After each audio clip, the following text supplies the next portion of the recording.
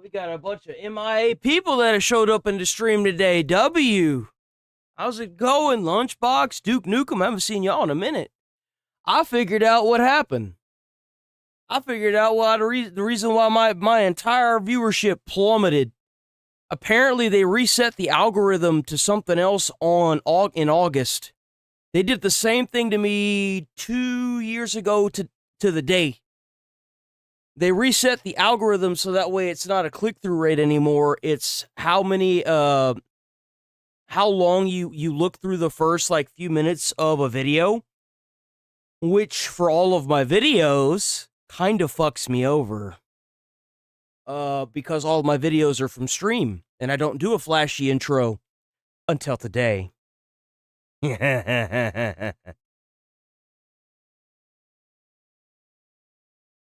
So we're gonna have some fun. We're gonna have some fun today, guys. Let's just say that. We're having fun today. I got my Starbucks, and I'm ready.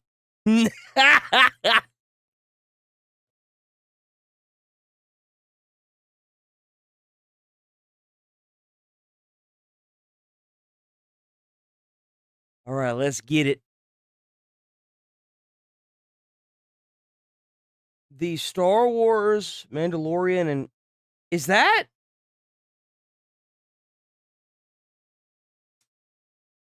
That's so creepy.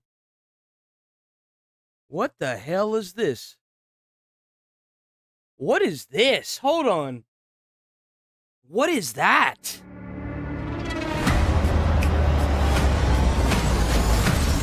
What? 500 plus map configurations.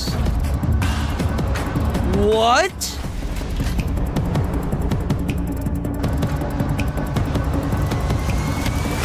What? What the fuck? That's really cool. What? Yo! That's a COD W. So you mean to tell me that this fucking map can change itself whenever you start a 3v3 match? You know this is gonna go hog wild. What? Yo, get out of here with that. That's brilliant. Bro, whoever made the 10v10 as well. Bro. Whoever came up with this idea is about to make bank for COD. This is brilliant. Yo, like, can you choose the configurations, I wonder? Or is it, like, completely randomized? This is really good idea. Yo, how's it going, Hillbilly? How you doing? W. Oh, what happened? No, I didn't click on that. That's crazy. I gotta hand that one to COD. That's impressive.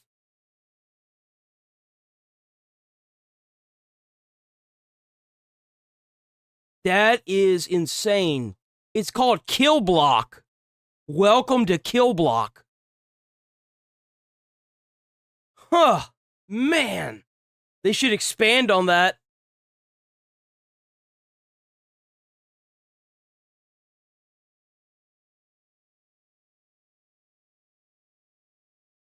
Oh, the Hot Wheels. Oh, the Hot Wheels game. The Hot Wheels game. Let's go.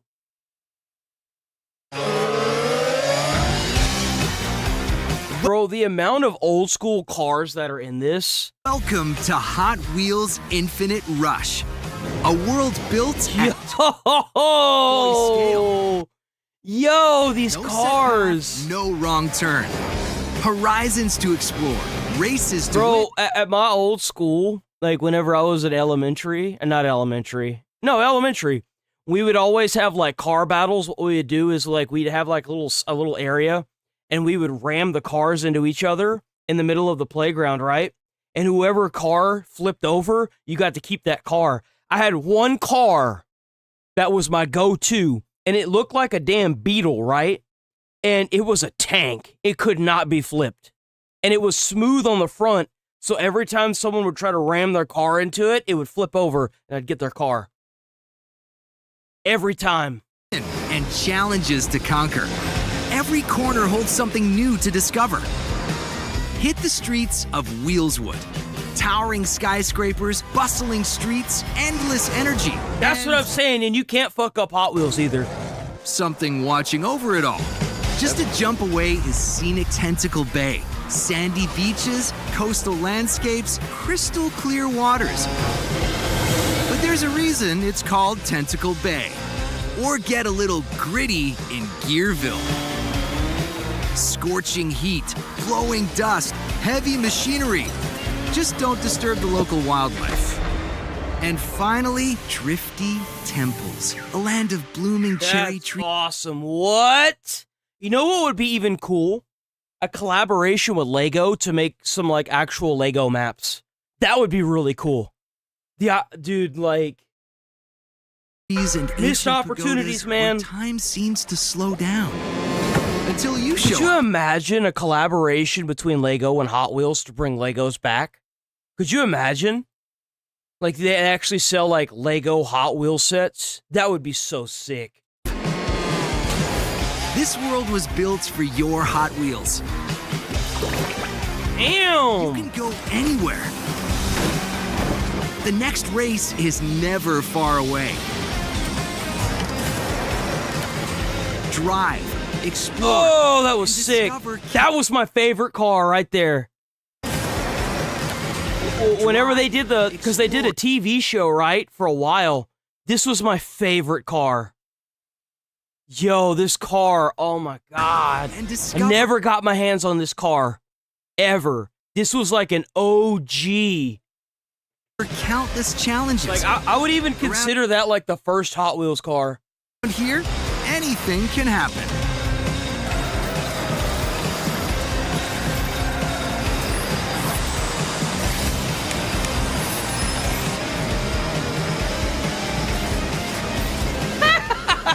Yo! And you know what's even more fun? The amount of different stuff. Like, you could go to a store and you used to never see a single Hot Wheels car look the same. There wasn't a single Hot Wheels car that would look the same. Like, what happened to Hot Wheels, man? Like, seriously, what happened? But stay sharp. Every island's got its own crew. Sooner or later, they'll stand in your way. That's sick. I might actually play this. I'm not one for like racing games, but that's got like a look to it. It's got a vibe, man. I love it. Sometimes a game comes along that makes... I actually want to see the review for this because it looks so ridiculous. I have to see it. I have to. I play a Rocky? What is this?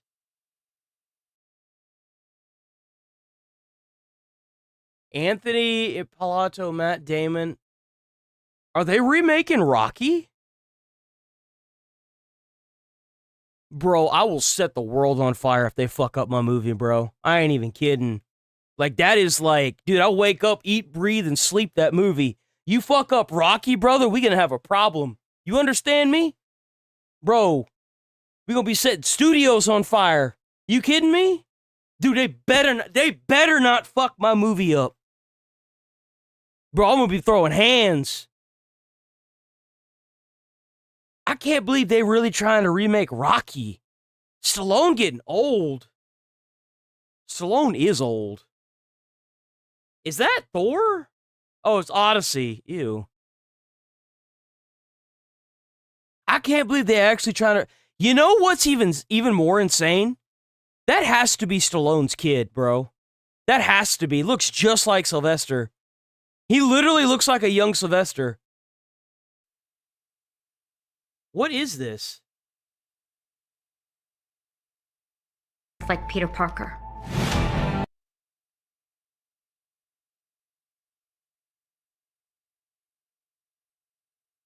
Oh, no! I know what this is! Oh my God! This is a film about him trying to get Rocky. This is a film about him trying to make the first film. This is Stallone's story. This is really cool. What?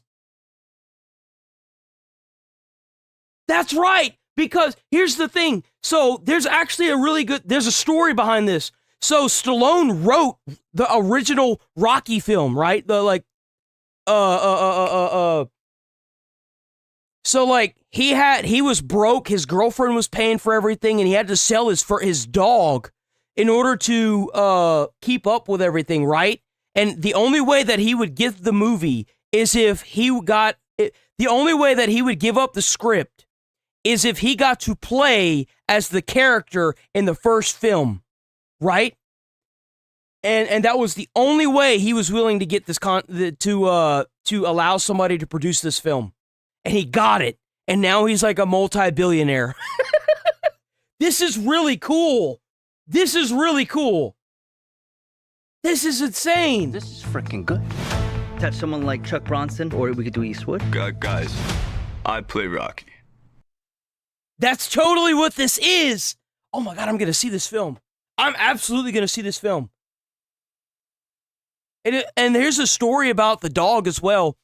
Stallone had to sell the dog in the first film. He actually gets the dog back, and it's in the second film. Just so we're all aware, the dog comes back in the second film. That's really sick. Oh my God, I'm actually really hyped about that. Wait, where did what happened?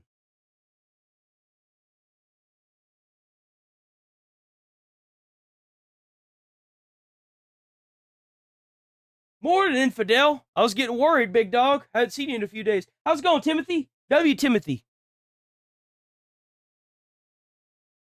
That's Dean. Dean's back in the chat, too. How's it going, Dean? A lot of people have been MIA, man. Y'all all pop back in, W. I was wondering if y'all was okay. Now we need to figure out what happened to Magic Man. Magic Man been MIA for I think the second longest now. Where is...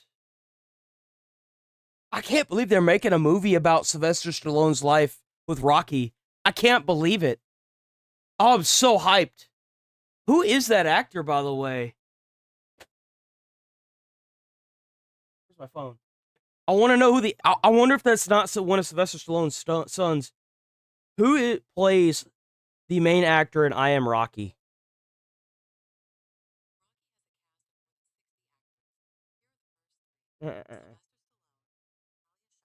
Who is playing as Sylvester Stallone in the new movie I Am Rocky?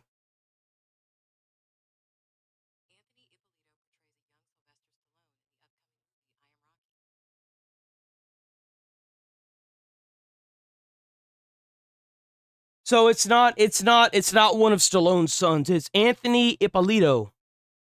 He looks just like Sylvester Stallone. Bro's a spitting image.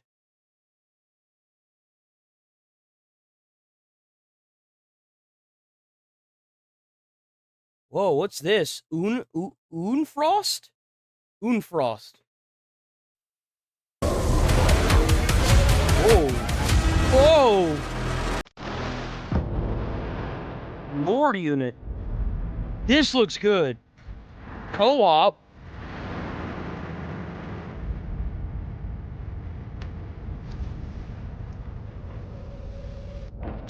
Oh!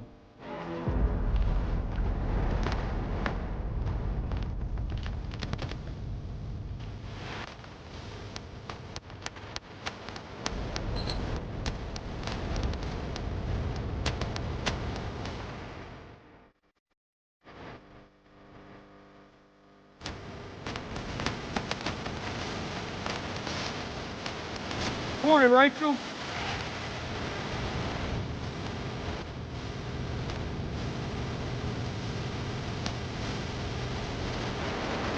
Bro called it an airstrike.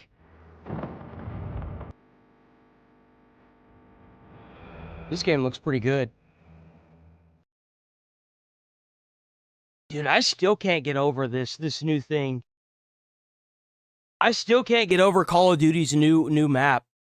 Oh, what? Hold on. I like the look of this. We actually got games today, guys. Oh my god, I love this art. There used to be an old cartoon called Skunk Fu. Bro, I love the art in it.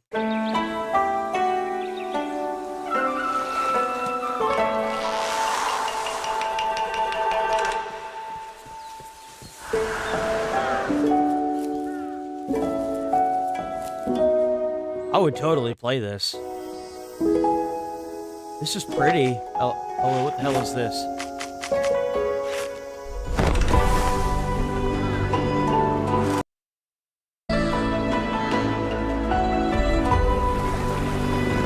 I love this art. Yo, this is definitely a relaxed game. Puzzle game too, look at that.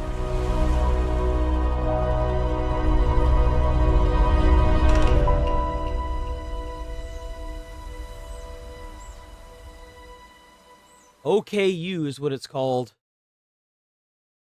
The Batman Part 2.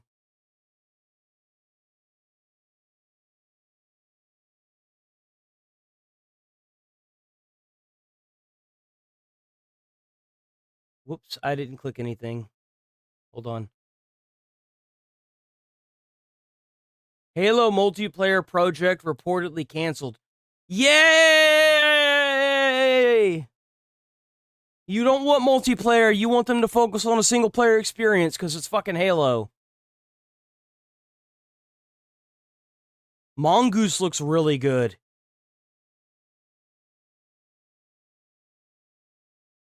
Okay, Sea of Swords official teaser? What is this? We're gonna watch that train review after this. Come on.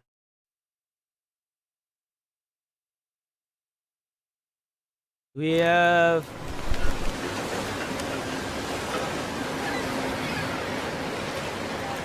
This looks good. Okay.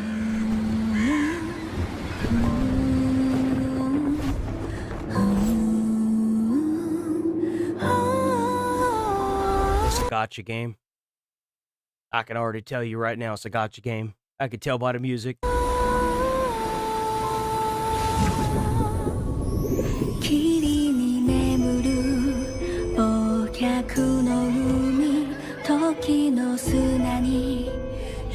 Oh, maybe not.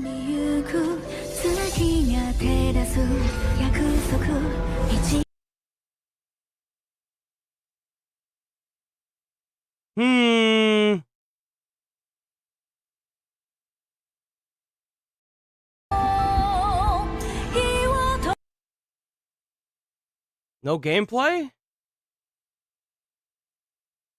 I'm getting like some Final Fantasy like 15 vibes. Oh yeah, hardcore 15. Oh?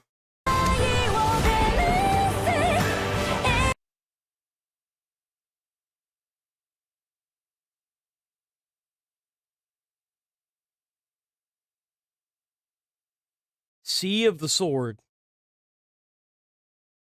That's it? That's all we get? Oh, that's gotcha. That's a gotcha game. Ah, I knew it was gotcha! I knew it! I knew it was gotcha! Yo! Sometimes I just hate being right. I was so hyped. I was like, oh, what? Damn it! Makes you think, man, this is so up my alley, it's like it was made just for me. Densha Attack is one of those games. Orland, it's the kind of Darlin, genre winners. we used to get all the time in the Let's PS2 go, Tanya. era, and is now only found in the indie space. Video games are serious business, you know, and we don't have time for nonsense. Densha Attack is definitely nonsense. This is that one where the train fights the ship. I mean the big robot. I mean, this that game is looks the crazy. highest possible compliment. Here's the pitch: what if Tony Hawk's Pro Skater? Bro, they need to fire this guy. Dude, I don't want to hear your stupid ass poems, bro. This is supposed to be a really good review because this has like super high octane action. Like, holy, dude, just shut the hell up. Did the Dragon Ball Just do the Fusion damn dance with thing. Jet Set Radio, but instead I of skating, hate you this pilot guy. a train around a dystopian Japan in order to do sick tricks and take down an evil corporation. Sounds rad as hell, right? Turns out it is. Two thoughts ran on loop while I was playing Densha Attack. This rules, and this really... How you're gonna ruin another IGN review by adding some weird dinky-ass poem and protest to the fact that there are a lot of high-octane chud games coming out now and you just can't handle it because you're fucking... has no business being this good. How are they doing this?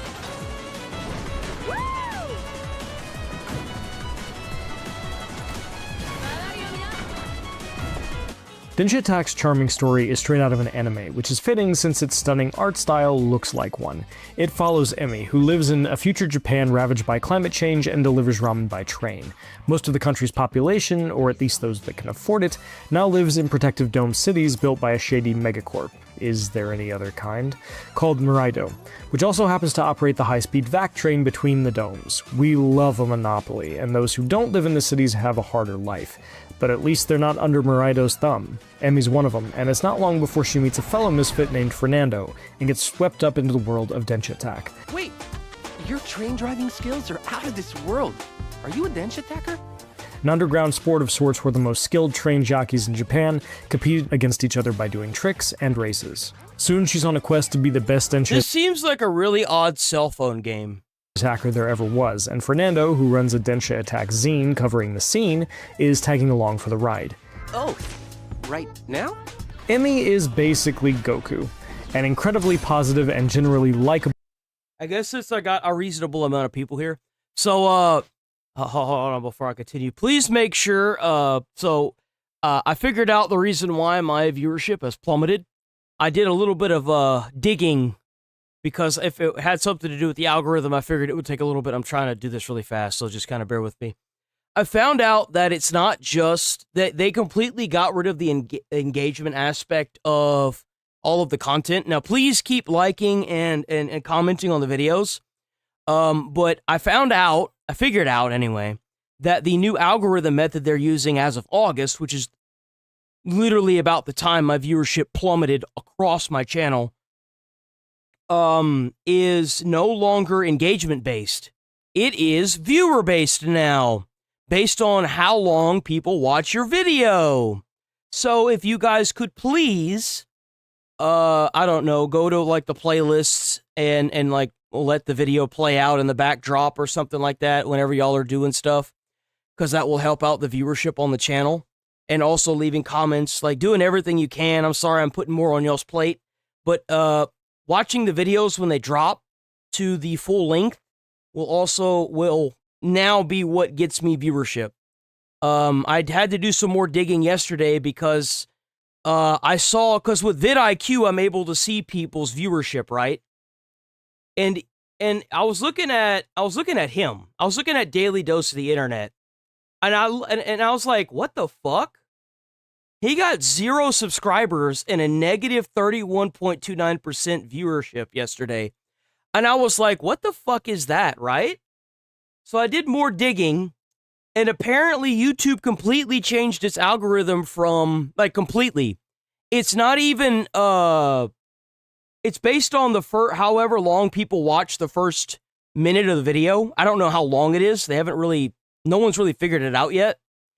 So, like, if you could just let the videos play in the backdrop while you kind of do whatever, that will help out with viewership. And I'm not gonna lie, I went from $800 a month down to $213. So I'm not necessarily gung-ho for the money, right? But, like, at the same time, I gotta pay bills. So if you don't mind, so whenever I start watching videos now on the stream, I'm probably going to do something really stupid and retarded at the beginning, so that way people keep watching. Natural talent on stream. Who seeks constant self-improvement.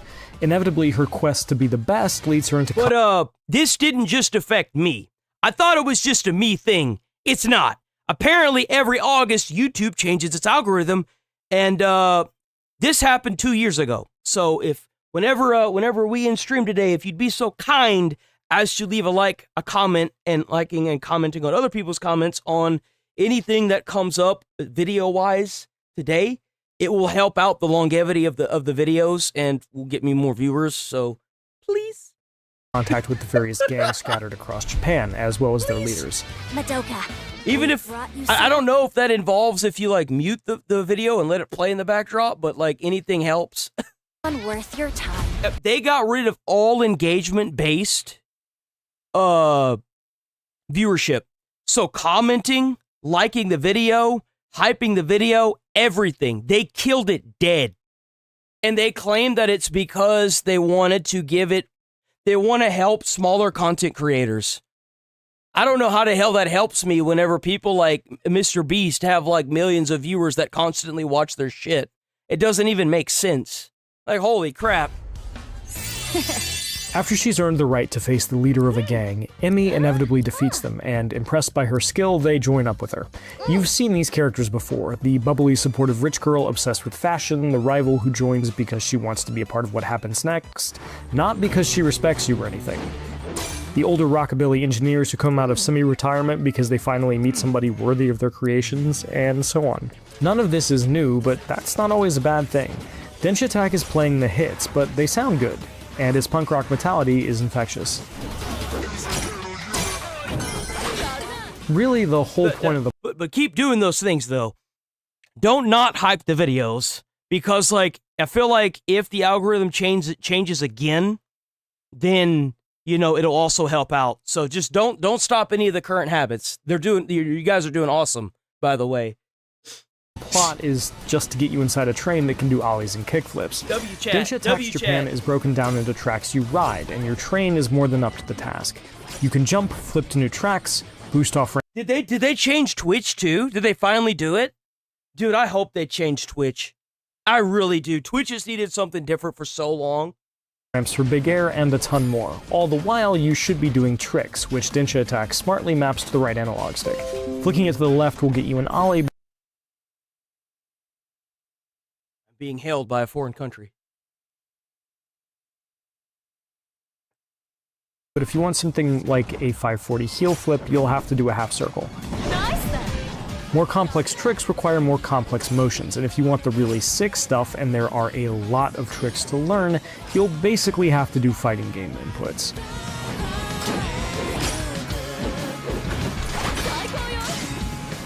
Chaining tricks together This game looks absolutely ridiculous, by the Densha way. Attack's bread and butter, but the goal is not to use the same trick too many times in a row, or they'll grow stale. Style is everything, and racking up big scores means learning lots of tricks. This guy sucks. I'm sorry, this guy sucks. I don't like this guy's reviews. I ever since he did... Oh my god. He gave this video... Oh my god. Oh my god, they gave it a 1? Holy shit, now we gotta watch it.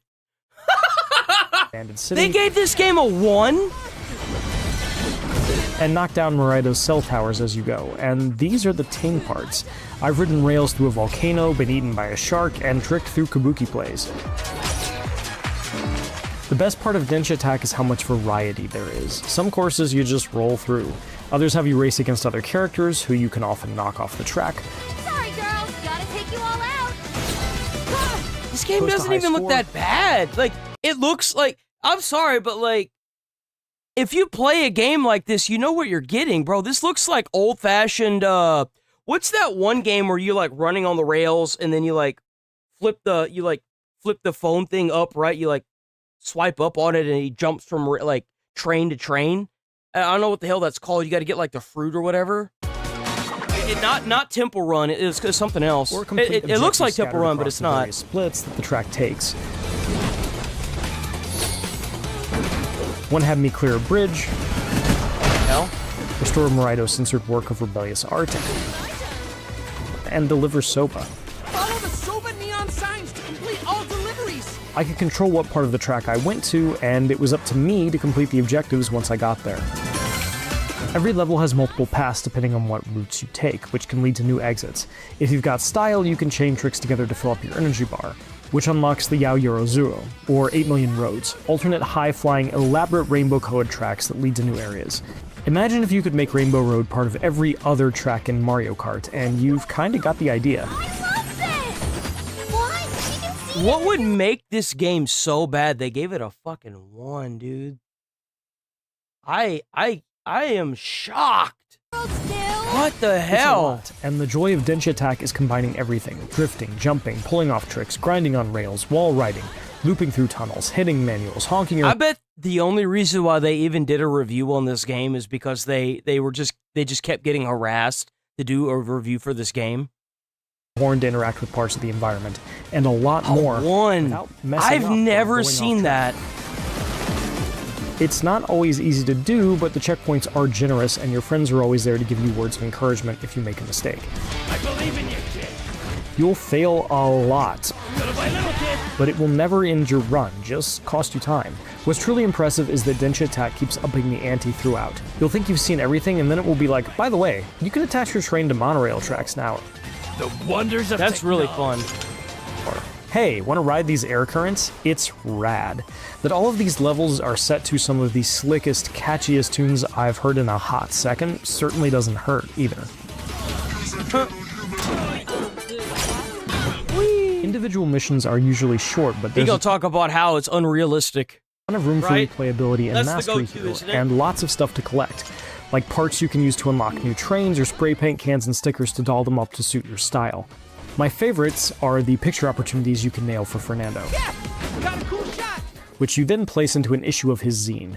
The zines themselves are surprisingly detailed, offering background on a region, its characters, their trains, the story so far, and even Emmy's ramen reviews. It's awesome. Every level also has dares, optional objectives that may challenge you to complete it without crashing, derail a certain number of rivals, find an optional exit, perform specific tricks at a specific time, and so on. So there's like These multiple are exits also then. rad, and I always wanted to go back and see. So what it's I not missed. even that linear. You have different alternative tracks you can take too. So there's different exits. There's Additionally, different ways to you're complete the scored on both level. time and tricks. So if score chasing is your bag, and it is mine, that's there for you too. I was mostly charting bronze and silver medals in my first runs, but I'm excited to go back and try for better times and higher scores. Between missions, you can spin the collectibles you acquire to get new trains, each with unique advantages and disadvantages. I really liked one that upped my trick speed at the cost of my manual distance, and another that amped up my energy bar fill rate in exchange for reducing my trick score, which overall meant I could get to the 8 million roads faster. This stuff rules. Certain levels incentivize you to use specific trains if you're score chasing, but the choice is always yours, and the customization provides more reasons to replay older levels and get any collectibles you missed. Densha Attack's real highlights, though, are the boss fights that come at the end of each area. You want to square off with a group of trains that can combine Megazord style? You got it. Yo! What about a brawl against a train that doubles as a sand snake you can grind on? It's there. That's pretty sick. Or is a moving castle sporting an enormous cannon more your speed? Good news, kid. I thought that was his dick, bro. I'm not even kidding. I thought that was his dick. I was like, oh my god. I seriously, that's what I thought. I was like, what the fuck? Densha Attack is absolutely at its most anime, complimentary, during these sequences, but each one feels different, and they still work seamlessly with what you've learned in the regular stages. Boss fights in games like this often end up as disappointments, but Densha attacks are as smooth as a high-speed train hitting big air and pulling off sick tricks before landing perfectly on another track. You don't expect to see it, but you do love to see it. You managed to reach our base. Well, this is as far as you get. Densha Attack's learning curve can be steep, and you're going to make a lot of mistakes before you master its long list of input combos. But if you can get past that, it's an excellent anime-inspired train tricker. And I enjoyed every second I spent in its world. Hitting the track and chaining tricks together is a joy. A constant stream of new mechanics means it never runs out of steam, and its story is breezy and enjoyable, even if it does mostly just play the hits. We love to see a punk rock group of misfits take down a mega corporation with There's no power way and they friendship. gave this a 1. Nothing stops this train. Oh. What the fuck? Then why is the score... It stayed as a 1 for so long, like what? Bro, I just got jebaited. I just got jebaited by YouTube. More. Check out our YouTube reviews just of Assassin's jebaited Creed me, Black bro. Flag, Resynced, and Moss, the Forgotten Relic. And for everything else in gaming, keep it here at IGN.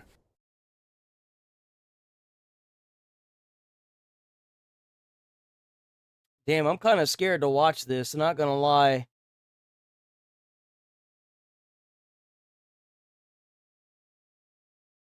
It's a little scandalous. Oh, what's this? Oh, it's another Where Winds Meet. I'm not really seeing anything else here.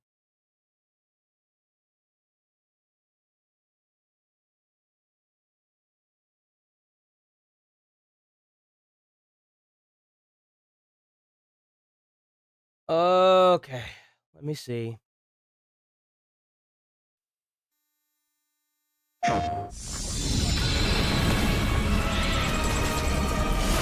I definitely want to play this game.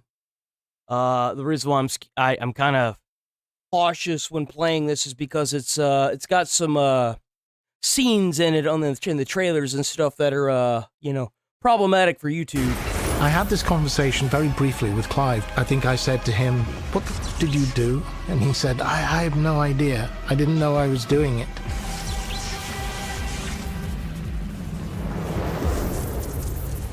Hellraiser has, without question, made an indelible mark on horror. Back in the 80s, when Hellraiser first appeared, it was kind of a revolution in the horror genre. Up until that point, horror franchises and horror movies were pretty one-dimensional, where it was clear... I'm not gonna lie, because I've seen all of the Hellraiser films, the first Hellraiser is definitely an oddball compared to the rest of the movies. You can't really compare the first Hellraiser to the rest of them. You just don't do the original one any justice, just like you don't do any justice to the ones after the original one. So, like, the first Hellraiser was definitely like it kind of like set the foundation for the rest of them, because you understand what it takes to come back out of the cube. Who the bad guys are. I'm not gonna say that these are the best films ever made, but they're pretty good. Are, what their motivations are, and why they exist in the first place. Hellraiser took that concept and kind of turned it around on its head and introduced villains or antagonists of the franchise whose motivations were not as clear and one-dimensional as before. Horror in Hellraiser differs from other types of horror mostly in tone and philosophy. You know, it's about this fusion between sexuality, pain, pleasure, taken beyond flesh or beyond morality. That's the problematic part. The ideas in Hellraiser are, they are big, complicated. You know what? Let's not catch a suspension. Let's just not do it. Let's just not do it. You know why? It's just not worth it. Straight up, it just ain't worth. It just I want to, but I just don't want to deal with the 30-day, like the 90-day, like quarter of a year problematic. Like my algorithm's already jacked. I don't need more. I don't need more BS, dude. I'm sorry.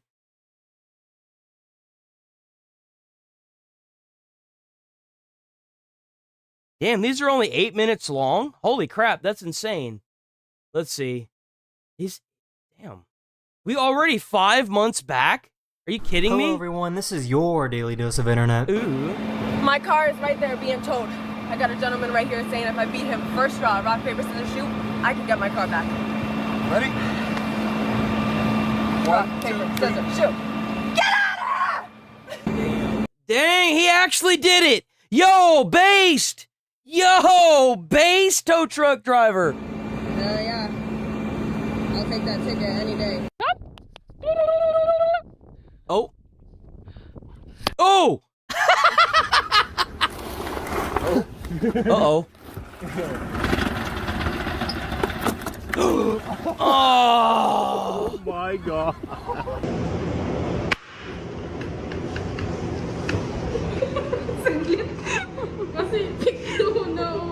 Oh, she bent the straw tip.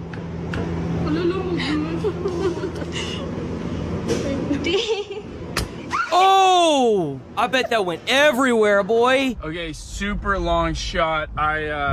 Oh no. What's up, dude? I really want to know what happened to the dog.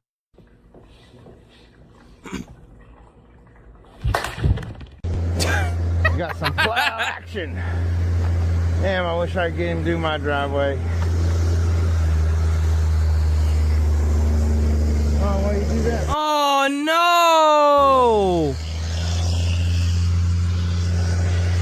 No, no, no, I wasn't meaning to go up. Oh, no. no! That sucks. Oh, he's got a skateboard. Break your other arm, please. Uh-oh.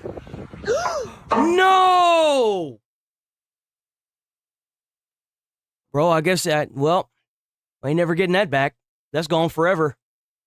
It's floating down there with him. Whoa, what is that? Is that a real plane? What is that? That has to be AI. The hell is that thing? What? A plane with two cockpits that is separated by a wing in the middle. The hell is that thing?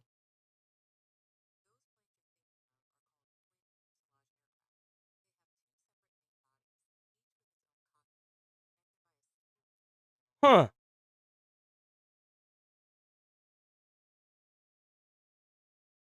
That's insane. So that's actually a thing. Were they fighter planes?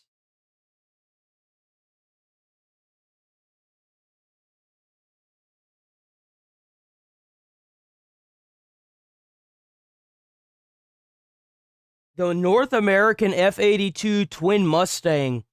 It is an iconic rare aircraft developed in the 1940s by joining two distinct fighter fuselages together with a center wing. It was, I think.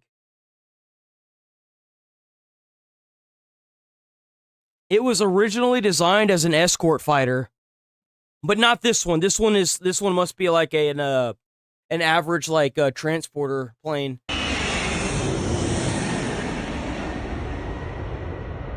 I've never seen a typewriter used like this. I think this art's really cool.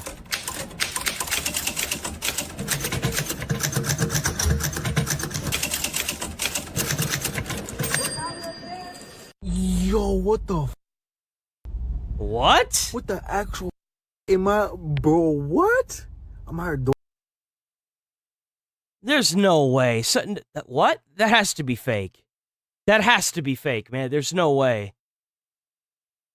What actually I turn around to, bro, what the Oh! Go. Oh! The hell is this? I think Calvin should do his underwaters like this. Oh, there goes the cow! There goes the cow! Yo, W driver. Woo!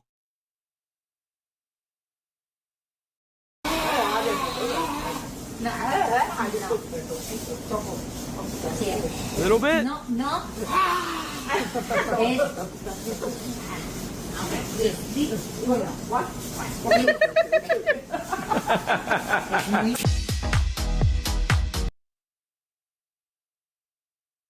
Oh, that's cool.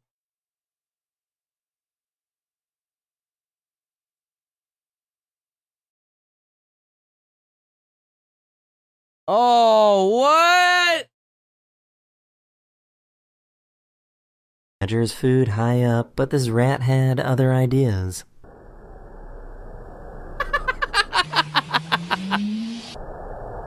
He's gonna get into that food. Rats are super smart. Oh! Ugh! Well, mission accomplished.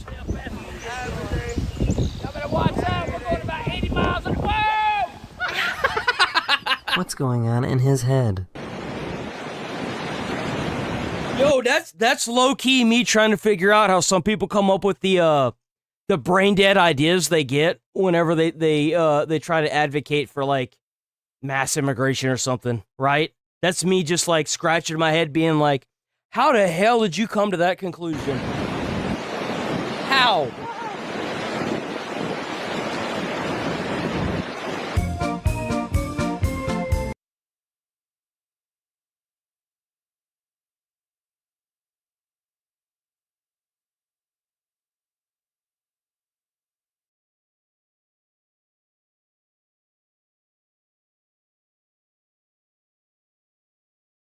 Bro's a worm, like what? Ash was the same make and model. Oh, they are. They're all the same. Oh my gosh, there's more than 3. Why are there so many of the same car?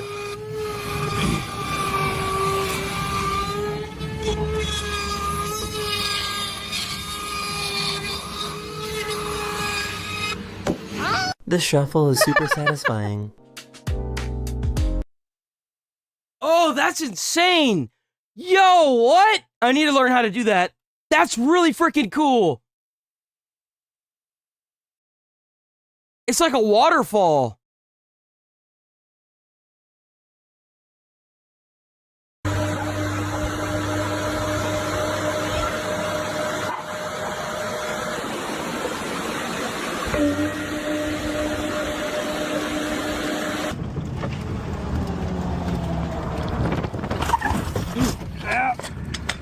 Oh. What? What the what? What the hell? What was that? How did that even happen? He didn't even do anything. Bro, that was a nice rim too. It's gone now.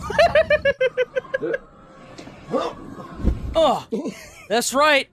That's right. Shit, they said that swimming in water was a good exercise. I couldn't imagine, bro. Inside there. So not gonna do too much with it. But Maverick over here, I don't think he's ever been grumpy a day in his life when he's getting attention. Flowers, here they are. We worked all day on Mother's Day. All day. Did so good. Worked so hard. Well, so much for that. Look at this big ass bird.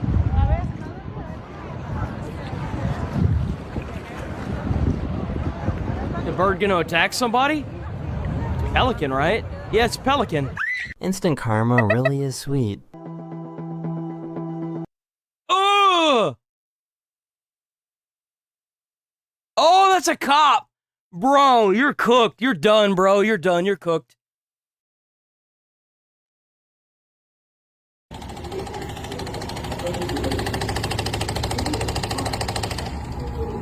What's causing that? Wait, what? What is causing this? Even the door started to shiver.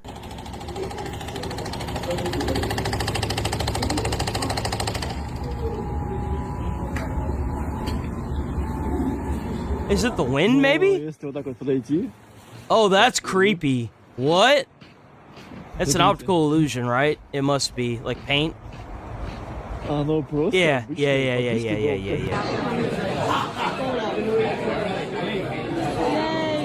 Make a wish.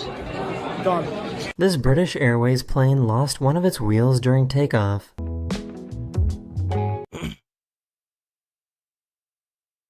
Oh. Well, they say the plane's still flying to this day.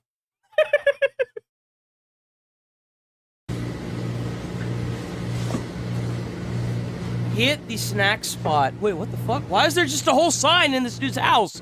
Why is there a McDonald's sign in this dude's house like this? Bro, he should make like a mini billboard for the top of his house. He should make like a tiny billboard.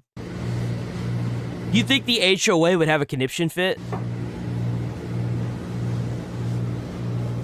The scientists used special cameras to study how penguins behave underwater. Flop, flop, flop, flop, flop. They're going so fast. They're going so fast. They're flying. Really fast. Strange swirling clouds over Texas. Only in Texas, guys. That is so eerie and creepy. Kind of looks like snow. Underwater friend. Oh, it's a seal. It's a seal. It's gonna help him. I'm gonna get you out, human. I will save you, human. I'll save you, I promise. I'll save you. Oh. That is the end of this video. We hope you enjoyed. And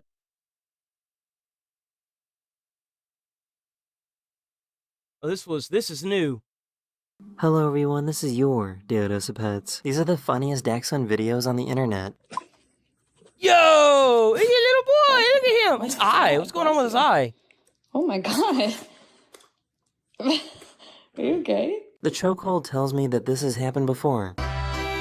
Bro, they better be careful. That dog's gonna learn how to extend its tongue an extra few inches.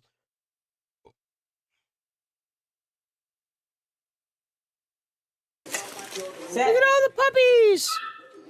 Good doggy. This little puppy is Matilda. She only has one leg, but she's still a super happy girl. Oh, look at that little puppy! Where are you? Terry, you love your daddy too much. Where are you? Nat? Bro, look at that Tootsie Roll. My guy. My dog. You don't need no more food. You got fat rolls on your neck. Holy jeez, dude, that dog is a Tootsie Roll. Nat? Nat? Did. Looks like we've got a traffic jam.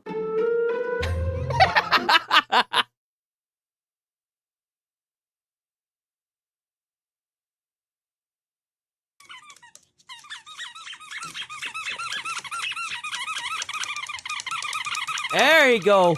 There you go. He's min-maxing. There you go. Get it. Do it! Do it! Do it! Go on, Ridge! He's so close. Well, don't chew on the door. Open it. Go on. Go on outside. Go. Go. Go, Ridge. Go. Do it. Do it. There Oh. you go. Oh. There Oh. you go. There you go. There you go. Get it, Ridge. Get it. Get it, Ridge. Hey, got it. He got it.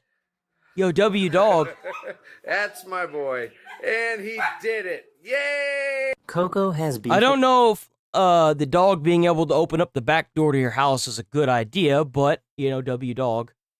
The man on the van. That is a picture. This dog didn't like the rain, so their owner had to improvise. What the hell? What a spoiled dog. You gotta be kidding me with that.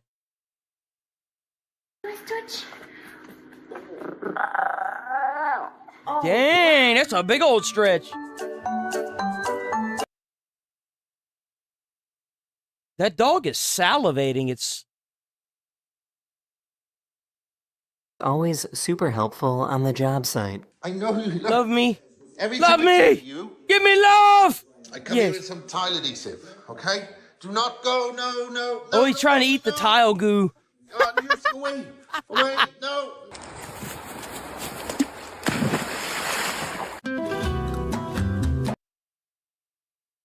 That dog knows what it's doing. That dog's not fooling anybody. Oh, look at that dog. Vitiligo, which makes it look like he's wearing a mask. It does. It looks like Batman. It's Bat Dog, guys. Who's that?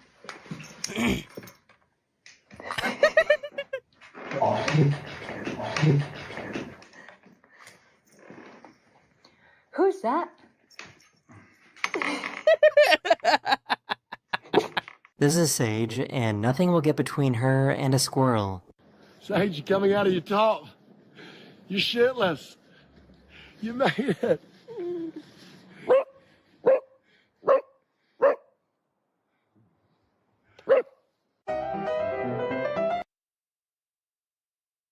He's digging, bro. He's digging. He's going places. He's done that so much, he's worn out the couch right there.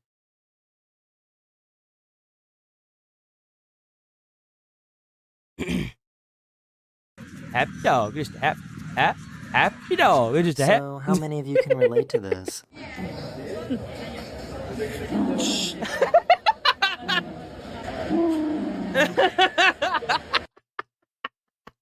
Yo!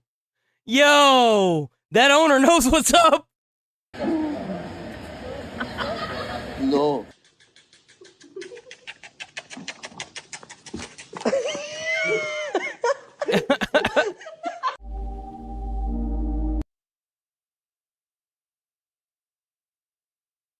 Low key, I'm kind of waiting for the dog to like bite down on the breathing tube.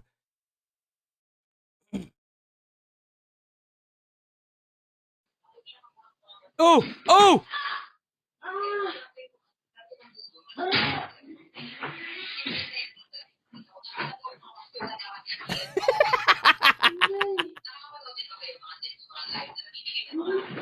I wonder what's going on in his head right now. Swim. Swim. Is that dog actually... No, that has to be a remote control. There's no way. Right?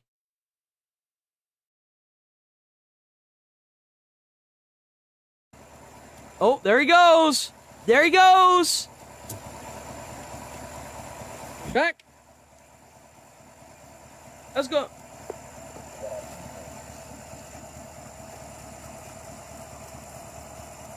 Good girl. Sit. Sit. Dog got some huge ears, man. All right. Load up. Get in the truck. Come on. Load up.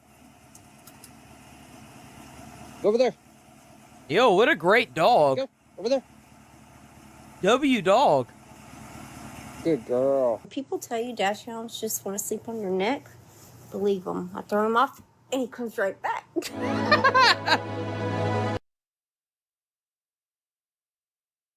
Bro's got his own set of sails. Importance of taking a break when you need it.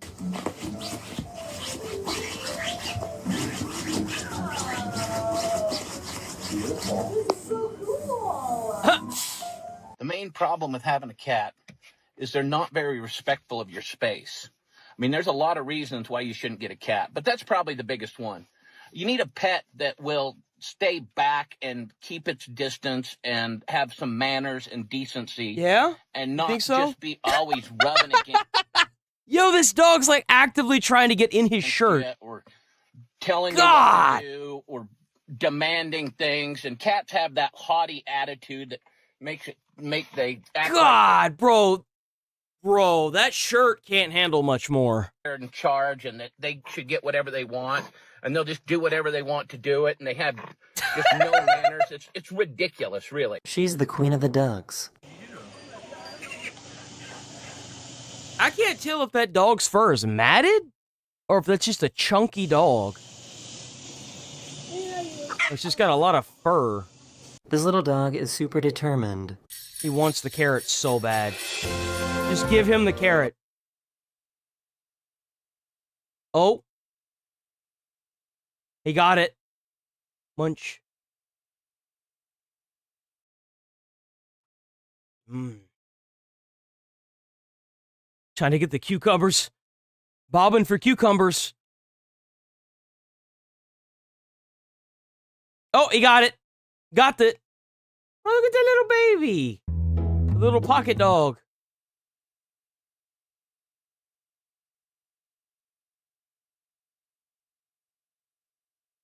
With anything. That dog looks like a rabbit, yo. Really do get away with anything.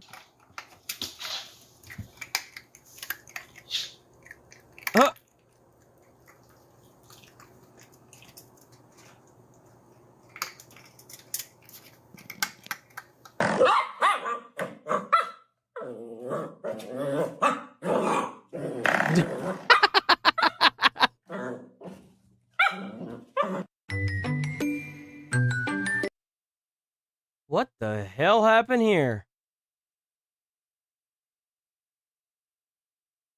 It looks like he's having fun.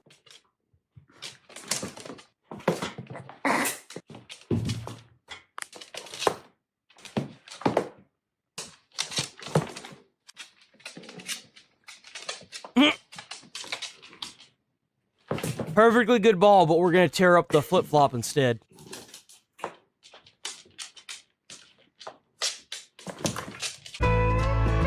Well, how's it going here, Billy? I see you over there on Twitch.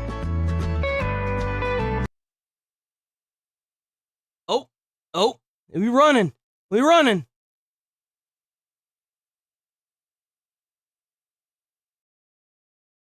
That dog is living its best life. the way the way it's running too is hilarious. Fetch works.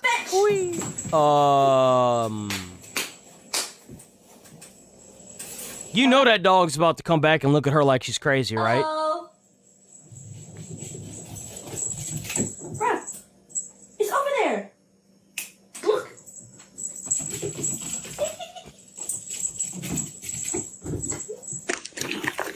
Oh my god.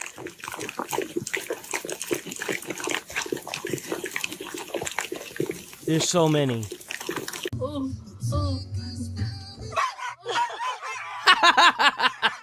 God, that dog's going feral over those windshield wipers, boy. Damn. When you've got little legs, the ground is never too far away. Sit. Wow. I mean, you can't say he's not trying. I really don't feel comfortable with that dog being that close to that.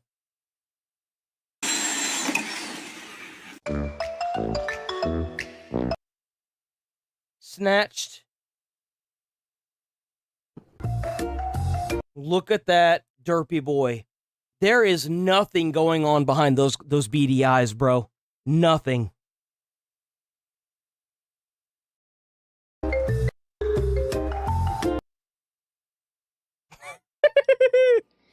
Choose your favorite toy. Come on. Which one?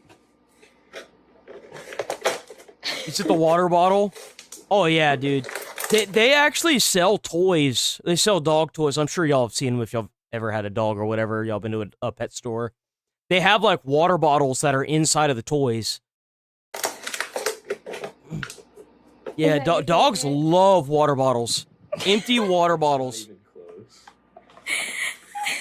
This little guy definitely owns that whole street. Bro. If I ever got a dog, I would do the exact same thing.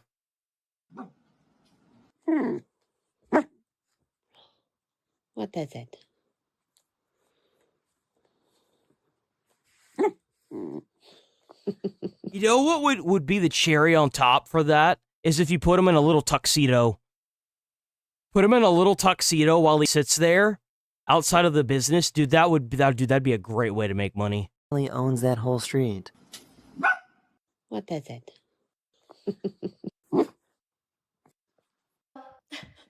Hi. This has gotta be the cutest bad girl ever. What is that, Willow?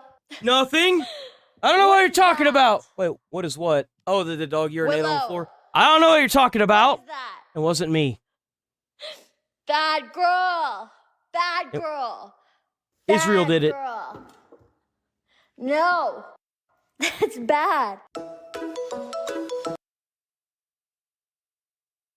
That dog got 3 tails? What is that?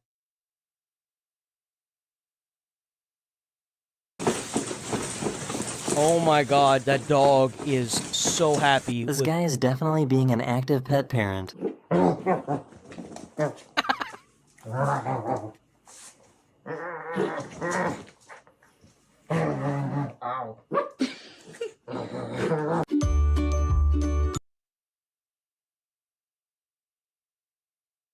He says, "Hi, I love you. Give me love. I'm here now. You can't ignore me."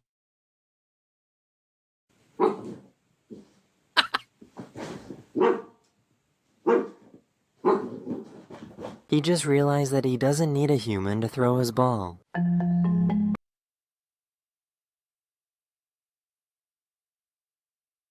The dog just over there playing with himself.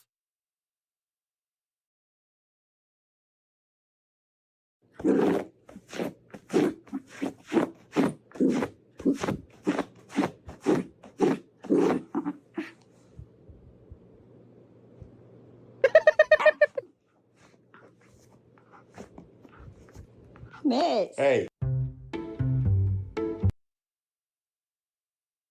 Bro, I would be so scared that dog would fall.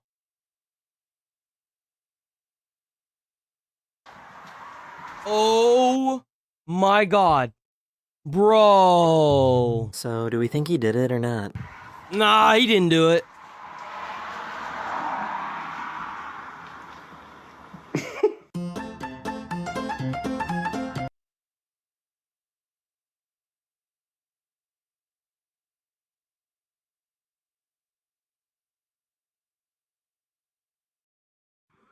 Hi.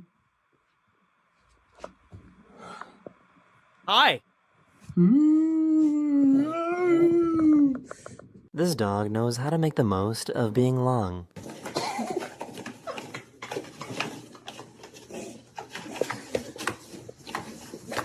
Oh no.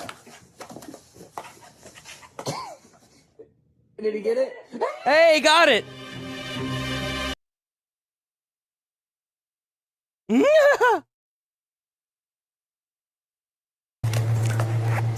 Hi.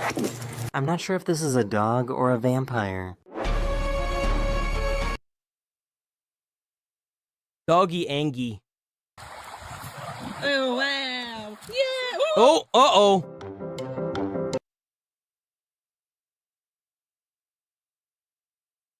Ugh. Gonna be her thing. Oh, no. Ugh. Doggy went for a swim. Oh my gosh, there are so many. There are so many. They're so cute. They're so cute. This dog knows exactly what she's doing. I won't have to worry about her running away because this is the area that I made her. And the snow is taller than her. So, why are you going that... Bruh.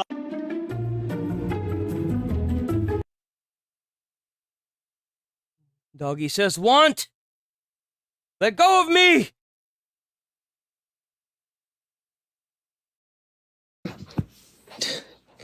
Come on, Mr. Ernie, it's time for dinner. This is some crazy direct side-eye.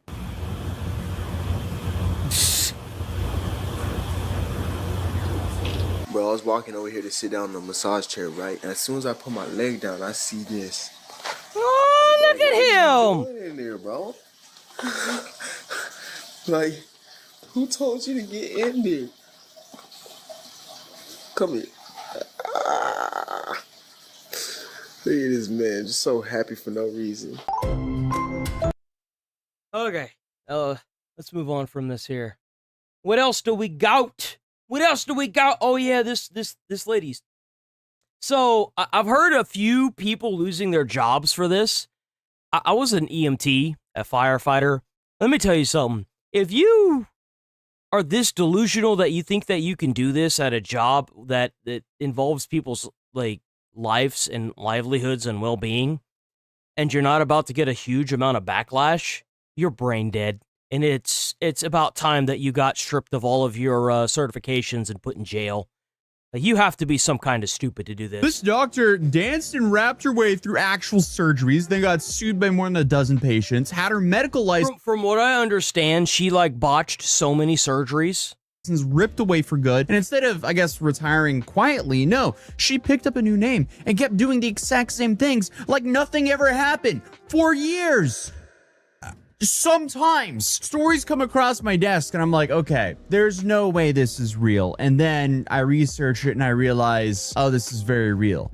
She also had her own clinic as well. Me pinching myself to make sure it's actually real just due to how unbelievably stupid it is. So, hey, I mean, it is safe to say we have quite the video today. So somewhere between 2017 and 2018, back when TikTok was Musical.ly, a video started going around on the internet that at first glance could have only seemed like, I don't know, a skit, hopefully, because essentially you had a woman in scrubs, scalpel in hand, mid-surgery, fully vibing to various rap songs as she cuts into patients' stomachs. Okay, except, as I stated earlier, no, this was absolutely not a skit. This was just Dr. Wendell Davis Boaty, a board-certified dermatologist, running her own cosmetic surgery practice. Yep. Just outside of Atlanta. On paper, I guess her credentials looked pretty solid. She went to UCLA for medical school. She'd been practicing for over 20 years, and she ran her own cosmetic surgery practice, doing stuff like liposuction, tummy tucks, and overall augmentations. Smart. How long did she do this? There's no way she could have done this for more than a year, right? Because, like, you have to keep in mind she got into trouble, and then she got, like... how long did the TikTok dancer lady that was doing the dermatologist surgery do what she was doing at her clinic before she got shut down? 2.5 years.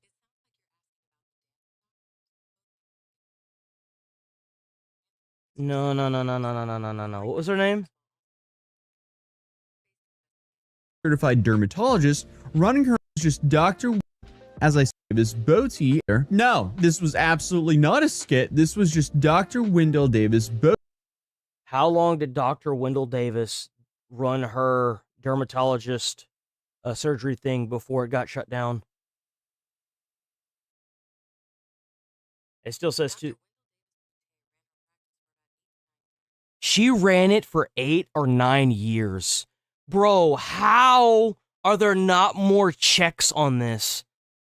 Oh my gosh, this lady was able to do this and do botch surgeries for 9 years. A board-certified dermatologist running her own cosmetic surgery practice just outside of Atlanta. On paper, I guess her credentials looked pretty solid. She went Simple procedure that is done in office under local anesthesia with the patient listening to their iPod, singing along with music, and it's actually an enjoyable experience. But I guess the problem started because she also had a hobby that ended up defining her entire career. Filming herself dancing and singing directly over patients while they were in mid-procedure. And obviously, this is while the patient is probably unaware of what's going on, you know, because they're under anesthesia and they are unconscious. So, there's a whole lot of red flags waving when you see that. But this is one of the 20 videos that she'd been posting to her own public YouTube channel for years, all filmed in the middle of real procedures on real patients that she, I guess, used as marketing for her own practice. But in one, she's dancing around with instruments in both hands, leaning over a patient's exposed backside and rapping Migos lyrics. Then in another one, she's cutting into someone's belly in sync. It's insane to me that this was even allowed to be posted. Like, holy with crap. OT Genesis's song Cut It. We live in some interesting times. Yes, we filled do. With some interesting. My favorite part is whenever the streamers and the content creators actually film themselves committing crimes and they don't get into trouble for it legally. Like, I mean, obviously there are a lot of civil suits, but the fact that she did this for 9 years and nobody investigated her. Nobody. Come on. People. And sometimes I guess her staff just got in on the action as well, and they started dancing behind her like they were backup dancers instead of, I don't know, medical staff. And again, to be clear, we're talking about real operations on real people who were sedated the whole time. But according to her, patients supposedly agreed to be filmed ahead of time and even picked out the songs, which, I mean, okay, fine. Maybe some of them did, but that doesn't really explain the lawsuits that went flying. And I feel like that explanation gets a lot murkier when you realize what was actually going wrong in that operation room while the camera. Oh, she jacked people up, son. She jacked them up. She made them look like Jigsaw whenever they left.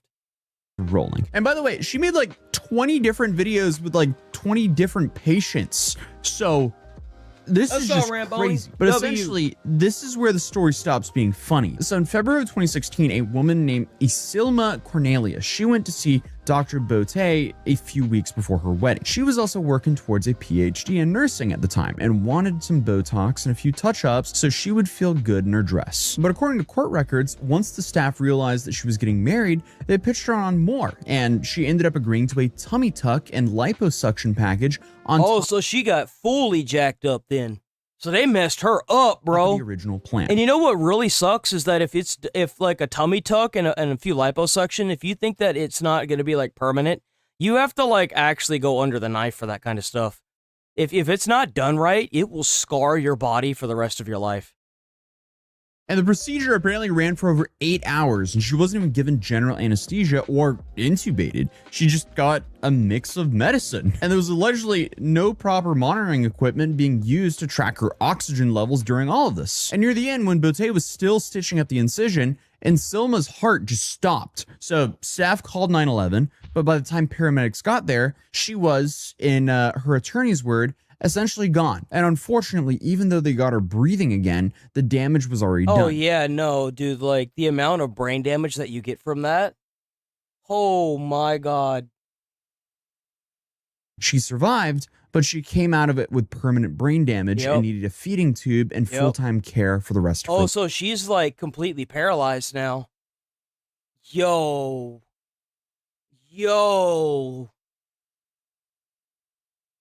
life. Her son, who was 26 at the time, became her caretaker, and he did that job. Bro, that ruined two people's lives, because now you have, he has to basically wipe his mother's butt for the rest of her life.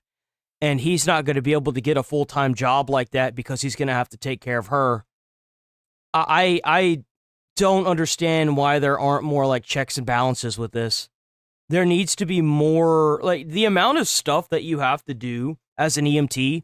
Like, to be a paramedic, you had to do like 2,000 hours of extracurricular stuff after you get your certification to keep it up.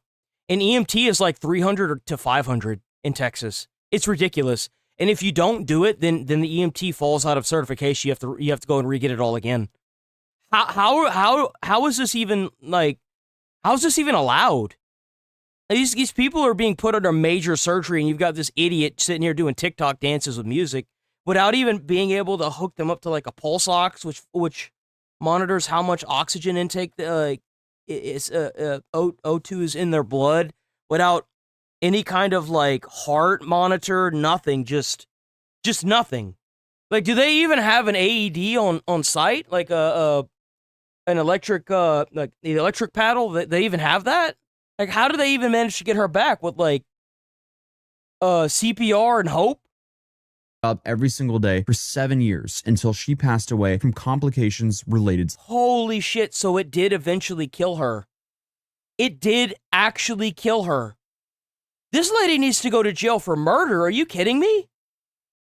this injury. So once the Soma's case became public, more patients started coming forward, and by mid-2018, report had counted at least 7 active malpractice lawsuits against Bote, with several more already settled. Like, you had 2 sisters, Christine Dolly and Mitzi McFarland. They said they went in for something called smart lipo, a laser-based fat removal method, and instead came out having undergone regular liposuction, which left them both saying they felt very disfigured. Then you have Latoya Rideau, the patient in the Cut It video. She said that she never agreed to be filmed during her February 2017 surgery, and the results— I'm sorry, but if a doctor asks you if they can film while doing TikTok dances, you should probably find a different clinic.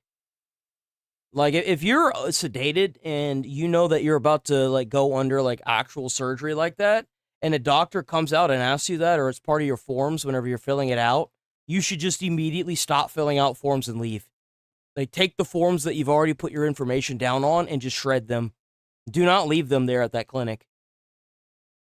Uneven and in ongoing pain. Imagine being too busy filming social media content for your business, trying to be funny, to actually do your job properly and not actually take care of your patients. Like, this is just so crazy. But I still feel like it's pretty much all downhill from here, because something that came up during the reporting in this was a very important detail. I feel like if you get sued for malpractice and you get your license stripped away, that should be an immediate federal charge of 25 years in prison, especially if somebody dies. Like, she should be fighting malpractice charges, like 25 years in prison for each malpractice charge that she fails in court. So even if she settles outside of court, it should be a federal malpractice charge against her that she has to go to federal court for. Bote's own website advertised her as board certified in both surgery and dermatology, but apparently she was only board certified in dermatology, but she was still operating on people and filming music videos. To make things worse, she didn't even have admitting privileges at any hospitals either, and her office itself wasn't a licensed surgical facility. It also came out that the Georgia Medical Board had reportedly received a complaint about her practices as far back as 2016. And of course, they never investigated it. It only took somebody dying because we have to be more reactive instead of proactive, per the usual.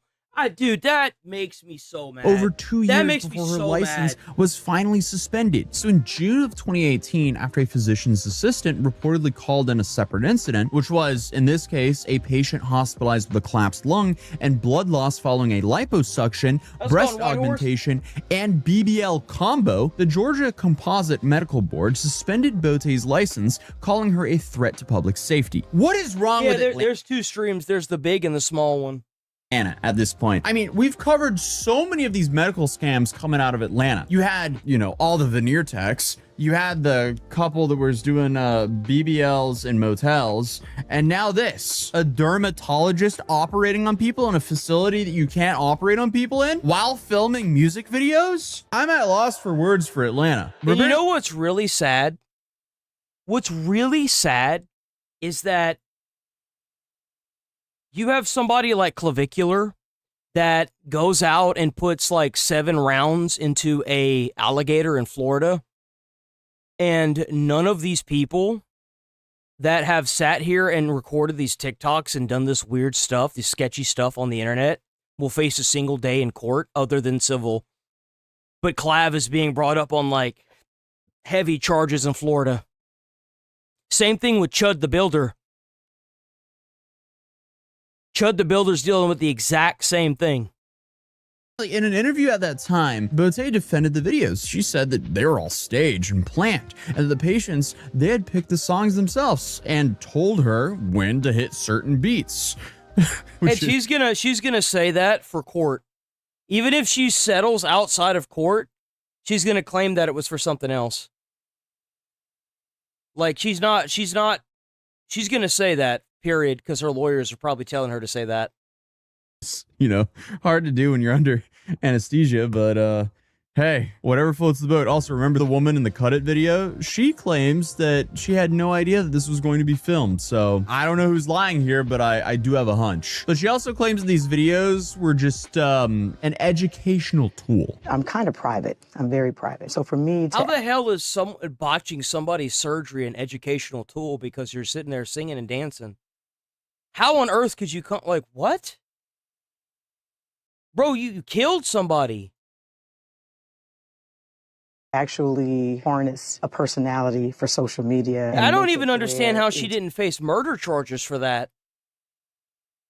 The human relationship building and educational, and also to relieve anxiety about cosmetic surgery, because there's a lot of, in my preoperative and consultation visits with my patients, I notice that the biggest thing that comes across is anxiety. Music is such a global language, right? If I tried to educate through just pointing at the computer and saying, here is your muscular anatomy, here's where the muscles separated, and this is not a skin I may cut off or a tummy tuck, people they didn't quite listen. When I added music to it to educate, all of a sudden, people paid attention. And apparently she told Rideau something along the lines of being a dancing doctor actually grew her following because apparently people love it. The Bentist did really good. Have y'all ever seen The Bentist? He's really good. I'd have to pull him up to show y'all. Like, The Bentist is really good. Like, there are better ways of doing this.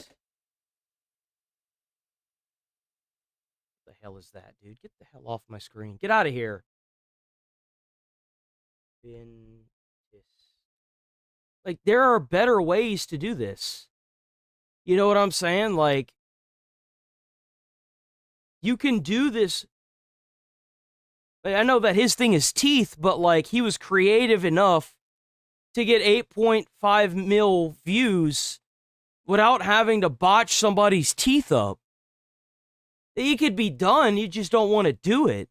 Dancing doctor. Like, what? You know what kind of doctor I crazy. like? A doctor that does their job and is focused on the patient and not filming social media content and actually has all the credentials they say they have. But hey, I guess that apparently is too much to ask for in 2026. That's not a guarantee anymore. But apparently that same year, Beauté formally agreed to a consent order suspending her license for a minimum of 2.5 years with the option. That is crazy. Somebody died.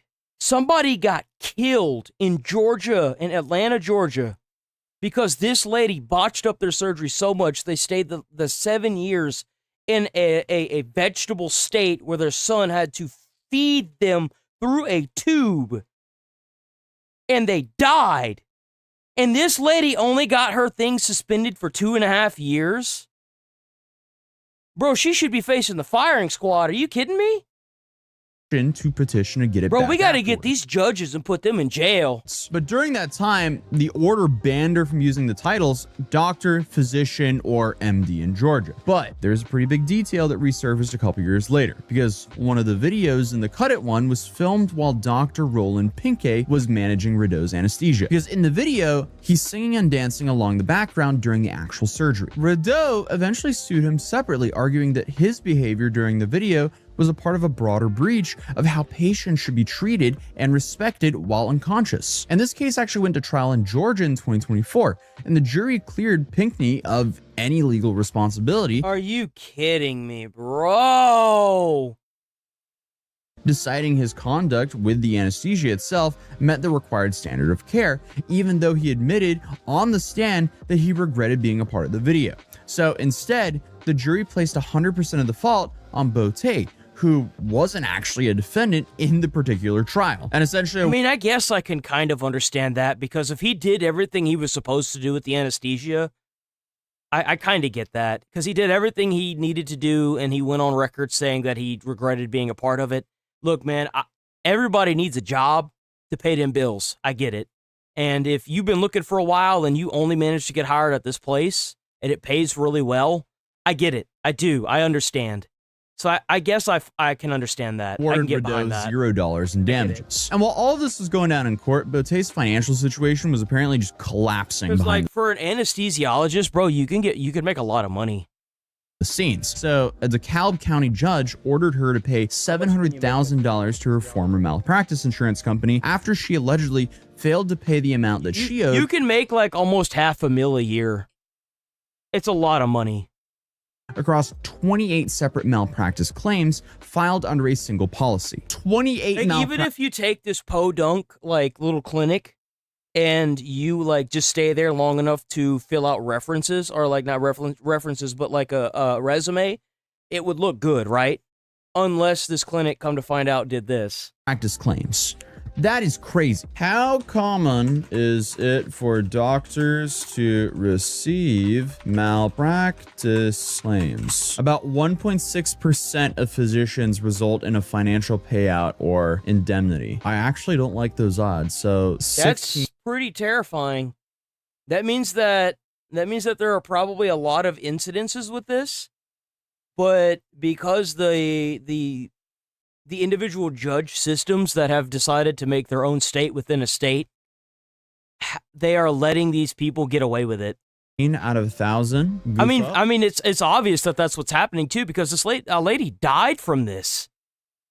I guess it depends on the field. Ooh, so apparently with surgery, it can go all the way up to 15 to 19%. Oh, these are claim rates. Okay, so this isn't actually a... Wow. Okay. But apparently her former insurance attorney said in 25 years of practicing law, he'd never seen that many claims stacked on one policy. So clearly this was not An ideal issue. whatsoever. But she was reportedly served with that lawsuit back in July, but I guess just never responded to it. So it defaulted. She just lost it. Awesome. So at this point, She's just you're not going to probably pay thinking, it. Okay, that's it. She's not going to pay it. She's just not going to pay it. I mean, like, what are they going to do? The thing is that it's civil. That's the big issue with it, is that if she doesn't pay it, nothing's going to happen. There are no actual, like, criminal charges that have been filed against this. This lady did something that led to the death of a person, and there's no criminal charges that have been filed against her. This is insane. Nothing worse could happen, right? Because so far we've covered, a doctor getting exposed, she loses her license, she gets hit with like a ginormous financial judgment, and then she fades into obscurity. Except not quite, because in November of 2024, a news investigation out of Atlanta found that Beauté had rebranded herself completely, and she even changed her name. She was apparently now Catherine Davis, a combination of an actual middle and maiden names, and she's now operating in a new state, Texas. And the new business is Eden Med Spa in Austin, where she's listed online as the owner, touting experience at UCLA, Cedars-Sinai, and Emory. There is some serious audacity here. And of course, all of her new patients are completely unaware of what happened in Atlanta. Bro, we got to get rid of all these state laws and make everything federal. Because, like, dude, they're moving around the country, going to different states like they're different countries altogether. This is insane. Because It's if any of her patients or future patients search up Catherine Davis, nothing connects her to her old identity. No suspended license, no dancing videos, just a complete clean slate. And a producer of this investigation went undercover at the spa for a consultation and secretly recorded the whole thing on a phone. And apparently during this visit, Davis talked about her medical training like any licensed doctor would. So we sent in our Channel 2 Action News producer to see what Dr. Davis tells patients. We switched off the undercover camera in the exam room. Davis let our producer record the consultation on her phone. So as a physician, you're trained, okay, what the worst case scenario? According to Texas law, it's illegal to advertise or promote yourself as a doctor without a Texas medical license. There's no license listed for her as Catherine Davis or Wendell Boutte. A consent order in Georgia also bars Miss Boutte from using the titles physician, doctor, or MD, but she has been. And when a reporter later confronted her asking if she knew it was illegal in Texas to advertise yourself as a doctor without a Texas medical license, she didn't really answer. And there was no license on file for her under that name or her old name in any other state. You know it's illegal to advertise yourself as a doctor in Texas without a medical license? Quiet with us, but online, she is dancing again, this time with needles and advertising. Do your patients know you have a suspended license? Do you tell anybody on your consultations about Wendell Boutte? You know you guys are harassing someone? That's the other owner of Oh, the yeah? Do you know that she killed somebody and she never faced any criminal charges? spa, Amber Larson. She seemed surprised when we called Miss Davis. Yeah, it's Dr. probably Boutte. because she's a Karen and she doesn't want to lose her job. Dr. who? Dr. Boutte. Her name is Dr. Wendell Boutte. No, it's not. Yes, it actually is. So once that newer story ran, things started moving pretty fast. The Spa Zone website started actively scrubbing every reference to Davis as, I guess, owner or doctor. And they were doing this live while the reporters kept refreshing the page and watching the changes happen in real time. And the business— You know what's really funny? If this lady would just stop going in to the business, she could probably run a few of these businesses. She opened 2 different businesses, but she just can't stop doing surgery on people. Why don't you just open the businesses and actually hire somebody that's willing to, like, you know, let the business run for a while, save up the money, and hire somebody that can do the surgeries? You would be way more profitable, and it would be way more legit. Why don't you just do that? I mean, hell, you already opened the damn thing up. Like, why did you bother open, So what? sent patients an email saying that Davis was dealing with difficulties outside of Eden and wasn't currently doing procedures there anymore. And apparently, by law in Texas, a licensed physician needs to be one of the owners of Please any tell me she's in a Texas jail. medical spa, and reporters couldn't even find an active $1,000 trying to get it corrected. And your surgeon starts throwing a temper tantrum mid-surgery. That is crazy. I have no idea how anyone should feel during that situation, but Takeem, she says that she was left with jaw problems and visible scarring and ended up spending over $7,000 trying to get it corrected. But the worst part here is she went back to Davis for the fixes because she still didn't know who she actually was. Oh, people like this deserve to just get put under a jail. But Boutte responded to that specific report by saying the reporter should go pull the actual medical records if they wanted the full story. But I guess by that point, Eden Med Spa itself had apparently gone under entirely. So according to former so it closed down. customers who'd said they found a notice on the door The landlord shut them down. I don't blame them. about unpaid rent. I don't blame them one bit. I guess the whole location just shut down for good. How are you scamming all these people and you still can't afford your rent? This just doesn't make sense. I don't know. I'm just like shocked that she essentially got chased out of a whole city and state because of her medical malpractice. And then she just sets up shop in a different state with a new name. But at the time of this video, she doesn't appear to have an active medical license under either name in either state, at least anything that I can find publicly. But hey, considering she's already changed her name once before, I wouldn't be surprised if she has a new name now and she's back to practicing. And the craziest part to this story is there's no real ending here, because despite the media attention and the complaints filed with both the Texas Medical Board and the Secretary of the state's office, there's no public record of any final action behind that. So as far as I can verify, it just gets cold from there. Yep. She's going to go somewhere else and do the exact same thing. She was exposed, The spa appears to have shut down, and after that, the story is just unresolved. So, Yup. Exactly. What a piece of crap, dude. What a piece of human filth. What is this? Luckier Charlie, than winning what have you brought for us mortals today? the lottery. Getting a license plate that has the word ass in it. That's right. And this gift, Yo, that is a gift from the Lord Almighty himself. was bestowed upon a 70-year-old woman who I feel... Oh, leave it to like somebody, leave it to a boomer to take something so beautiful and good. And just like... at first didn't really appreciate it, but began slowly to warm up to it. The top at 5:30, a Pompano Beach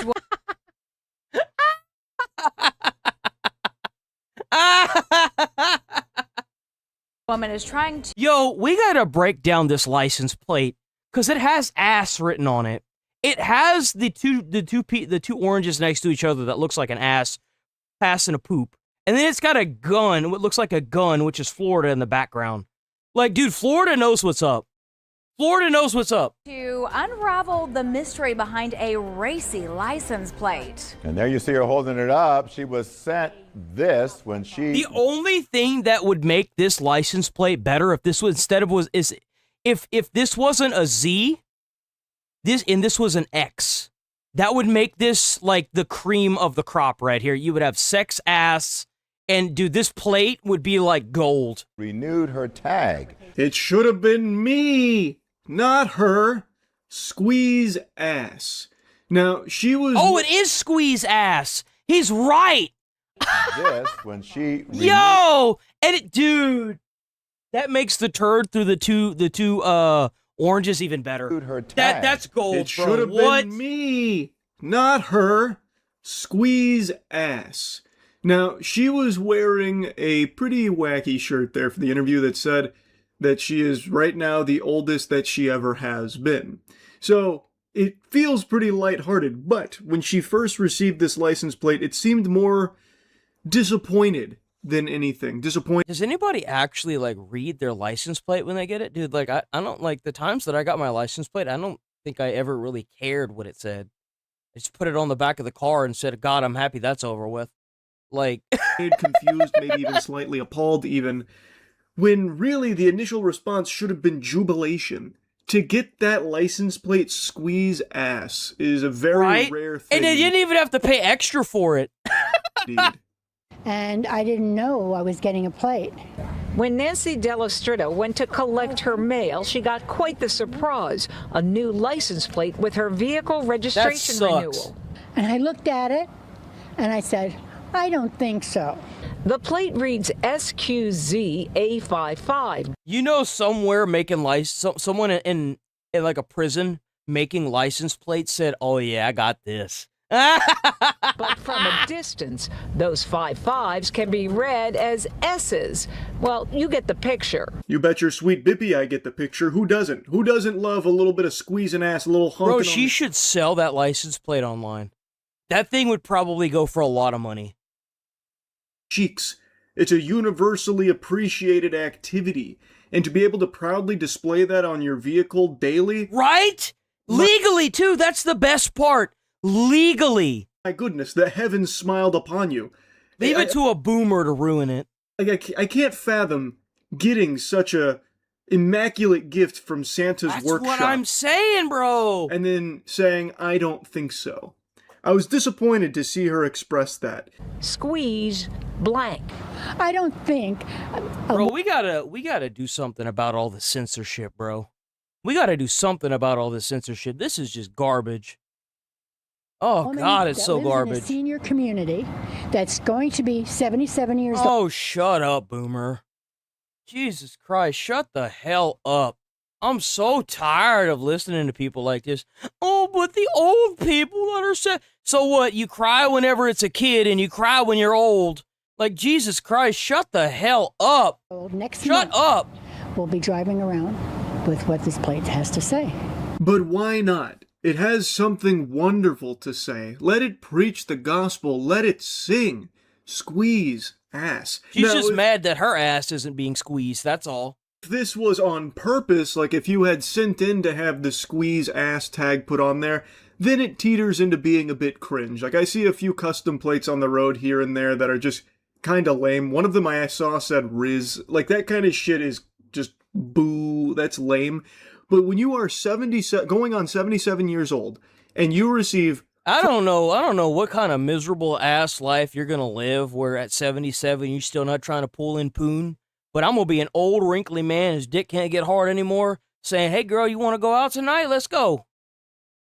I don't even give a shit, bro. Like, you gotta be kidding me with this nonsense. I don't give a shit. Age is a number. You let it do to you what you want it to do to you.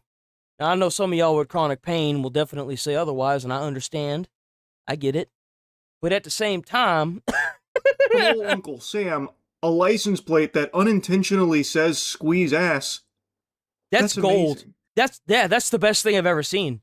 This made my whole week. I'm sure everyone in the retirement center would appreciate the messaging. It's lighthearted, it's wholesome, and it'd be a cool little piece of your identity. Like, oh, there goes Nancy again, I can tell because it says squeeze ass on her vehicle. Bro, that would be my whole lifestyle. I would make shirts. I would make, like, pants. Dude, I would go out of my way to keep that license plate, too. I'd have pins, too. I'd have pins of my license plate that I would have on, like, my vest. Bro, like, what? I think that's fun. I think that's nice. The plates become the talk around her retirement community, especially the men. We were with her when she showed Yeah, I bet those old dogs up in there are like, hey, can I have that plate? it to one of her 89-year-old neighbors. And this is what I received from the DMV for my new license plate. That's good for 10 years. Good. Florida license plates have been made at a state prison in North Florida. Oh, I know. I know they have. That's what I said. I said that, too. I was like, you know, the person that made that in prison was like, we about to have some fun today. I wonder what else they made, too. You know that somebody else there has done this. For almost a century. Then they're funneled through the county agencies. The prisoner who whipped that one up put an extra dollop of love in there. Squeeze ass made it through the system here and right He saw those 2 oranges with that freaking flower sticking in between it one too many times. All right, man, I know it gets lonely up in that prison. He'd be looking at them oranges thinking, tasty. Lap of Nancy, and it was the talk of the town there in the retirement community there. You could even see that guy saying, good. That's right, that's great, Nancy. Like, that's such a wonderful license plate to have. So many would cherish that, and I do think eventually she warmed up to the idea by the end of the interview here, which is nice to see, but... We're gonna move on. We're gonna move on from this. I don't really think there's much else that we're gonna be able to talk about when it comes to this. That I'd leave it to a boomer to get the most amazing thing and just immediately turn it into something that it shouldn't be. My gosh, dude. I'll be so happy whenever, like, the boomers that act like this are just I'm just kind of surprised. God, they're ruining everything. Jesus, bro. We gotta act more like an adult. Go fuck yourself. We're miserable nowadays, bro. We probably won't even have Social Security by the time I go to retire. Shut the hell up.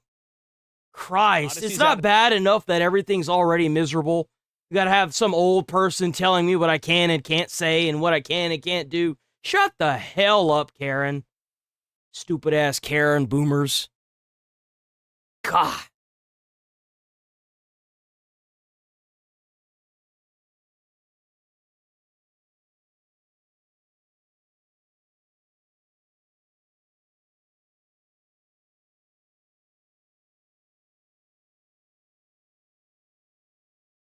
Okay, so let's see.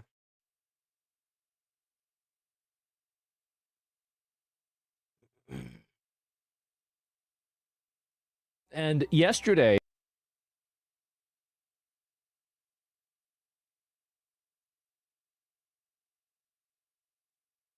Okay. I think this is the last media-style entertainment, then we'll get into politics. it's getting bad reviews. I saw it actually got a lot of good reviews. It has 99% on the tomato meter. Oh, really?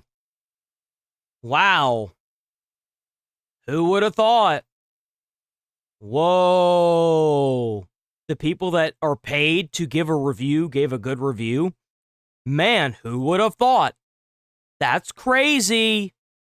I love how the tomato meter's already filled out, but they haven't even done the audience score yet because they want more people to go and watch the movie. I guarantee you if they put the audience... I wonder if the audience score is up yet. The Odyssey audience popcorn meter. Is it out yet?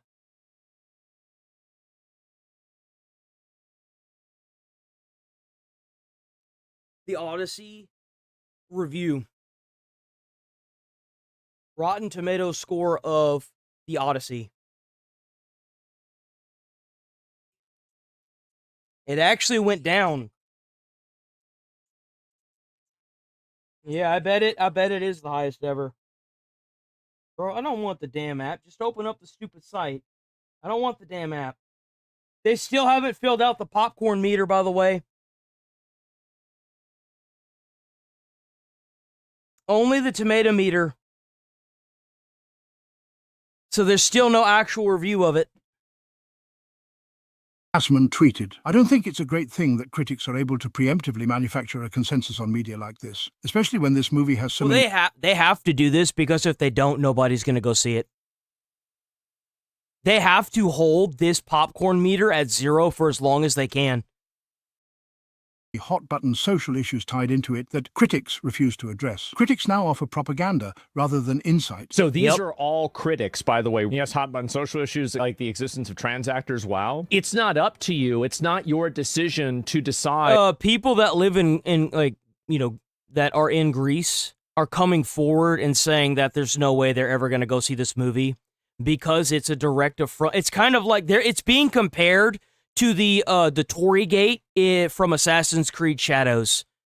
It's a blatant disrespect to the culture, and people from Greece are being very vocal about it as well, and they should be, rightfully so.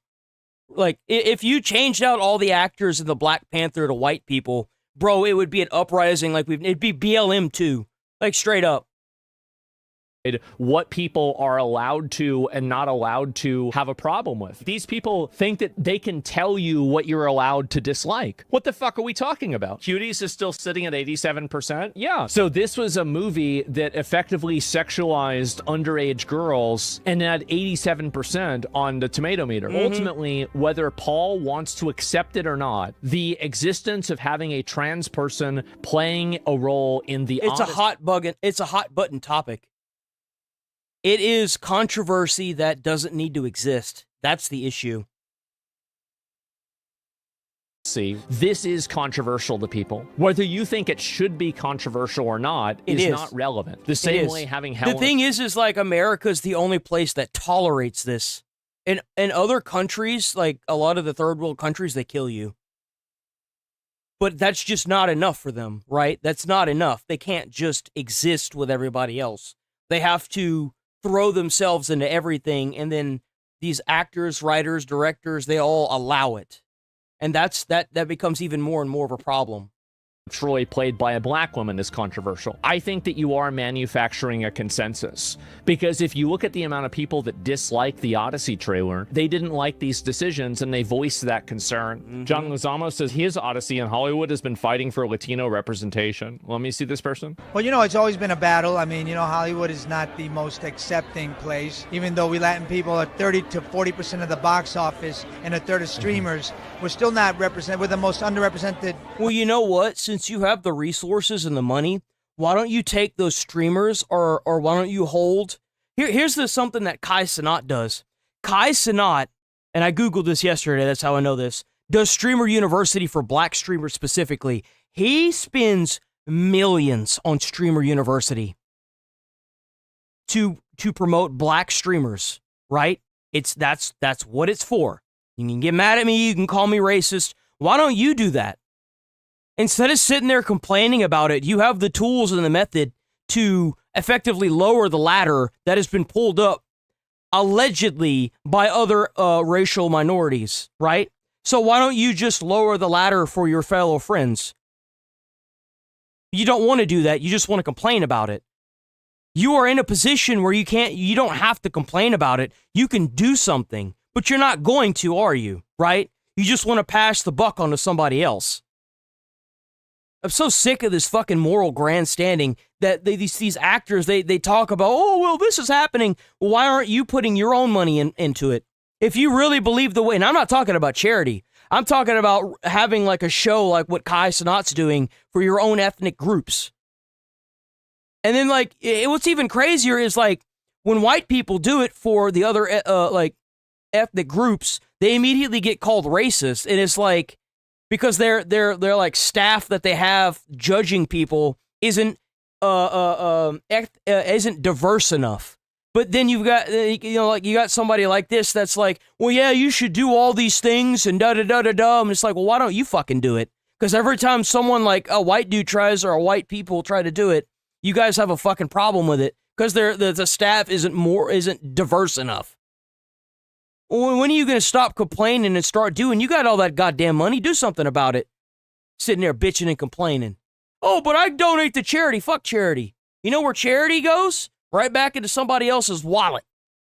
Come on, man. Aggressively underrepresented group in America. Ridiculous. So that's been my odyssey to try to bring some And parity. the issue is that it's not. That's the huge problem with this. Is that he knows it's not. That's why he's not trying. That's why he's not hosting his own show in order to push more people to fame. He's just saying this because he wants more things.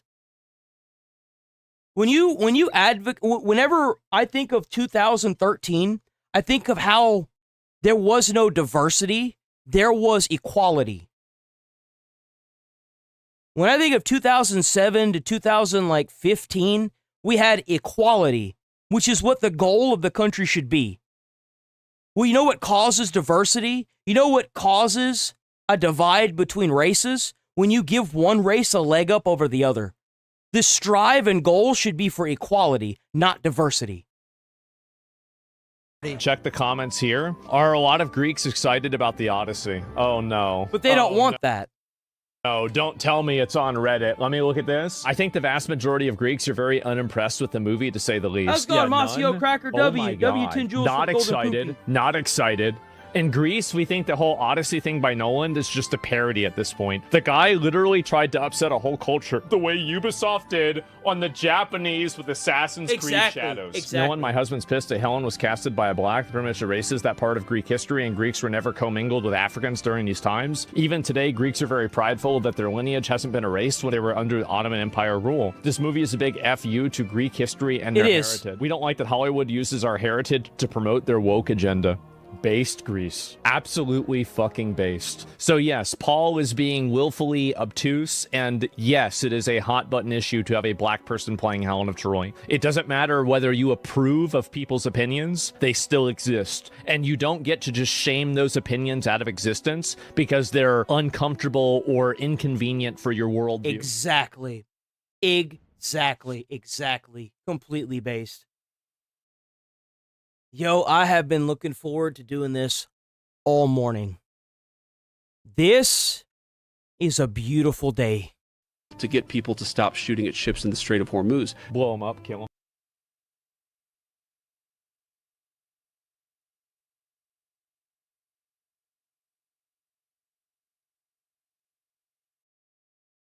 J.D. Vance apparently went on Joe Rogan. Here we go. Let's listen to the first one.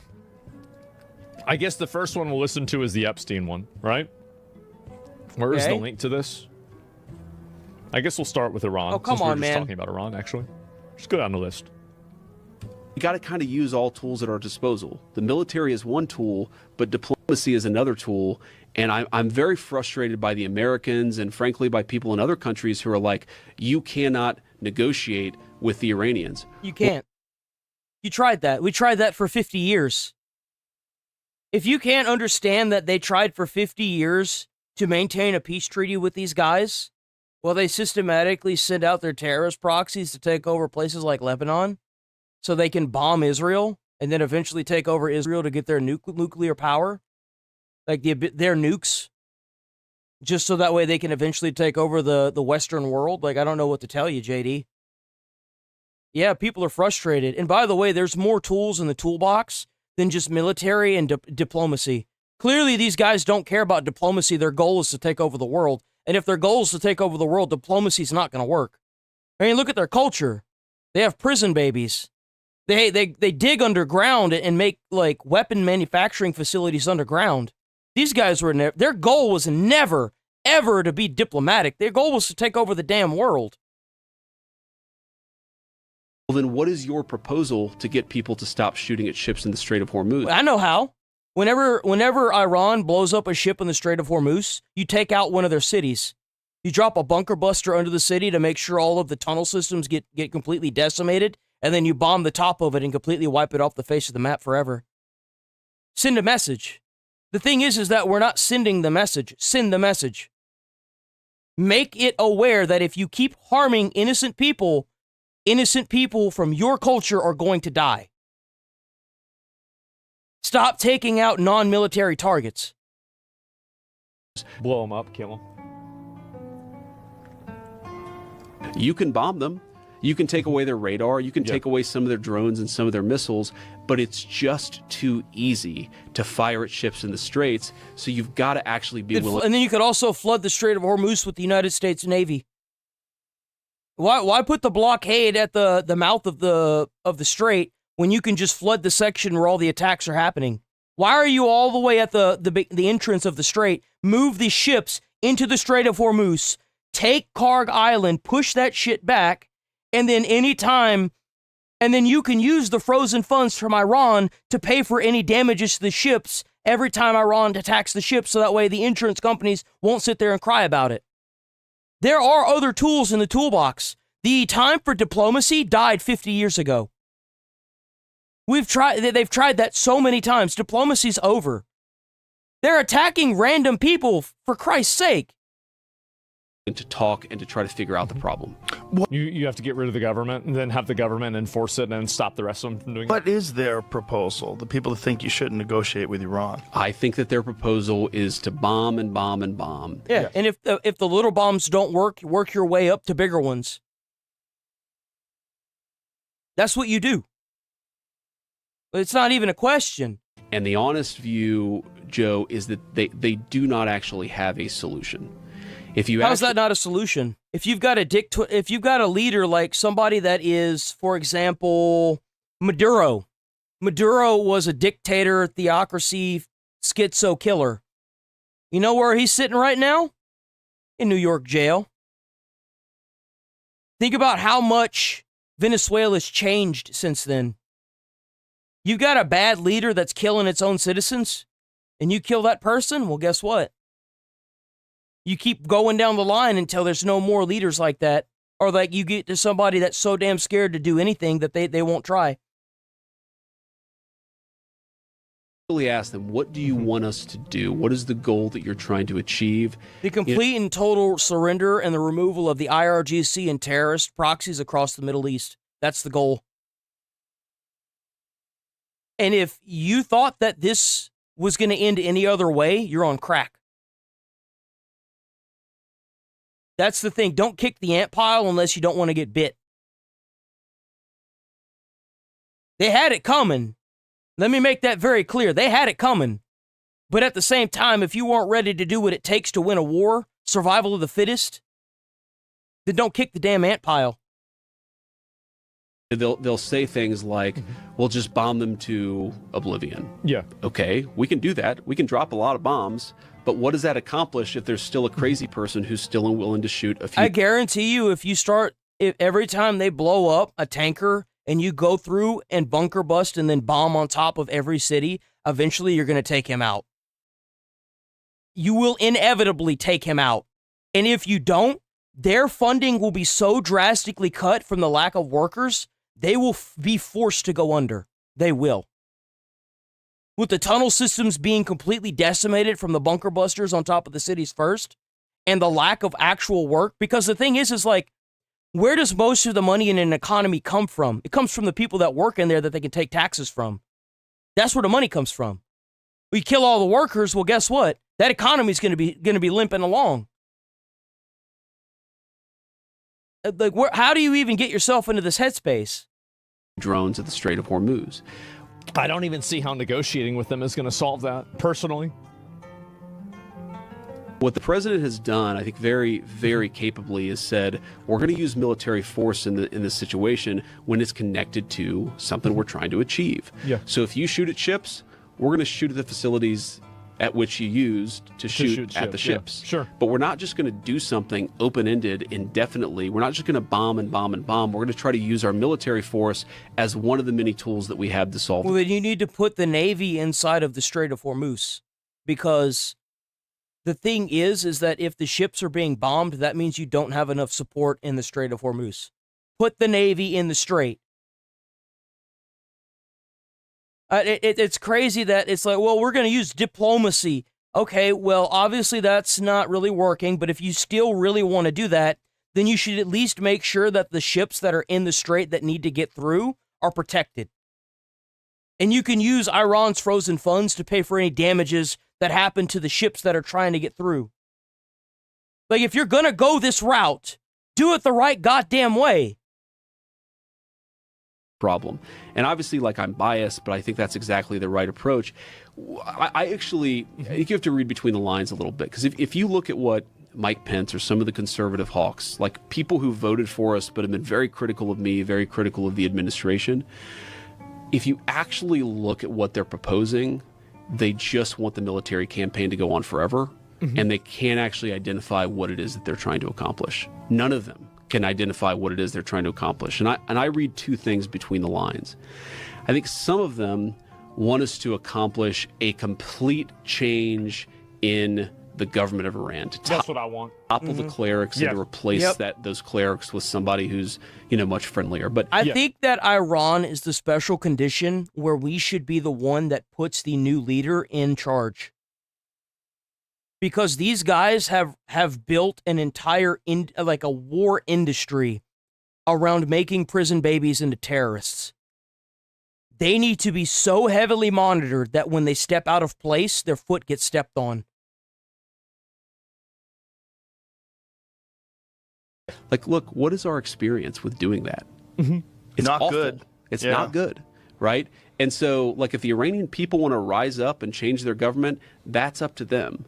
But they can't do that if they get mowed down in the street. And we don't know exactly what percentage of the population that hates the IRGC got killed. We don't know if it's 20%. We don't know if it's 50%. We don't know if they went through and checked every single person's emails for any slight hesitation of the IRGC being in control and systematically killed them all.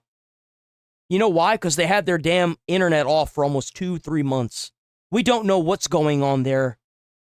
For all we know, everybody that was a traitor to the IRGC is dead. We don't know that. We're not going to. It's not though, right? I mean, if they're getting shot and like massacred in the streets, and then the argument is, well, we can just send them guns. So you want to send a bunch of people that have never picked up a firearm in their lives, AK-47s, and hope that they just magically know how to use an AK, right? That's what you're insinuating. That it doesn't work like that. If you've never shot a handgun and your first thing you do when you get a handgun is go into active combat, you're going to be in a really tough time. There's a reason why we train military. It's not as simple as just giving them weapons either. Then you've kind of got to get rid of them. I mean, like, yeah. I mean, like, they tried and they got massacred. 150,000 ground troops in order to accomplish a change in a regime, unless the people on the ground themselves want to accomplish that outcome. And if they don't, and they're sitting there saying, death to America, death to Western culture, we should completely decimate that civilization. We should. You know why? Because they may not have the technology right now, but they will. And when they do, they'll kill us all. We should do it to them first.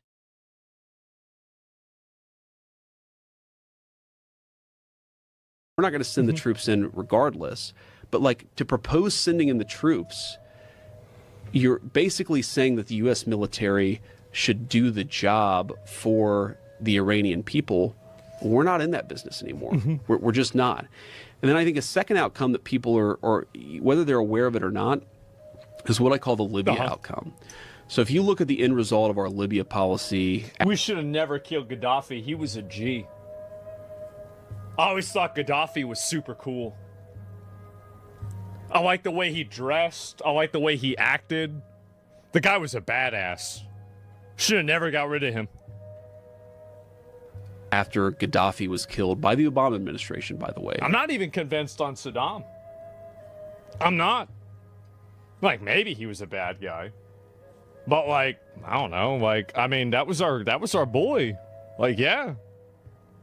I mean, I guess we had to get rid of, like, Osama bin Laden, we had to get rid of him, right? Because, like, 9/11. But, like, thank God. You think, yeah. Again, Saddam was like 9/11, but, like, he lost weight? Yeah. Again, Saddam was a psycho? Good. Thank God. You think the guy running Syria is not a psycho? He's a total psycho. You have to instill what he's talking about here is that Saddam Hussein, I can't even. 11, but, like, he lost weight? Yeah. Like, yeah. I don't know. Like, I mean, like, maybe he was a bad guy. Saddam. So, yeah, I'm not. The thing is with him is that he was the one that would kill the terrorists if they stepped out of line, so he kept them in line. There's actually, like, a backstory to this that I heard him talk about, and that's why he feels the way he does over Saddam Hussein, right? And that's why he feels the way he does, is that he would kill the terrorists that would step out of line. He was able to control them. You had a refugee crisis. You had people pouring into Europe, pouring into other. And he said that, by the way. Gaddafi said that. Face tomorrow, Europe might not even be European or even black, as there are millions who want to come in. We don't know what will happen, what will be the reaction of the white and Christian Europeans faced with this influx of starving and ignorant Africans. Man. Burn in hell. A wall that stood in the way of African migration to Europe. You will burn in hell for thousands of migrants from Africa. Or not, is what I call the Libya outcome. So if you look at the end result of our Libya policy after Gaddafi was killed by the Obama administration, by the way, again, a very stupid decision. What happened? Libya basically turned into a failed state. You had a refugee crisis. You had people pouring into Europe, pouring into other parts of Asia, other parts of Africa. You had a lot of violence, a lot of terrorism come from that. I do think that there are people who... There it is. He was right. At this moment. Well, yeah, and I don't know about Libya. I was always confused by Libya. How is it in the United States' interest to have 94 million desperate people flooding into Europe, flooding into the United States, to have, you know, sort of the And you know what's really sad is that it could have easily been prevented just by saying no. Just say no. But for whatever reason, the governments that we put into place, they decided that they were going to let all these people in. terrorist infrastructure that can get established when you fan terrorists all over the world. He's totally right about this. That's why I'm always in this. I that one more that people should can't any implement. Until I was thinking to myself, well, holy shit, that means I'm going to go to bed at like 4 a.m. I'm going to look like a total crazy person when I'm trying to go talk about because you can do that. What's crazy about it to me is just how much the sport has replaced boxing. It's more entertaining. Right? I don't care about sports. You know, like. Oh, he's talking about California. Bridging, and then he would have broken his arm. The other put it to during the 2024 election.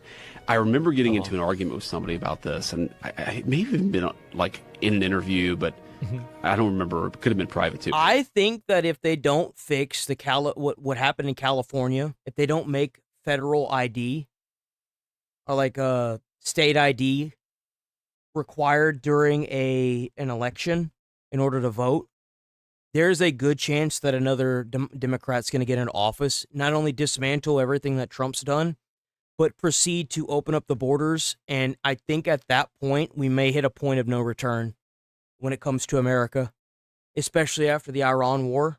We may end up in a point of no return, 100%.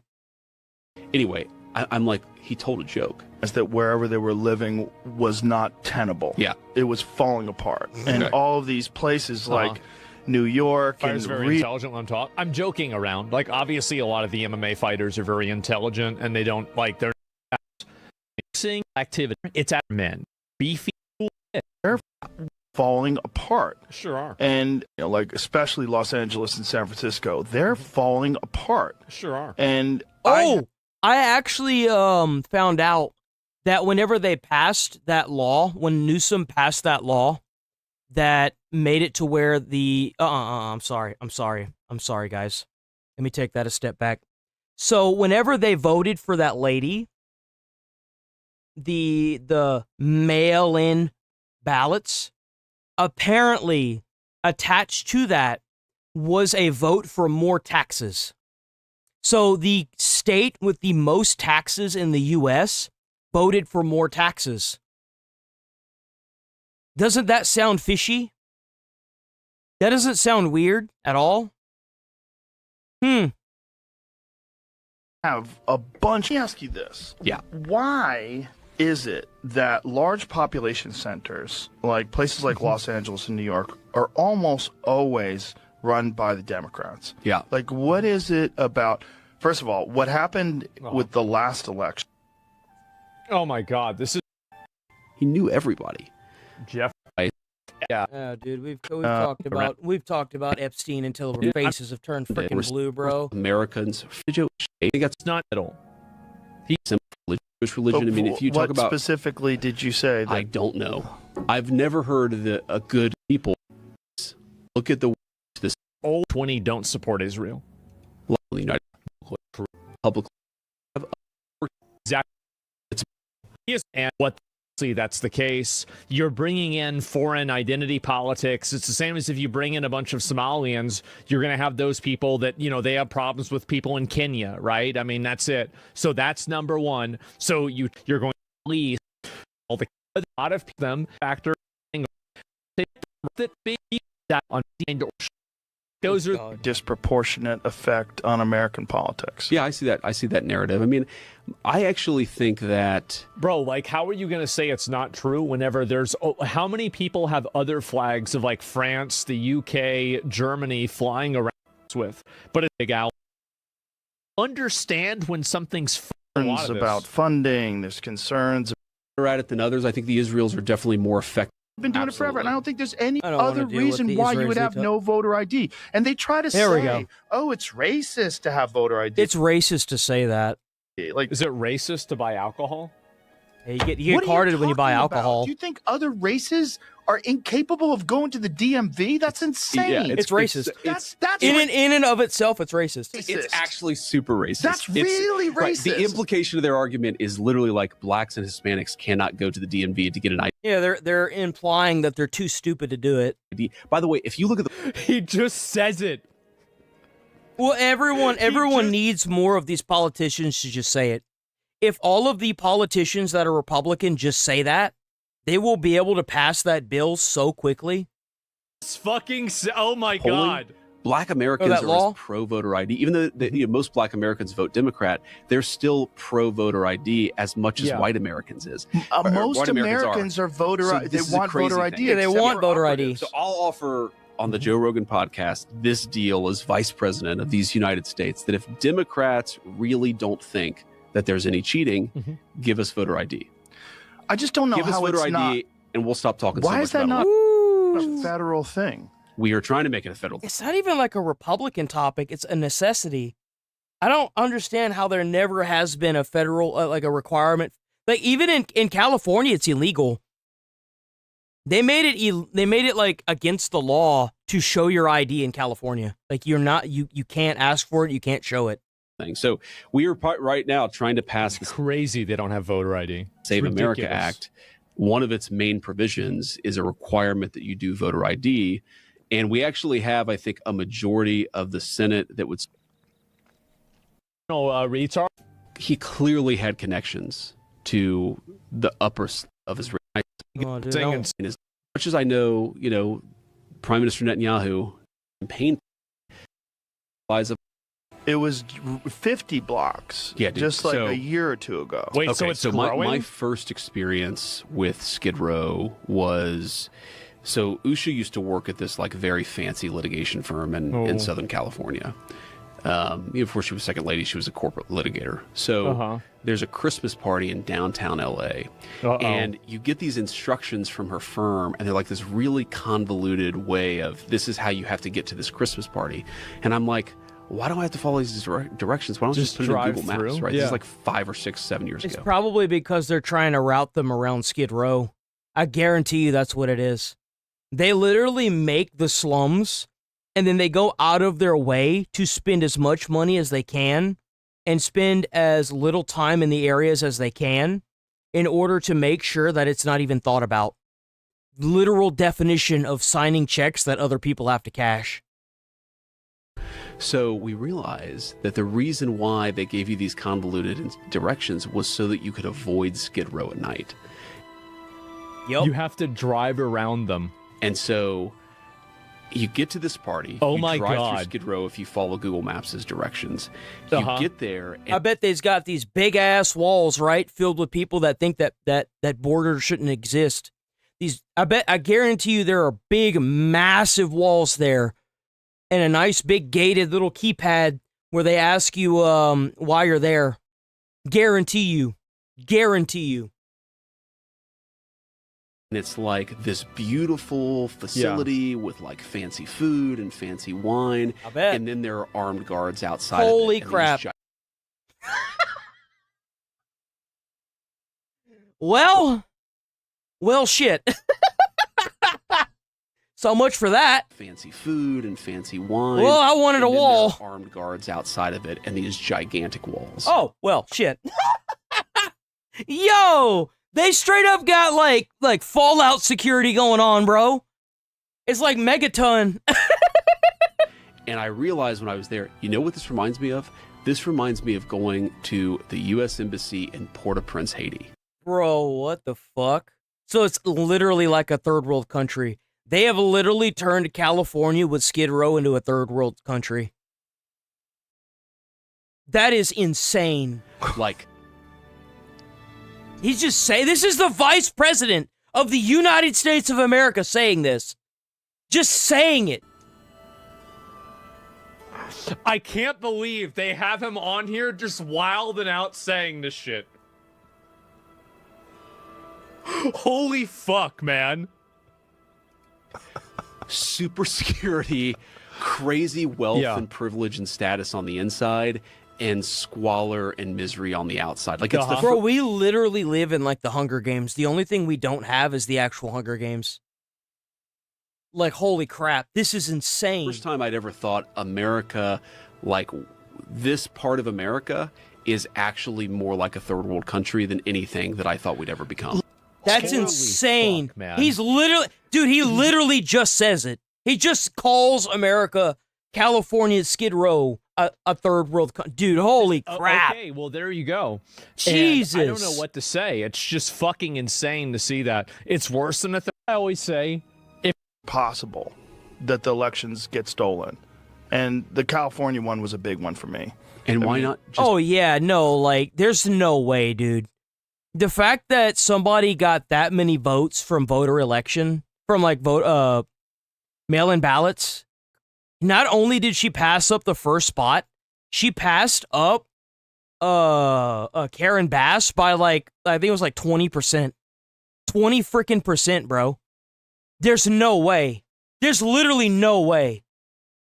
Have mail-in Or why not just have voter ID? Yeah, You well, actually that's saw insane. Not only did they not have voter ID, Yeah. you can't show your ID. You're not allowed to show your You ID. can in fact be like prosecuted if you try to force somebody to show their Which ID. is that Yeah. seems like you want people to cheat. Exactly. And it's the It's you know what I always say? If it walks like a duck, if it quacks like a duck, if it acts like a duck, It's probably a fucking duck. That thing's about to lay an egg. It's so much of a duck. it's probably a fucking duck. Hey! They're probably cheat. The reason why it looks like cheating. Well, that's why they whenever you like take apart any of their talking points as a Democrat, like if you look at what the Democrats are saying and openly advocating for, if you start asking questions, all they can do is lead with insults. Just like what happened with Nick Shirley. Nick Shirley's a prime example. Nick Shirley didn't ask the governments that were over these states what was going on in their states. He just went there, right? He just went to California. He just went to Minneapolis and then started walking around and asking.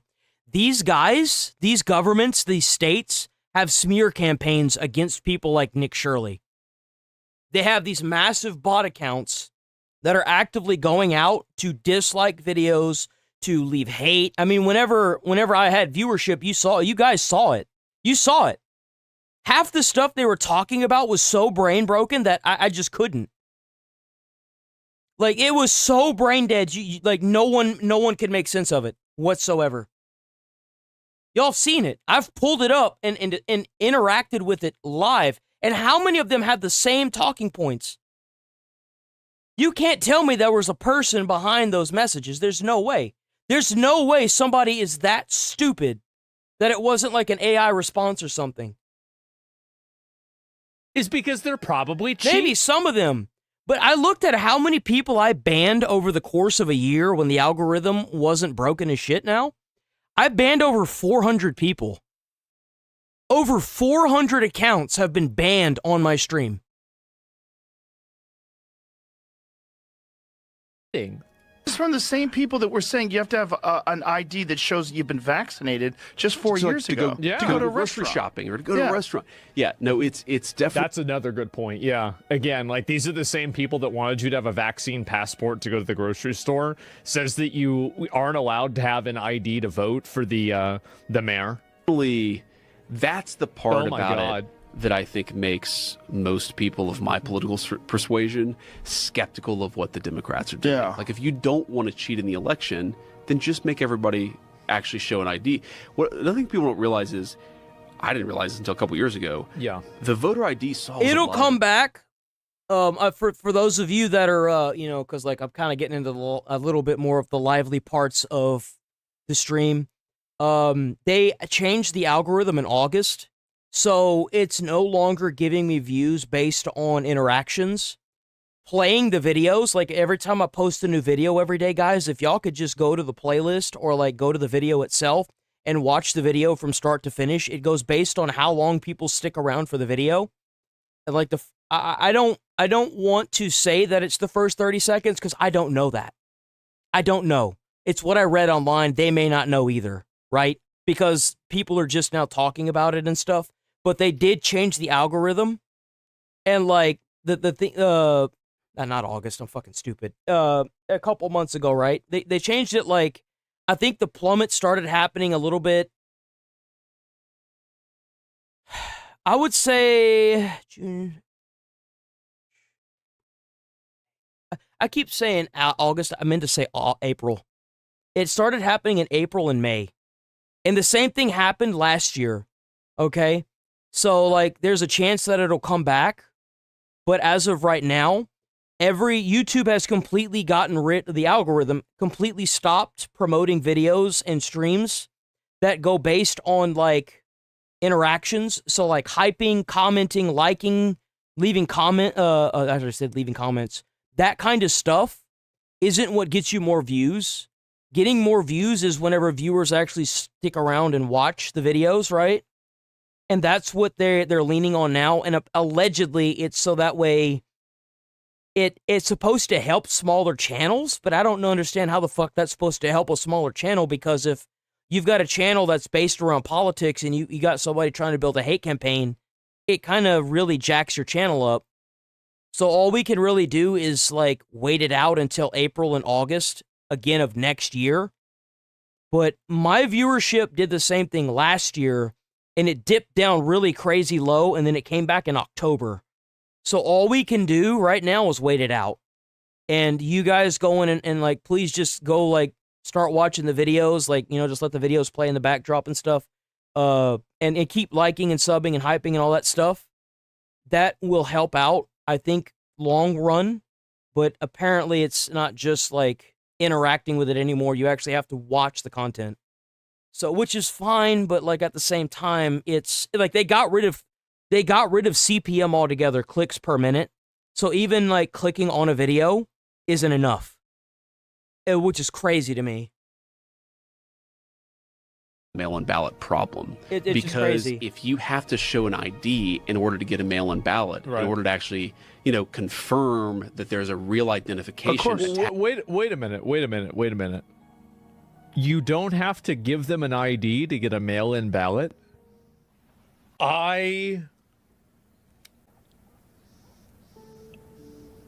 What? Well, then how can they be sure they're sending it to the person that... I love Fallout, Jim. Fallout's great. That solves a big chunk of the problem. It's just logical. Yes. Like, I'm not Every country does it. I'm not skeptical. I'm accusing them. I think they stole the election. Yes. And Yes. I think it's common. And this idea that elections can't be stolen. I always say, why not? Well, like the thing is you can't go based on morals anymore. Like this isn't the 1980s. This isn't like this isn't the 1960s. You can't leave your door unlocked, bro. You got to make sure that you have checks and balances for everything. Everything has to be trusted but verified. And you do that by making sure that you enforce it. We got to get all these old people, these boomers out of office. We have to. We've got to get them out of their political positions because they're stupid and they're ruining this government. They're ruining the U.S. They are. They're destroying America as we know it because they're too trusting. Why not? Yeah, I mean, of course they're going to cheat. I mean, these are the same people that cheat. Remember they said, there's no fraud in Minnesota. Well, there's a little, well, Nick Shirley's just there to record. Okay, all right, they got arrested. But what about that guy got arrested? And here's the thing is that it won't matter. The people that dislike Nick Shirley will still dislike Nick Shirley. Because the thing is that the post keeps moving. They will find another excuse, and it will be as bad as, well, it's fake. But 67 people it's fake. It's not real. You don't level with these people because they're actively trying to destroy the country. Their goal isn't to make things equal. It's not to make things fair, not to be reasonable. They want to destroy the country, and they openly state that they're anti-American. We have the mayor of New York who didn't even condone the Muslim terrorist attack that happened in New York whenever we struck Iran. Like, they're openly doing this. And if you can't see it, you're blind. It's insane. Okay, well, there's no fraud account. Well, what about all the hospitals? Oh, wait, there's no hospices. It's like, again, I wonder if the people that are cheating on everything else are also cheating on this. Yeah, exactly. It's insane. People, okay. Do you think that the amount of election fraud is 0%? No. No one thinks that. Nobody thinks No one thinks it's zero. That. Exactly. There's always some overzealous person that works somewhere that's doing something. There's always crazy people that like blue no matter who, we got to win, or red no matter what. There's always people, right and left, that are going to try to rig the election because they think it's imperative. They have to do it. We saw. Think about if you actually think that Donald Trump is Hitler, and you really think that he's this evil, terrible, rapist pedophile that's going to kill everybody, and he's going to become a tyrant, and he's going to destroy... You're never going to reason with somebody that actually thinks that. There is not a day where you're going to... That's the reason why, like, if my viewership or when my viewership comes back, my engagement towards these people, if they immediately get on and start calling people names, is going to go to zero. I will start banning them off stream, like off, like on the other monitor. And I'm just not going to engage with that. Now, if there are people in the chat that are actually trying to have an honest conversation without cursing or calling people's names, I'll probably pull them up. But if the first thing they do is come into chat and immediately start saying stupid stuff, I'm just going to permaban them off stream. I'm just going to do it. I'm not even, like, I did that yesterday, too. There was, I had to warn one person on a comment. I think it was, it was a short, I believe. And they just kept spamming the throw up emoji. And I was like, I'll warn you once. And then after that, you're permit. And then I had another person on a different video that immediately started talking trash about America and all this stuff. And I was like, permaban. I reported them, actually. No, actually, he talked about how I looked. He talked about how me being pale or whatever and something about... He couldn't even spell it correctly, so I just reported him. That's what I'm going to start doing with people that come in and start, like, acting like that. I'm just going to report them for bullying and harassment, and I'm going to send them on their way. That's what's going to happen to them from now on. I'm going to completely change how I did it in the past. I'm trying to steer clear of cursing, but obviously it happens because, like, I'm from Louisiana, and, like, that is just the culture.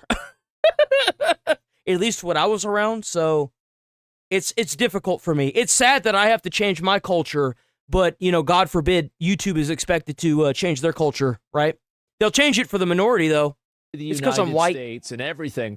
If you really think that, imagine the mind of a person who believes this. Of course they're going to go to extreme lengths to stop that.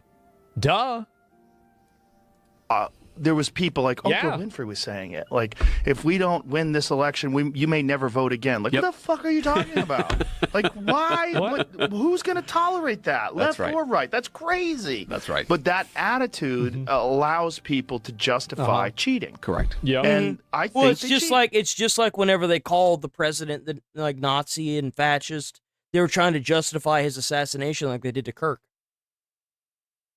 You can't reason with somebody that's actively trying to kill you like that. They're trying to kill this country as we know it. Like, that's what their goal is. They're anti-American, pro-communist people. Or, like, whatever the hell country they're from, they're pro that. And I think they've been doing it forever. And I don't think there's any other reason why you would have no voter ID. And they try to say, oh, it's racist to have voter ID. Like, what are you talking about? Do you think other races are incapable of going to the DMV? That's insane. Yeah, they're trying to act like black people don't have the ability to figure out what the DMV is. Like, that in itself is racist as fuck. It's insane to me how these people sit here and try to do this, but they don't ever actually, like, think about what they're saying. They're just trying to push the narrative so much so that they hear the information, they get it baby birded to them, and they just throw it back up and expect other people that obviously have more common sense than them to just go along with it. It's so brain dead and delusional.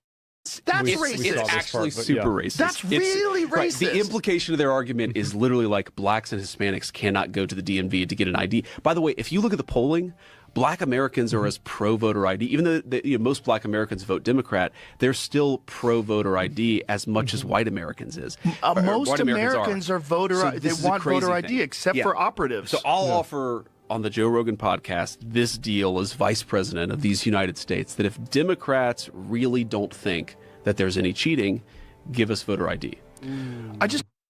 JD Vance just put him on the spot. Don't know give us how voter it's ID, and we'll stop talking so much about elections. Why is that not a federal thing? We are trying to make it a federal thing. So we are right now trying to pass the Save America Act. One of its main provisions is a requirement that you do voter ID. And we actually have, I think, a majority of the... We can't do voter ID because Democrats won't win elections anymore. Senate that would support it. Maybe that's a red flag right there as to maybe that they're cheating, huh? If the whole excuse is that, well, we can't do voter ID because we won't win. Tell me you're cheating. We're not telling me you're cheating. Oh, really? But this is just weird Senate procedural bullshit.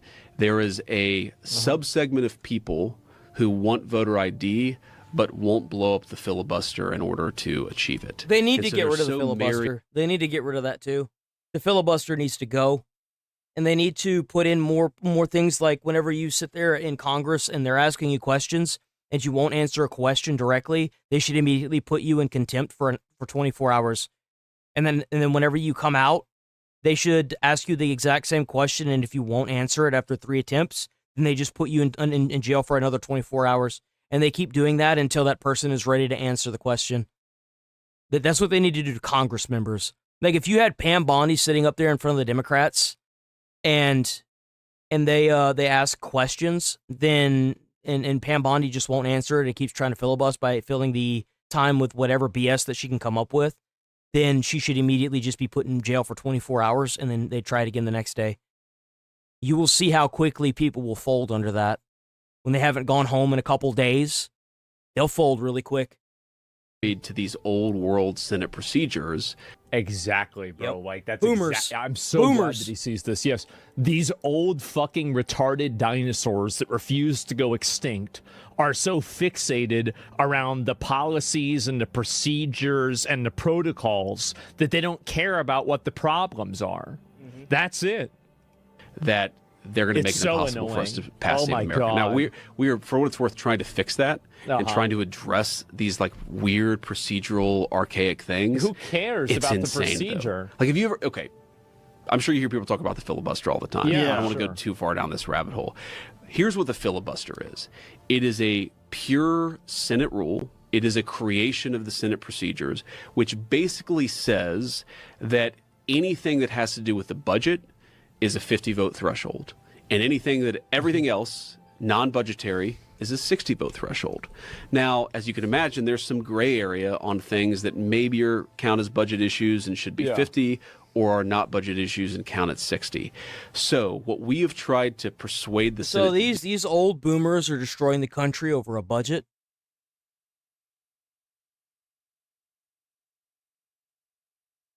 Really? Wow. Americans are actively, Americans are dying on the streets because a bunch of old boomers that have made mass amount of wealth with insider trading they care about the budgets as America as a whole gets trillions of dollars worth of debt. We need to get rid of these old ass boomers, bro. Is to treat the voter ID as something that can fall within the 50-vote threshold. And there is no law, there's no provision in the Constitution. It is legitimately that there are senators who are so attached to the idea that budget is 50, non-budget is 60, that they're quite literally... Then just add in paying for everybody's voter ID. Why can't they... Well, wait a minute. Couldn't they just add in the idea of giving everybody an ID?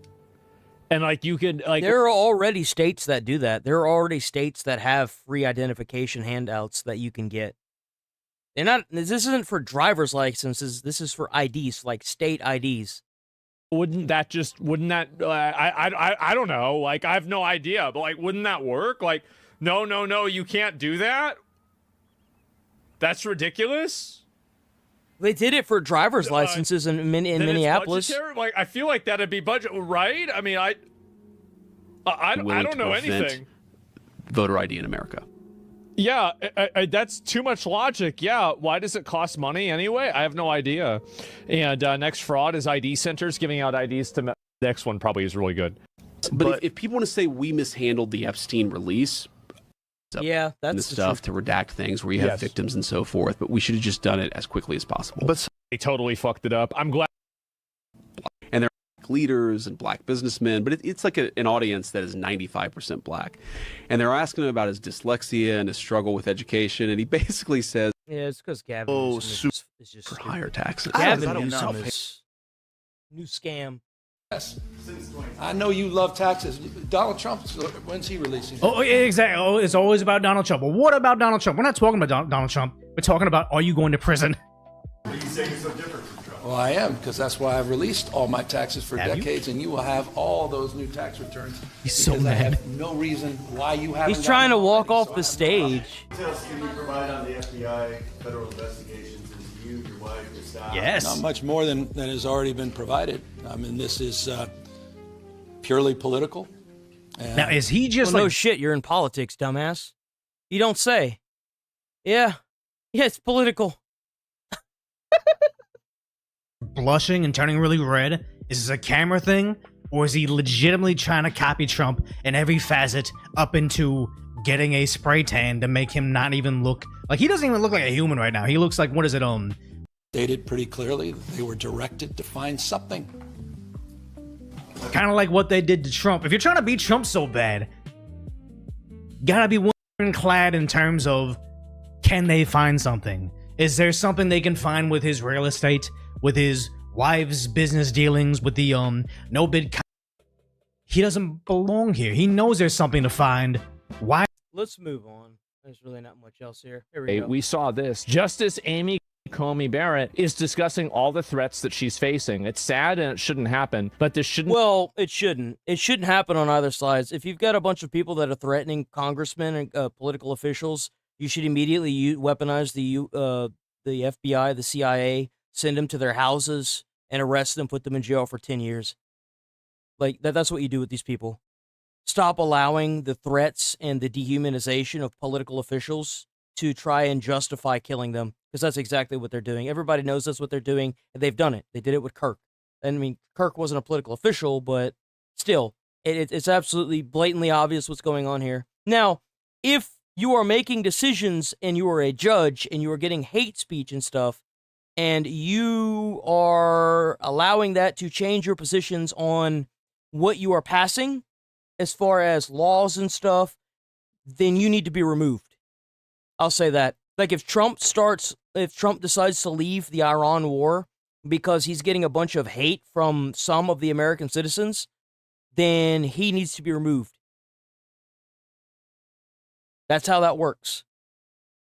Be excused to cave. If these threats are an issue for her family, she should step down now. Just for context, Supreme Court Justice Amy Coney Barrett went particularly viral a couple of months ago after striking down an attempt to end birthright citizenship in the US. A particularly controversial decision, given that for comparison no European country grants automatic unconditional citizenship based solely on being born there.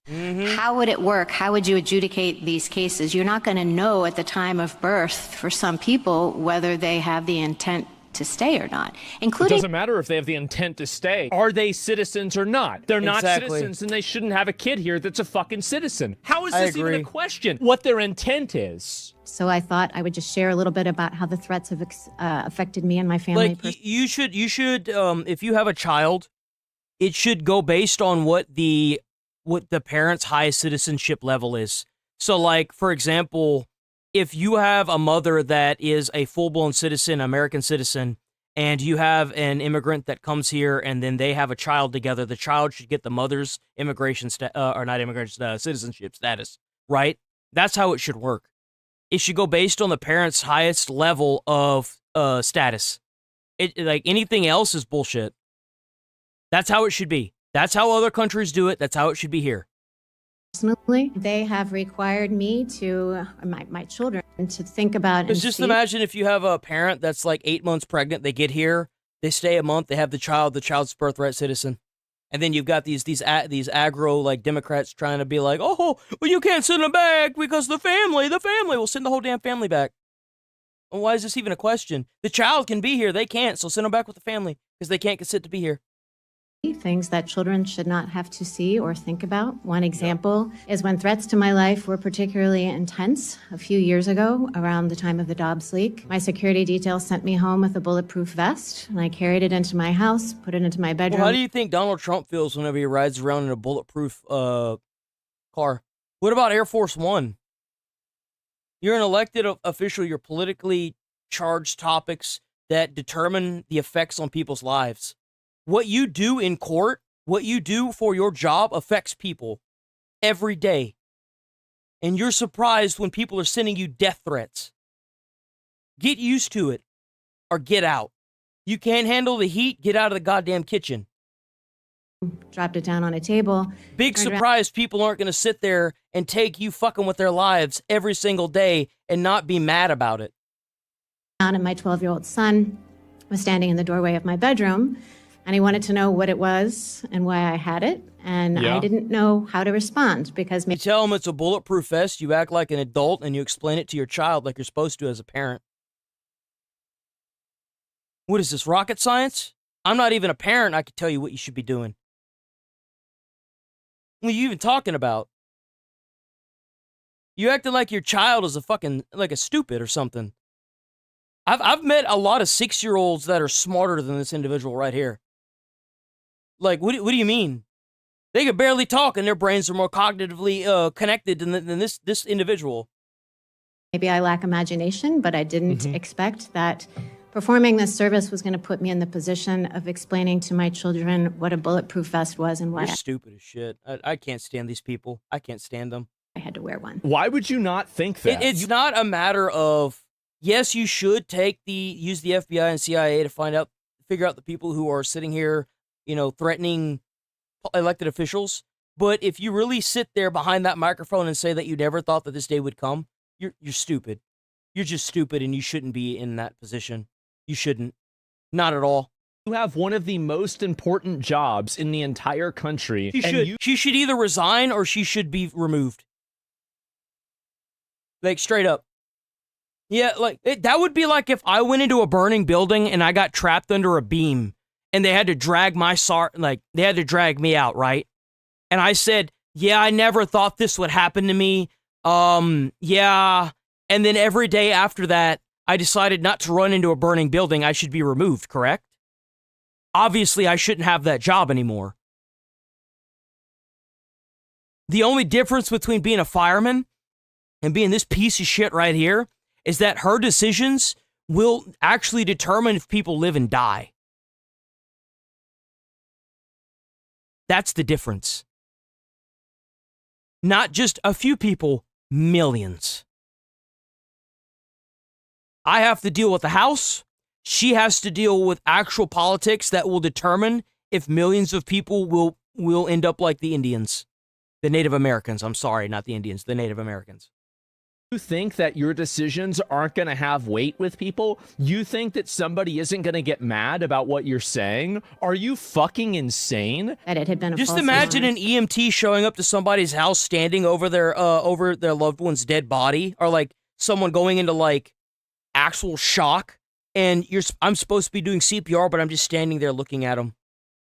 What do you think's going to happen? You think they're going to get mad at you? Yeah, they're probably going to get pretty mad at you. They're probably going to be pissed. So she should step down. If this rattles her, she should just step down. To the extent that you can intimidate and scare people into certain decisions, that means that this person is no longer someone that you can rely She's on not competent. to make coherent, good decisions. Yeah. She seems She's scared, she's and compromised. I understand, like, look, I get it, right? I understand why, but you can't have somebody like this on the Supreme Court. You have to make decisions, even if those decisions are unpopular. You have to make the right decision. Many That's of right. us, me included, have received threatening anonymous deliveries designed to intimidate and harass us. Yeah. They are often sent in the name of Judge Salas's son, is deceased because he was killed by a disgruntled lawyer who showed up at Judge Salas's home intending to kill her, but her son opened the door and took the bullet instead. Her husband standing behind was seriously injured. So I think the message on these deliveries being sent in his name is clear. I think that she's compromised. I do. I think she's totally Yeah, she needs compromised. to be The removed. press conference shows that the intimidation tactics are working. Yeah, well, they're obviously. only working because they're being done to the person who should have never been in the position. This is what Clarence Thomas said. I'd rather die than withdraw. If they're going to kill me, they're going to kill me. So And that's how it needs to be. This is how it needs to be. Anybody that's in office that is compromised based on threats, you need to be either forcibly removed or you need to step out of position. You need to go. It's time for you to go bye-bye. I'd like to serve on the Supreme Court. I'd rather die than withdraw from the process. I would not be scared. I don't like bullies. I've never run from bullies. I never cry uncle, and I'm not going to cry uncle today, whether I want to be on the Supreme Court or not. Damn straight. Damn straight. They're a little bit about But they don't want people like that there. They want people that are easy to manipulate. That's why you have somebody like this. Somebody that's like this will get the job done, and that causes problems. You know why? Because they want to gridlock the entire system for years. That's what they want. They want to make it so difficult to pass anything that nothing is passed, and we slowly get colonized. That's their goal. They see somebody like this, and they get scared because they know that this guy's going to solve problems. Just like Trump. That's why they don't like Trump. They know that Trump's going to solve problems. I don't like bullies. I've never run from bullies. I never cry uncle, and I'm not going to cry uncle today, whether I want to be on the Supreme Court or not. There it is. Share a little bit about how the threats have affected me and my family personally. I mean, look, guys, that's just really what it is. It's the opposite. Yeah, it's the opposite. You can't let this happen. Mm-hmm.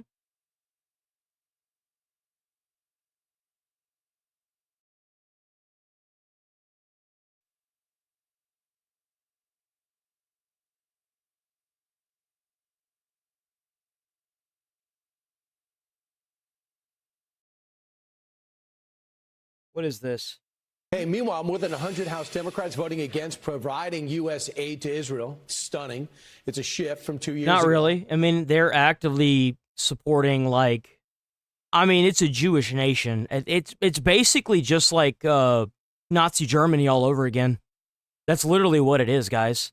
I don't know why they keep going after, like, I'm not even joking. If you look up what the Muslim and Islam culture is trying to do, a lot of them openly state that they just hate Jewish culture. I watched Asmongold make a little thing about it from using Grok, and that's basically what they're trying to do.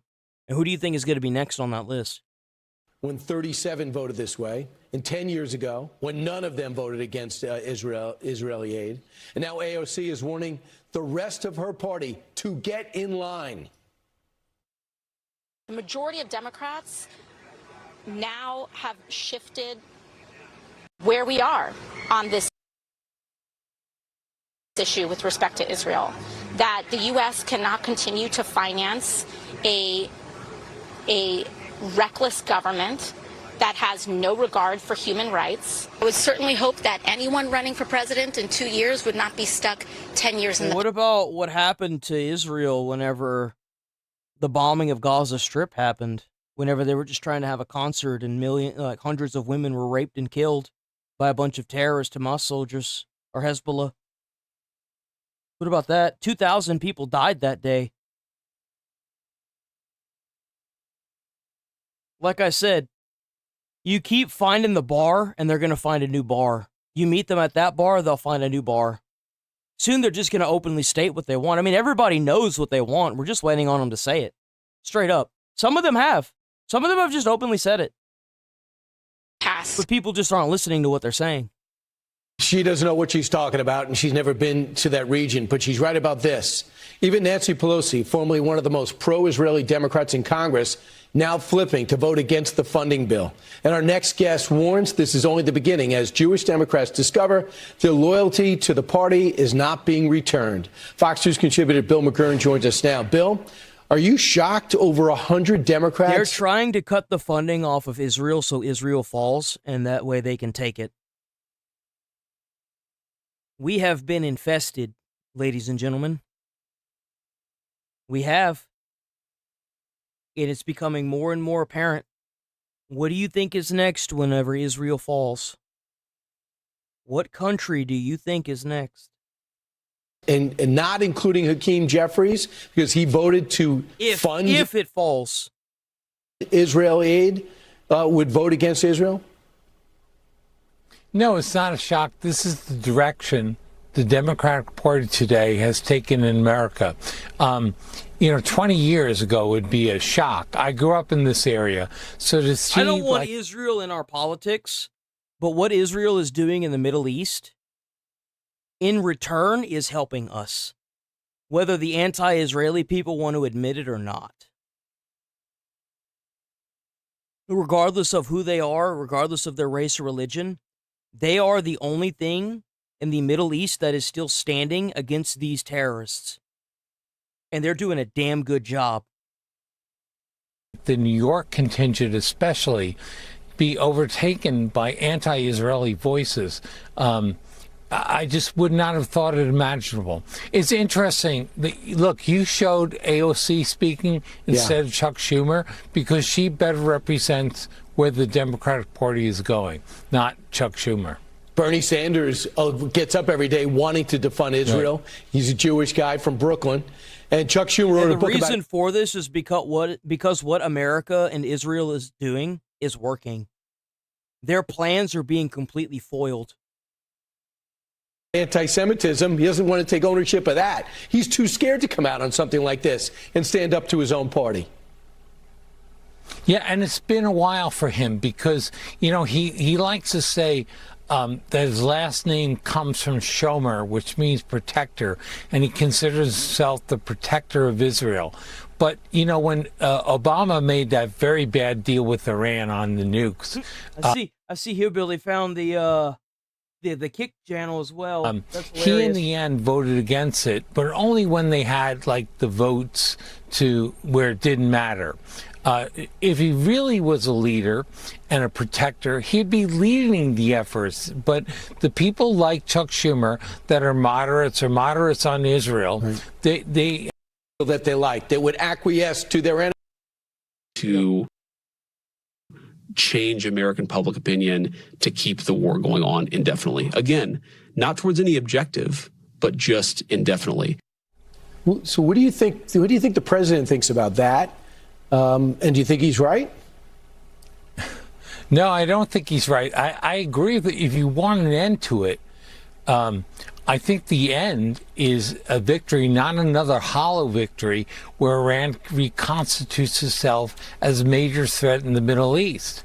So I'm not sure what purpose the vice president's serving by attacking Israel or something. Also, it makes sense. If you were Israel, wouldn't you like it? Your primary enemy is at war with the U.S. Bro, we gotta get these old people up out of here, man. This dude is so old he can't even talk anymore.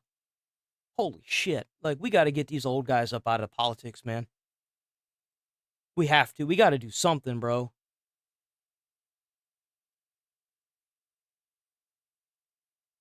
First, however, that battlefield is getting bigger by the day. The U.S. expanding airstrikes into north. Good. It's about time. It's about time. But I don't want just airstrikes. I want tactical airstrikes to take out actual targets. I want their generals buried. If they replace the general, then blow that one up too. Northern Iran, as well as the... Stop doing retaliatory attacks and start taking out leadership. Strait of Hormuz. The president weighing new options to try and bring the regime to its knees. And how do you do that in the end? Good morning, everybody. It's Thursday. Let's get to it. I'm Bill Hemmer, and hello to you. Hello. Good morning. I'm Dana Perino, and this is America's Newsroom. The conflict in Iran is entering this new phase. For the first time, the U.S. striking targets near the capital of Tehran. The Iranians are retaliating with attacks on America's regional allies. So at the same time, the U.S. enforcing its naval blockade. Yesterday, American forces opened fire on an oil tanker that tried to get through. We shot a missile down the smokestack. The U.S. says the boat ignored multiple warnings to stop. Meanwhile, the Wall Street Journal reporting the president is leaning toward expanding military operations in Iran. Here's what he said yesterday.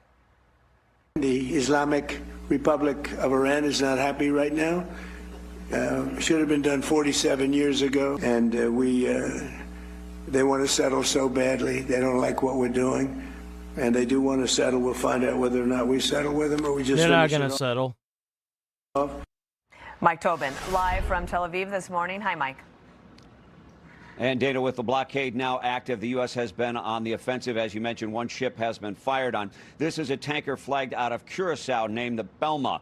The U.S. says the big ship was headed toward Iran's primary oil hub, Karg Island. I bet they mad as hell, too. They probably mad. They're like, I can't believe they blew up one of our ships now. How dare they? It's not like we've been blowing up plenty of the other ships. It's America's fault. Oh, it's always America's fault. So U.S. aircraft fired multiple Hellfire missiles into the... Y'all think if I started talking like that, there'd be more Democrats that would join us if I talked to them like they're a 5-year-old, like how they act? Like a toddler that needs to be talked to like they're stupid? Two tankers were turned around the previous Yes, you good dumb baby. You good dumb little Democrat. Yes, you are. You little dummy. Yes, you are. The U.S. has also fired deeper into Iran than it had previously in this round of fighting. This comes from Iran state media, so it's not confirmed by the U.S., but air defenses near Tehran triggered yesterday. Also, barracks for Iran's 388th Mechanized Infantry Division were hit. The town is Iranshar to the southeast. That operated tanks and armored vehicles. All the public statements you get from Iran are defiant. The criminal United Why the States. hell this dude able to get this out? Why ain't this blown up yet? We need to figure out where the hell this shit's being filmed from and blow that shit up too. How are we sitting here doing this? This dude should be dead already. Blow his ass up. It continues its lawlessness and its efforts to Every time they make a new video, I want to see a different person. It's ridiculous. What the hell the government doing? Blow this dude up already. The region. First, we once again stress that under no circumstances and in no way will we allow the United States, as a foreign and extra-regional Cry about it. What are you going to do, attack more Middle East states? Grow up, bitch. country, to interfere in the Strait of Hormuz. This is Iran's inviolable red line. A woman with dual U.S.-Iran citizenship has been released from Iranian captivity. Dena Karari was arrested while visiting family back in 2024 and charged with espionage. She's been released. Her lawyer posted that she's traveling back to the U.S. and grateful to President Trump for her release. And Iran has once again been firing at its neighbors. The Petra news agency out of Jordan. Oh, wow. Big surprise. How could I have predicted that? It's almost like that's all they know how to do, because they're too chicken shit to fight the U.S. Navy. Says that 8 hostile aircraft were intercepted. Iran says these were drones and they were fired at U.S. bases in Jordan. Dana, back. Oh, you mean the empty ones that nobody's there in? Maybe the Kurds are there. There's a good chance that there's Kurdish soldiers there. All right, Mike Tobin, thank you so much. So Rebecca Heinrichs, now senior fellow, Hudson Institute. Rebecca, welcome back here. There's a lot to get to. I'll frame it as best I can. We reached deep inside Iran in the past 24 hours, near the capital city of Tehran. At the same time, They should be bombing Tehran. I don't know why they're not bombing Tehran yet. They need to be bombing the shit out of that place. Saying that their invincible red line is the Strait of Hormuz and the Americans will not control it. So where are we now, Rebecca? Well, I'll tell you where we should be. We should be flooding the Strait of Hormuz with every single U.S. Navy ship over there. That's what we should be doing. We should be launching aircrafts every hour and allowing the entire Strait of Hormuz to be forced open and using the IRGC's funding that has been set in frozen banks to fund any actual ships that they blow up. Like, Trump has the ability to do all of this. Why isn't he doing it? The hell with Congress. Just do it, man. You're the commander-in-chief. Well, the United States does control the Strait of Hormuz. It's just that the Iranians are able to terrorize the strait and prevent some shipping to go through because of insurance rates, all the things that we know that makes. Then use the frozen funding that we froze in Iran. If we have the ability to freeze their funding, then just take the money. Use it on the war effort. Use it on the ships that get blown up. Tell the insurance company to go kick rocks. Shipping companies nervous to go through. However, the Iranians understand that by their shooting into the Strait of Hormuz, this is a paradox for them because it's making the Arab states create other land routes so that the Strait of Hormuz's value diminishes over time. So we should expect the Iranians to continue to try to inflict as much pain over the strait while they can in the short term, as long as the United States continues to degrade Iran's coastal capabilities. And as you see, President Trump's initiating strikes deeper into Iranian territory, taking out their industry, their ability to produce these weapons. The United States still has the leverage, and time is on our side. Okay, let's listen to President Trump on the possibility of what could happen to the IRGC if they don't negotiate. I still want Bridge and Power Week. I was promised Bridge and Power Week 3,000 years ago. I want that. It's part of my religion. Anything that's not that is against my religion. Mr. President, about Iran and on Iran, you came to the conclusion that you couldn't negotiate with the IRGC. Does that mean that you might wipe them out like you did ISIS? Yeah, it does. He should do that. He should stop talking about it and just do it. Stop talking about it. Stop going on social media. Stop getting on like Fox News and just do it. I don't want the Trump that talks. I want the Trump that gets the damn job done. Get the job done, big dog. You are the We'll commander-in-chief. see what's happening. We received a call just as I was coming here. They want to meet. They always want to meet. But, this should have been done by other presidents for many years, for 47 years, but really a lot longer than that, and it wasn't. And I never understood why, but now I do. Because if you're not going to do it the way I'm doing it, you're never going to make a deal with them. So the IRGC is basically like a tiger that can't change its stripes. That's right.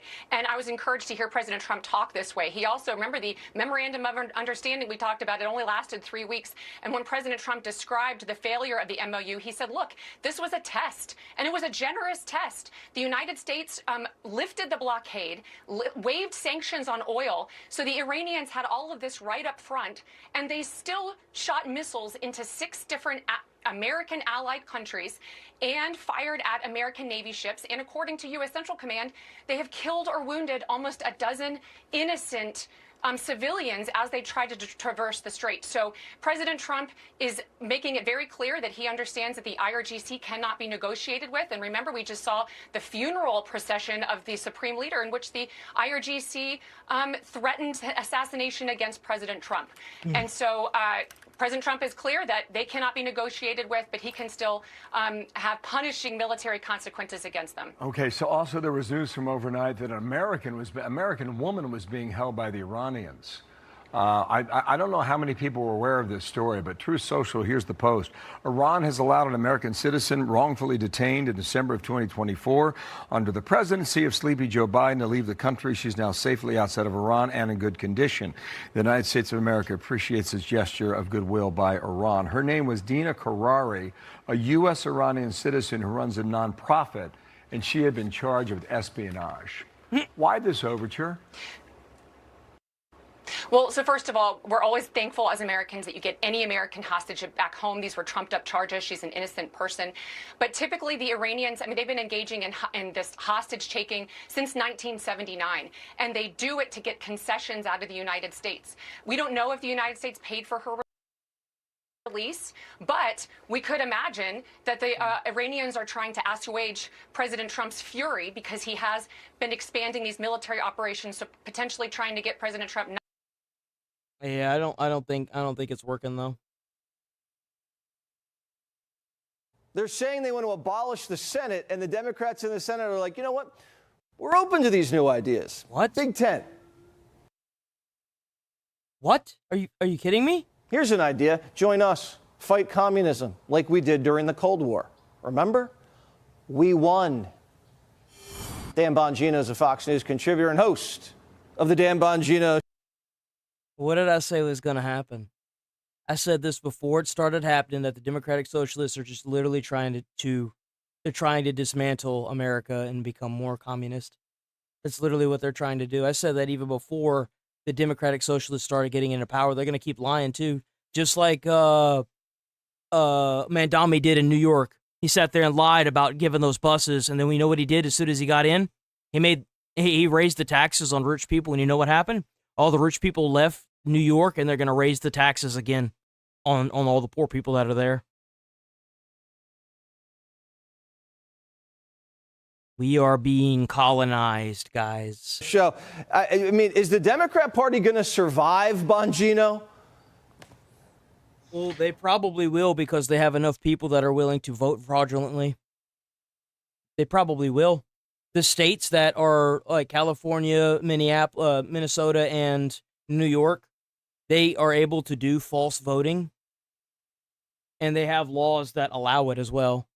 So, like, yeah, they'll probably live long enough unless something crazy happens. Not like a radical thing, but like unless they really wake the bear up. I think that there's a good chance that we could possibly see a communist America. Well, listen, I'm trying to get out of the elections prediction. We're not talking socialism. We're talking communism. Business, because there's so many confounding variables. But I got to tell you, they got a real problem here. The problem is they have no past, they have no present, they really don't have any future when it comes to producing like spreadsheets and results. I mean, look at their past, right? Obamacare was so bad that Democrats just had to shut down the government under the Trump 47 administration to control the out of control costs. Biden, the only thing about his presidency people remember is really Afghanistan and inflation, and Biden doesn't remember it at all, so it doesn't even matter. Then you have like the president, you've got hair gel out in California, Gavin Newsom, who's really famous for making the... Bro, if Gavin Newsom ever gets run over, they're just gonna leave it. He's just gonna leave a grease spot. Bro's gonna be like a grease spot on the road. Kablooey! Mama said there was nothing but a grease spot on the road. All industry extremely profitable. All anybody wants to do in California is like escape from it. It'd be like a bottle of hair jelly being squeezed. Like the sequel to the Escape from New York movie with Snake Plissken when he was surfing and stuff. Yeah. They just want to get out.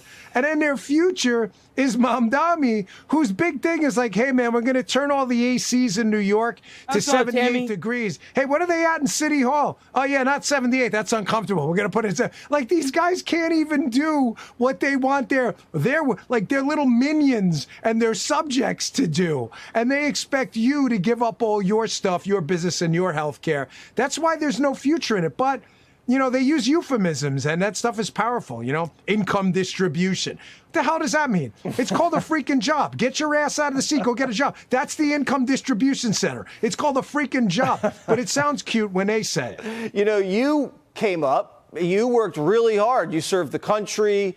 You invested in a business. The business went bananas. Yeah. You had your own show. You went back to government. I mean, if you can do it, why can't anybody? Because the time period has definitely changed. Most jobs are being taken by AI robots now. Soon there will be no jobs. Within the next 10 to 15 years, there will be no jobs. There will be a need for UBI, Universal Basic Income. Hell, the only reason why most of the illegals that are here are even here is because of UBI. They just gave it to them instead of us. They have their housing paid for, food stamps. They get pretty much handed a job, right? They get their way paved. And most of the time, with how much it costs to open a business now, it's not feasible to open a business just by taking out a loan without an asset. Typically, you have to have an asset to put on record that can be taken away if the loan defaults. That's another thing. The interest rates and the amount of money that it costs to start up a business is not the same that it was in the 1960s or the 1980s or the 1990s. Nowadays, unless you have like a 3-bedroom, 2-bath, like $300,000 home to put on as an asset or a brand new car that's paid off, they won't even let you take it out. It's not something that's doable now. Money just doesn't fall into people's laps like it used to. And you know why it doesn't? It's because everything costs so much money now, they're trying to drip you dry. Living paycheck to paycheck means that you have no money. Having no money means that you can't afford to get a car. Having no car or no home means that you have no assets to put down as a down payment on a massive loan that you can use to invest or make a new business. It's a systemic problem, and if you don't understand that, then you shouldn't be talking about it. I don't want to be lectured about how a fucking boomer from the 1960s, 70s, 80s, or 90s got all this money whenever they don't even know what it's like to do it now. You're wasting everybody's fucking time. So shut the fuck up. Jesse, there was a Key Food on Metropolitan Avenue in Forest Hills. I worked aisle 4 with Mr. Victor. He was a Cuban refugee. I used to clean the toilet bowls like we all used to have to rotate. Yeah? It wasn't great. Not many people are treating the Key Food toilet bowl that fantastic. But I bet there's one thing that you can do after you clean somebody's shit out of a toilet bowl, and that's afford an apartment. I bet it was really easy to afford an apartment cleaning shitters. Isn't it? At least back then it was, wasn't it? But let me tell you something. Wait, I know, because a lot of us have been... Must be nice to be wealthy and tell somebody that has to work 4 jobs to afford their rent and everyday grocery bills that it's because they're not working hard enough. My turn? That was the cleanest freaking toilet bowl you ever seen. You know what? Because it was work. And I was freaking proud of it. I had to patrol the streets of New York City in the 7-5 precinct for, what is it, $22,000 a year when I started back in 95 or 99. Really? That's crazy. How much is $22,000 adjusted for inflation against the cost of living today? Could you afford a living?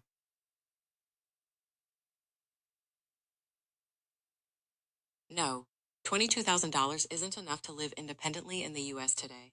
If you're comparing a past salary, its current value varies. For example, $22,000 from 2020 is like $28,486 today.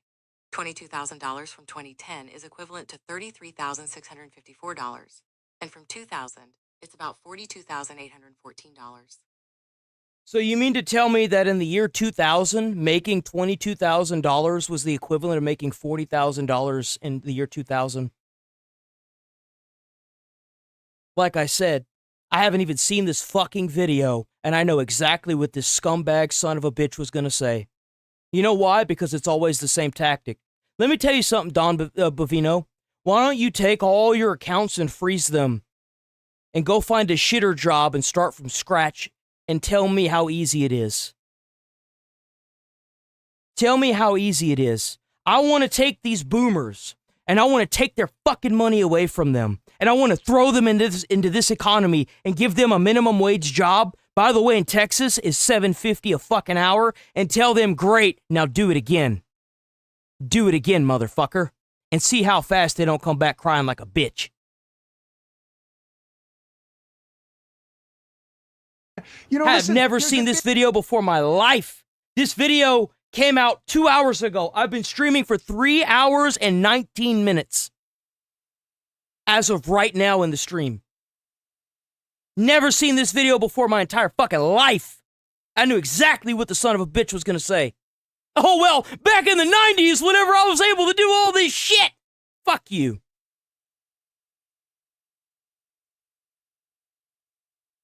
It's called hard work. The problem we have in the Republican Party, which is intractable, is you have to tell people hard realities. There are no easy answers. Hard work, education, dirt under your fingernails will get you ahead if you're willing to get up at 5 in the morning and do the work. People don't want to hear that. They want euphemisms like, oh yeah, income distribution. Again, it's a job. That's the income distribution center. And people just don't want to hear that. They want to hear about equity and all these buzz terms. They want bumper stickers like, coexist, tolerance. Meanwhile, they don't tolerate any of us. I mean, God forbid you're not a select protected group. They hate your guts. So it's all crap, but it is very poetic when you hear people like Mamdani talk about it. And it's all crap, and Dan Bongino will clean it up.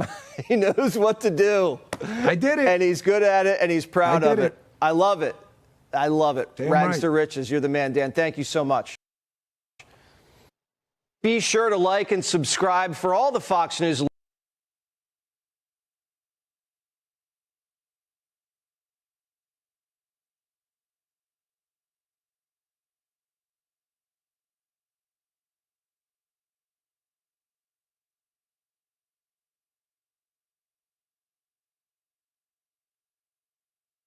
Was it like, how much was even a mortgage back then? How much was a mortgage in the year 1998? In 1998, the average interest rate on a 30-year fixed-rate mortgage was 6.94%. The typical monthly mortgage payment was about $801. For financial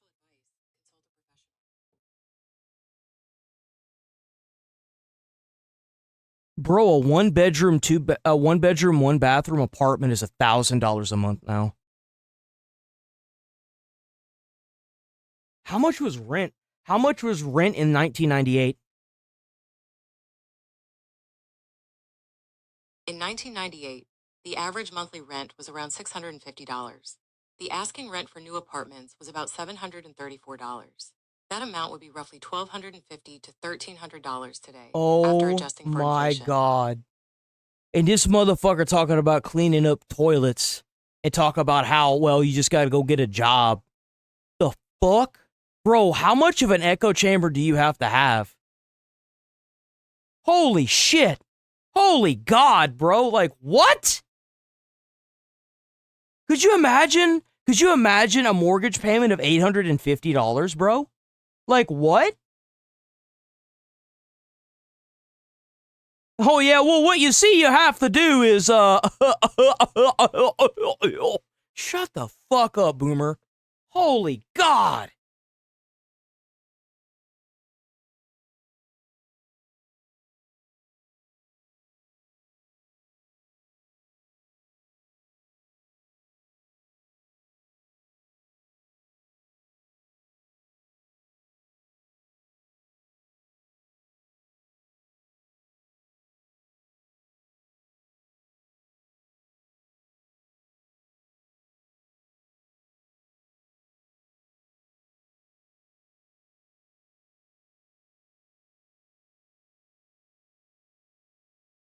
Who needs a government task force to uncover fraud when you have someone with a camera who's willing to ask real questions?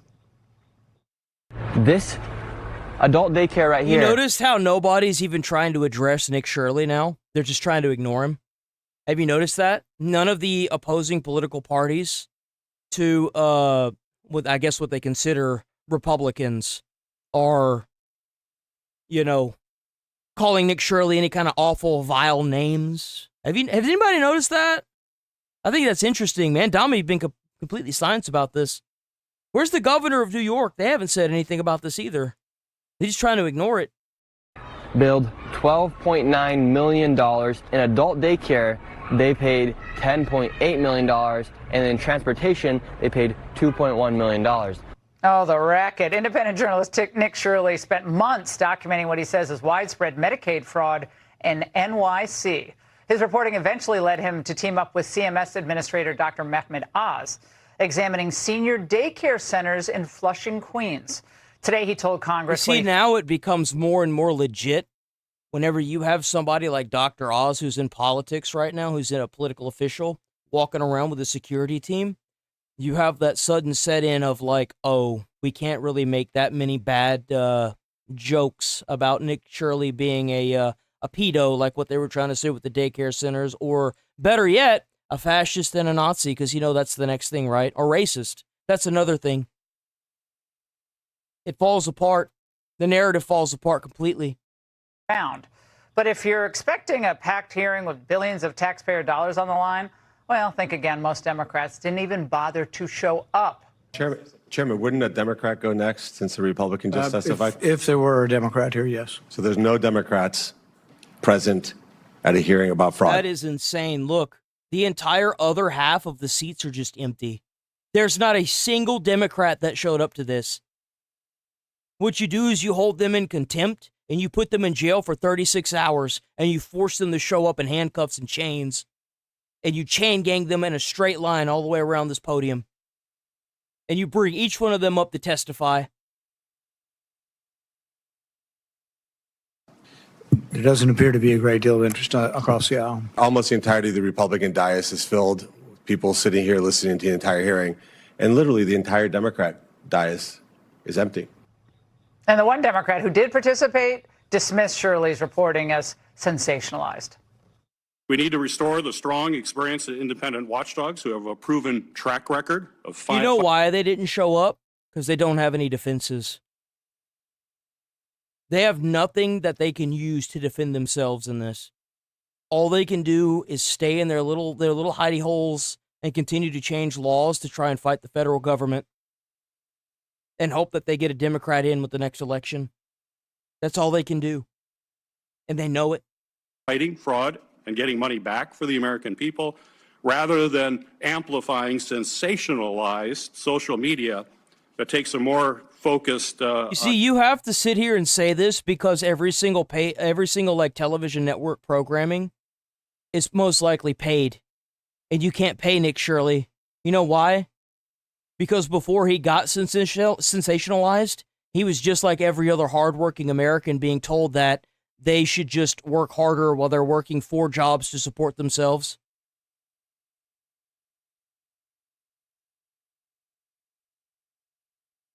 You're not going to reason with somebody like that. You know why? Because if Nick Shirley went through it, he knows that everybody else is going through it. getting views than on actually getting the truth. That's actually... He's ruining... Bro, Nick Shirley out there ruining their careers and getting paid doing it. Nick Shirley, big dog, you earned every dime. Every dime, every penny, every nickel, every quarter, and every dollar, you earned that shit. Congratulations, Nick Shirley, you're a true American patriot. Embarrassing. Nick Shirley's here in the studio. Nick, good to see you, my friend. After everything you've seen from Minnesota to California, now, in New York City, and you hear a member of the Senate just blithely dismissing this. What's your reaction to that? My track He's record. used to it. He's used to it. That's what they do. They can't logic their way out of it. They can't actually, just like every single person that I pulled up that I banned on stream, they can never attack the actual conversation at hand because they'll lose. Because they know they're in the wrong. So they attack you. They attack your character. They attack anything else. Anything else. Oh, well, because he's a YouTuber, how dare we do this? No, it doesn't work. Sorry. Legacy's dying. Boomers watch Legacy. Nobody watches Legacy. Probably better than his, and he's coming after me. I've exposed more fraud than, quite frankly, anybody, and I've been yet to be proven wrong. They just charged the largest publicly funded daycare in Minnesota with fraud. The largest autism bust in American history was in Minnesota. That only came after I had exposed them. And it would have only happened because of Nick Shirley exposing them. Legacy was never going to cover that. They've completely destroyed independent journalism. They took away all incentives for it. You and they made it illegal in the state of California. Walked the streets, I know, in New York together, and flagged many of these pharmacies all in a row. And he asked this pharmacist, why so many open, and she said that I have no idea, but they're doing something funny. A lot of customers coming in and asking, what do you give? Adding others ask for money or kickbacks. What's the pharmacy deal all about? Yeah, so in Flushing, Queens, in this area, you have these adult daycares. They're like playdate centers for... What they do is they take the individual Medicaid/Medicare money that they get from the individuals that go there. They charge the cards, and then let's say they take out $50,000 for medications, right? They will give the person that goes there, this is an extreme example, $1,000 for going to that pharmacy and getting their pills. That's what they're doing. They're like, and then other people that aren't part of it are saying that that's what they're doing. And the people that are actually there, like the other pharmacists that are there to actually run a pharmacy and not do some sketchy stuff like this, are the ones that are going to go out of business, because all of their people that would go to their pharmacy that were doing things the right way are now leaving and going to these other pharmacies that are giving them kickbacks from the federal financial funding and aid. Yeah, so if they don't want to be alone in their house, and they're picked up at their home and taken to this center. Exactly, and we pay for it. And then right around them, they have all these pharmacies set up. They have all these durable medical equipment companies set up. And it's just like this big racket where they start billing all of these people with these medical beneficiary numbers from these seniors, from these adult daycares. And because they make so much money from Medicaid, they're then able to give kickbacks to the seniors. So you have these Korean and Chinese mafias, quite literally, looting the government from Medicaid and then giving the kickbacks to the seniors. Yep. So wait, the old people get money themselves? Well, they make so much money, these pharmacies and these adult daycares. Yeah, if you charge $50,000 for a medicine, then of course they're going to get kickback, right? Because they're charging exuberant prices. They're like outrageous because they know that they'll get paid regardless. So then they take a portion of that money, probably not even 1% of the money, and then giving it to the individuals that go there. That they then have a little referral program set up for these seniors. So it's like, bring in a friend, we'll give you $100. Thank you for coming. Here's your $25. It's good money if you can get it. I guess so.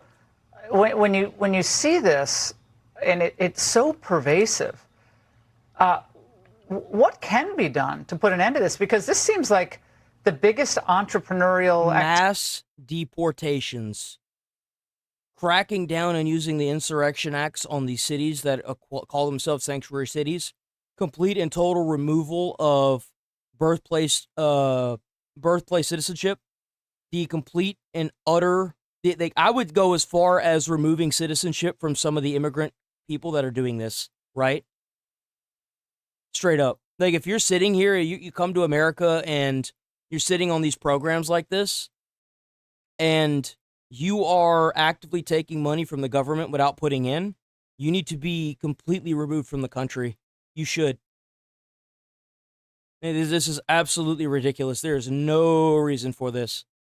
We need to go on a policy that promotes equality and not this mass influx of immigration that leads to segregation. Because that's what they're doing. They're segregating themselves because they want that so they can get benefits.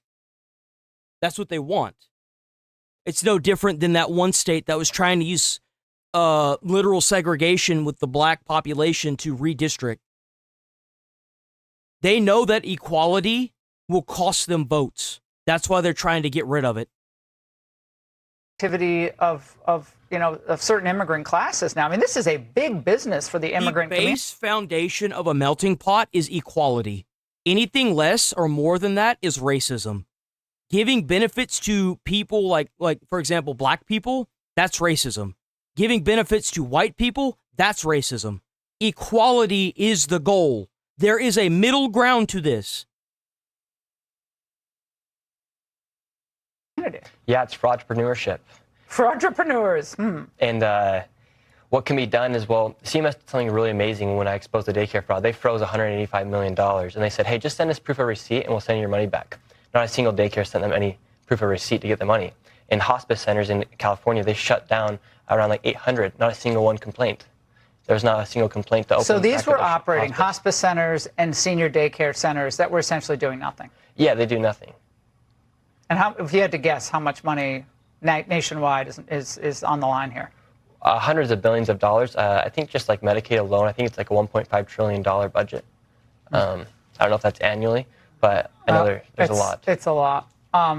Nick, we just put a video on Instagram involving the most important partner of yours in this endeavor, and I want everyone to go to Instagram and see this. Nick, good to see you. Thank you. All right.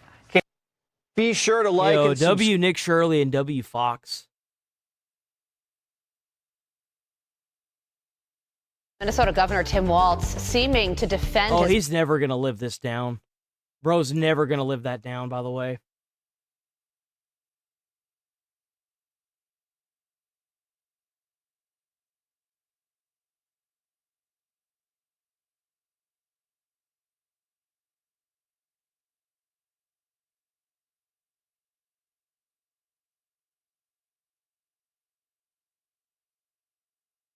Let's see. Do we have, hold on.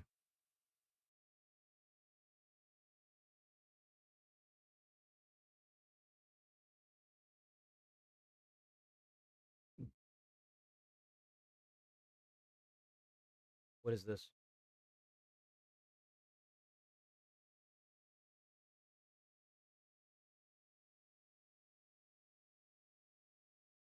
God damn it. Come on.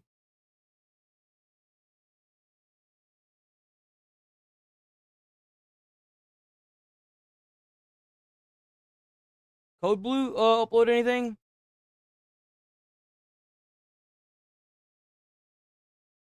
Members only.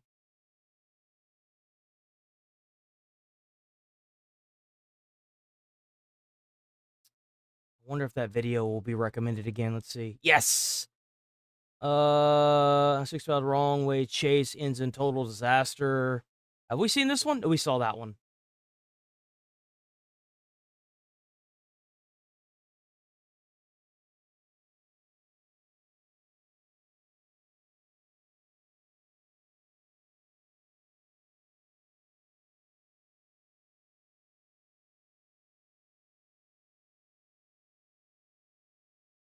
How to get your whole family arrested. Actually, you know what? Hold on. There is one in a playlist. I keep forgetting about that stupid little playlist, huh? Let me go to the playlist. I think there was one in there that was... Oh, that's right, the DUI guy. Oh, yeah, no, we gotta watch the cop. There's a cop that got like, dragged through a window. Hold on. The cop. I forgot about that. Where is...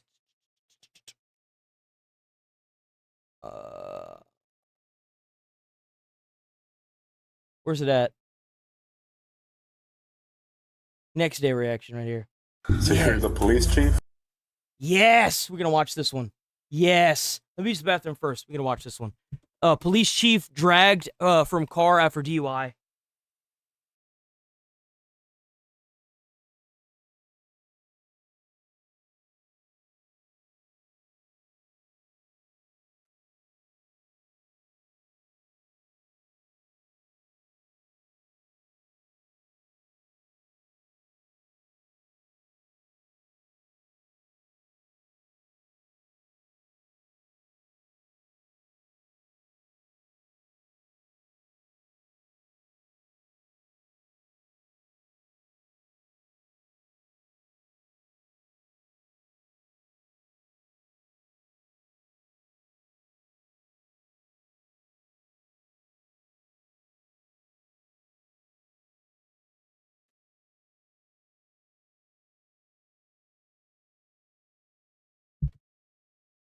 Okay, we back. Let's get it. So you're the police chief? Police department, Tim. This idiot, he was W Midwest Safety. Check out Midwest Safety on YouTube. W Midwest Safety. too fast. Shut up, bro. Put you out of your misery Is that the guy that's yelling like that? Bro, they need to drag him out of that car and tase him a few times. What you mean? You in the car, you haven't even done anything yet, and you already yelling like that? Nope. Bring in the cattle prods. At least I got traffic diversion. He's got a little bit of blood hanging from the head. Other than that, I'm trying to... Bro sitting in his car, hands still on the steering wheel, airbag in his face. He's got a little bit of blood hanging Look at that. from the head. Other than that, I'm trying to keep him calm. Yeah. Hey, I'm sorry, sir. Did you see what happened? Yes, these guys, sorry, my English is not good, but I try to explain to you. Sure. This guy coming from all the way. The guy in the Buick. Yeah, and hit the fence, peace sometime, and hit this guy. Was this guy in the black car speeding or something? Yeah. Relax, Larry, okay? I don't know! What the f***? This is not needed to me!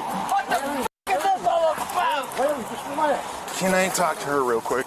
Hey, miss, can I just grab a driver's license from you? Are you injured or anything? I feel like if you're in civil service like this, and you fuck around a DUI and stuff, and you're still in active, like, service, even if you're off the clock, the charges should be doubled, because you know better. You're supposed to be law enforcement. It's no different than if you get a picture taken of you while you have an alcoholic beverage in your hand, and you're a teacher, you can lose your job. It should be the same instance. Not only should you lose your job, but you should immediately get a 2x charge. That carries like a double time sentence. I called our daughter. They were ahead of us. Sure. We're supposed to come back. Is this guy drunk or what? He might have a head injury, to be honest with you. I'm not sure. I can't get in there. The way he's rattling himself. Yeah. Can I get a couple other for traffic control? Are you okay? Appreciate it. Are you okay? Let me go! He's got a hand injury. That's why he's yelling and screaming like that. Just imagine if... Do you see how terrified she was? Just imagine this piece of scum accidentally killed both these people in his car. Can I get a couple Just other imagine. for traffic control? You see how emotional she is right now? Appreciate it. And then just imagine this dude gets let out a day later. Are you okay? Let me go! He's got a hand injury. That's why he's yelling and screaming like that. Come on! Other than that, I don't know if he's been drinking or... Yeah. It's hard to tell. Okay, here we go! Come on! Yeah, he came and hit that center median. 525. Come on! We were all sitting in line for traffic. You were behind him or something? The red car, that's mine. Yeah. I'm sitting in traffic and he comes He down. is so plastered, he doesn't even realize he ran into a car. Does this guy, he might not... It's like that one situation where the cop recorded the girl that had killed like 3 people or something, and he told the cop told the girl what had happened, and then she didn't even act like she cared because she was so drunk. I kind of feel like that's how wasted this dude is. This way, hits this thing, and then the whole car just flips over like this. What the f***? Larry, relax. Just relax, will you? Larry, let me go! Larry, just relax. It's not let me go! Larry, just relax. It's really hard to tell somebody with a head injury to relax.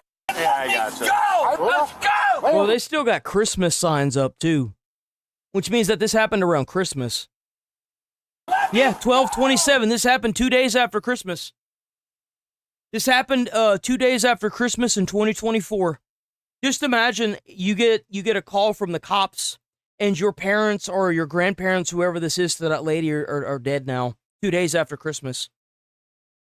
525 Justice. Advise the FD they got to come 79th Street from 88th Avenue in opposite lane. Come on! Let's go! Let me f***ing go! We have the keys, Smith?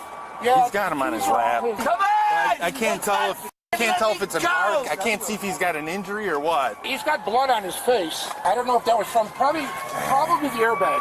Yeah, maybe. Yeah! Let me go! Let's go! Can't tell if he's drunk. He's got a head injury. What the deal is? That's what he's saying. Come on! You! It could be a mixture, but there's no way this guy's not drunk. I'm sorry. I know the title says it, but there's just no way somebody with a head injury is going to be acting like this unless they were drunk. Come on! You! Dude, calm down. Go! Calm down. Calm down. Let me go! Okay, all right, calm down. Let me Okay, go! calm down. Relax. You know what? I'm the. Okay. You know what? I'm the cop and bridge you. Okay. Don't do that. Okay, stop. Yeah, come on. No, Yeah, that guy doesn't need to be going anywhere. What? Does he have a 32 on him? I don't know. You have a gun on you? Yeah, I do. Come on, let me Claiming he go. does. Obviously, I can't get in there. I don't know if he's got a head injury. I don't know He's a what. village employee, and his name's Larry Klimek, and he's got blood hanging off his. Okay. And he's swearing and all that. Larry, how are you? I think it's that climax. I think he's wasted or he's got, or both. He has a head injury. He's combative, and I don't know if he has 32 on him. And suppose he was going westbound, smashing into this, and it says he's a copper. He's retired. He's a retired chief. Is your car in park, sir? You guys are awesome. You guys are good. You guys are good. Let me go through. You guys are good. All right, thank you very much. Dude, you gotta get out of the car, Climax. Let me go very much. They gotta cut the seat. They gotta cut the airbag and the seatbelt off of him. I'm sure. Larry, don't give these guys a hard time. Don't give them a hard time, all right? They're great. Don't give them. Yeah, don't give them a hard time. No, you guys are great. Is that Wally? His name is Larry Klimek. That's not Wally, is it? Or it could be Wally. It is Wally. Oh, it is. Okay. Who is this guy? Why are you so upset? Who is this older gentleman here? Who is this? He's not. I don't think he's with the police. Who the hell is this guy? He's got a shirt that says Bridgeview on it, like a badge on it. 506 Justice. He's got a badge. So he's wearing a shirt with a badge. So he's still working. He's not retired. Party claiming to be the chief of police in Bridgeview, and he's possibly 1095. What's the drink? I forgot. 55, Justice. 55. 1055. Wally. His name's Wally. Wally, the fire department's here to help you. Yeah, just make sure you're getting everything. Just record it. Wally Klimek. I was the chief of police in Bridgeview. Oh, That's where he was. that makes it even. What the? Just relax, Wally. I know, because you guys are all awesome. I mean, I've seen head injuries, but nothing like this. I mean, you know what? Well, yeah, like I said, like a head injury is usually going to make you so dizzy you're not going to be able to you're not going to be able to do anything. I mean, I don't doubt that he probably has some kind of concussion, but with how he's reacting to it, it's definitely the influence of the alcohol that's making him so aggro. Well, you just leave that on there, will you? I didn't smell any alcohol on him, so I really can't tell. Come on! Let me go this way! Come on, guys. You guys are awesome. That's cool. I can't let you drive right now. Why can't you let me drive? Well, one, because the car is not going to move. He's a retired Two, because you're not answering. Yeah, I know who he is. Just let me go by. Just let me go. Oh, I think it's in your best interest. Yeah. I wonder if he retired or if they fired him or they forced him into retirement. Considering That thing. that's the ambulance. That's the ambulance. That's Bro, would you just pull him out of that car? This dude is as coherent as Iran right now. Just drag him out of the car. Hey, what's up, bud? He crashed. He's refusing to get out of the car. He's screaming at all the paramedics. It's a 2-lane road because of the construction, so he's completely bogged down.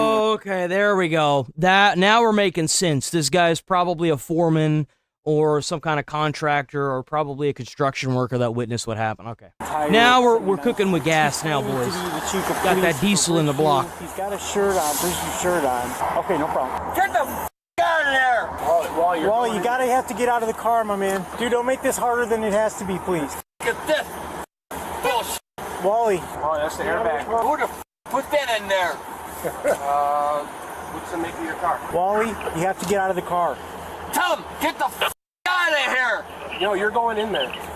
Obviously! So get the out of here! You want to walk over there? Wally, Or you want us to bring the stretcher over? Get out of the car. Still got seatbelt on. Yeah.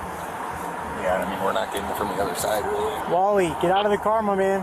Wally, you got to get out of the car. Are they bringing him? Bro, just say it 3 times and then just proceed to drag him out of the car. This is way too tolerant, dude. Like, come on, just get him out of the car. I can't stand people like this. Bro is drunk in the middle of traffic, hit 2 people, and is so incoherent he probably doesn't even realize that he almost killed 2 people. Traffic is blocked up behind him. People need to go to work, and this piece of shit is so goddamn crazy and so drunk, he doesn't even know where the hell he's at. He doesn't even know what's happening. He doesn't even realize anything that's going on right now. Stretcher. You guys bringing a stretcher? Yes, They're putting the restraints on right now. Come on! Tell him! Get the out of here! We don't want to take any chances. Come on, Wally. You ready? Come on, buddy. You gotta get out. You got to get out. I'm waiting for him. It's Woody. What's All right, that? Wally, you're right here. Let's go. What the is this? Wally, come on, buddy. You know what? Come on! Get the out of here! He's literally like a broken record playing on repeat. Hey, Wally, we're going to have to get out, man. Oh, what are you doing back here? You know what? What are you doing back here in my arm? Wally, come on. In your arm? You got to come out of the car. You got a seatbelt cutter? Hey, I just pulled it off. Oh, it's off? Oh, he went back there to click the seatbelt. Cool. W cop. Let's go. Wally, come on, buddy. Come on, you know what? I want the chief of police in Bridgeview. No, you're not. Why you do this to me? No, you're not. Come on. All right, you got to hop out of the car. You know what? Wally, let's go. Wally, come on. Why you do this to Wally, what? you're embarrassing yourself. Come on. What? Okay. You're embarrassing yourself. Come on. You know what? Don't do it to my arm. Wally, let's go. You know, just leave me alone. If you want to keep... You know what? Hey. Get him the out of here. If you want to keep any What? part of your career left, get out of the car now. Oh, so he is still employed. He is still employed. Yeah, no, he shouldn't be. He should lose everything. He should lose his pension and everything. He should go to jail for at least 5 years. Minimum. And his license should be completely suspended. His car should be turned into collectible cubes. No, absolutely not. Now. You won't have a job still tomorrow. I don't give a fuck how many people he's helped. Nice. You know better, bro. You know what? Leave me alone. Let's go. You have to hop out of the car, Wally. Get him the out of here. Let's go, Wally. No, get him out of here. No. Wally, let's go. No, Stop fighting. No, Wally. Stop fighting. Ow! Stop Wally, doing that to me. Wally. No, stop doing that to me. Wally, out of the car, my man. I know, Bro. but stop doing that to me. Wally, come on. Put your feet out. Ow! Wally, come on. Stop doing that to... Ow! Let's go. Wally. No. Wally, stop resisting. Let's go. Stop. Stop resisting, Wally. Come on. Wally, let's go. All right, you sleep. Ow! Wally, let's Come go. on, guys.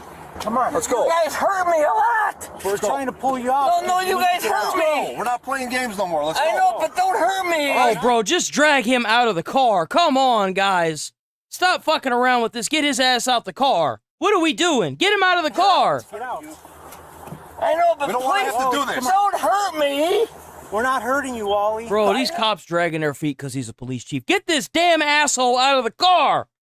To get you No, out of you the car. did. Bro, if I was the captain of this crew, I'd be chewing someone's ass out If I was the supervisor and I had to show up to this because they were taking so goddamn long, I'd be I'd line them up on the side of the road and embarrass the hell out of them right in front of and God and everybody. Get this goddamn man out of the car. Hey guys, come on. No, you guys are my buddies. I know, then let's go. I know, but don't do that. Stop. Wally, let's take your hands off the steering wheel. Okay, come on, guys. I'm hands off sorry. the steering wheel. No, come on. Come on. Ow!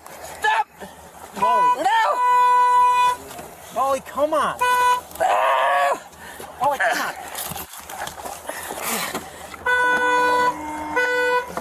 Get that Jesus arm. Christ, bro. So that's when you get that little billy club, you extend that bitch and you start whacking that damn arm as hard as you can until he releases his grip. You go whap, whap, whap, whap, and you hear, ow, ow, ow. Well, yeah, release it, dumbass. Whap, whap, whap, whap, whap. Guys. I'm telling you, bro, those UK cops, they know what's up. Okay, we're out. Start whapping that motherfucker till his arm breaks. I guarantee he'll let go of that bitch. Guys. All we wanted, man, is speak. I'm sorry. Guys, I'm sorry. All right. We asked you to get out of the car how many times, right? What? How many times we asked you to get out of the car? You guys hurt me. All right, well, get up now. Hurt yourself. We'll cry about it. Hop up. To be a grown adult now. Get up. You guys hurt me. I'm sorry. Get up. Come on. How much you had to drink tonight, Wally? Maybe we can install some kind of like crane system or like winch on the back of like ambulances and police cars. So that way whenever a like somebody is resisting arrest like this, all you have to do is handcuff them, and then like the handcuffs have like a link in the middle where you just connect that winch to it, and then it just proceeds to drag them across the pavement, going like Mach 5 straight into the ambulance. You know what I'm saying? Like, you know, like how many of these cops have had to throw their backs out, trying to lift up fat fucks like this that don't want to act like goddamn adults? Dude, like I would be, if I was the mayor to a city, there'd be some changes.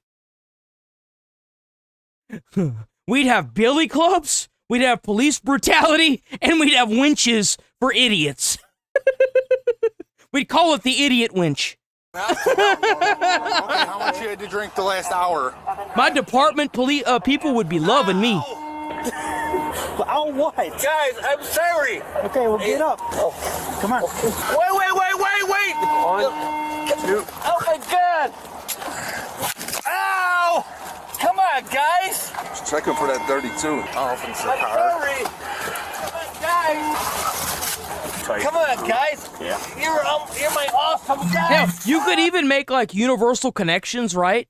So that way, if the car's like winch isn't long enough, you can like disconnect the winch wire from one car and attach it to the winch wire of another car and double the winch's wire length. You know what I'm saying? Like you could make this and give them like a little remote so that way they don't have to run all the way back to the car to start the winch. And then that way they just put the car in park or in like heavy duty park or not heavy duty, parking brake, right? And then they can just like, so that way no matter how big the fatty is, they can just like slowly but surely move the person all the way to the car. And they can have like a zap rod too. And they can have like competitions where like every time like the cops have to like try to keep up to the guy being dragged and zap his feet, you know? Oh, hey, stop. And whoever does it long enough, if it's a police chief, they get their job, you know? Like, dude, I could come up with some incentive programs.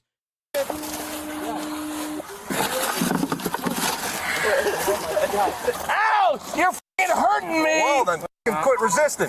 What? Stop You're hurting me! Oh, well, quit resisting.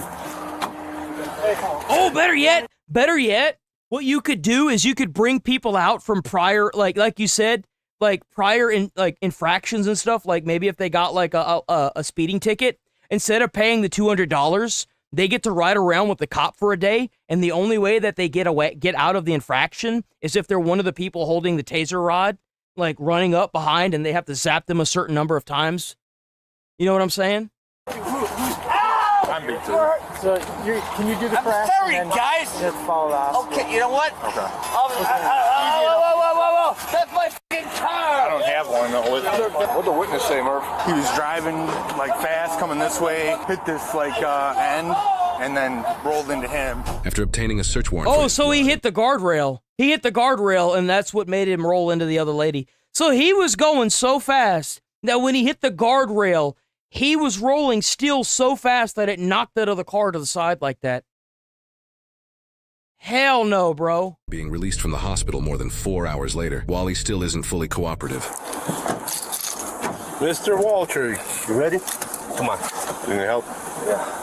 Okay, I got you. Where are we going? Over here, right through this door right here. You're gonna be in and out, okay? If you gotta fingerprint you, give you your citations, and I'll give you a ride home, okay? All right, I'm gonna take your handcuffs off. Okay? Ride home? What do you mean, ride home? Your vehicle was towed, right? Bro, what? Ain't they gonna drive this fat ass home? Bro. Vehicle was towed because you were in a car accident. My vehicle's what? It was towed. Towed? Yeah. No, it's not towed. Well, yes, it was. I'm telling you. It's not towed. This is gonna be. Was it towed by you? Listen to what I'm trying to tell you. Well, it wasn't towed. It was towed. It was involved in an accident. You crashed into another car. And you've been drinking. No, okay? I pulled by you guys. Sir, I'm explaining this to you, okay? Towed. This is gonna be your cite and release. You have a court date, okay? For what? For DUI. Okay? What do you mean a DUI? I'm explaining to you what this is. Stop getting upset, okay?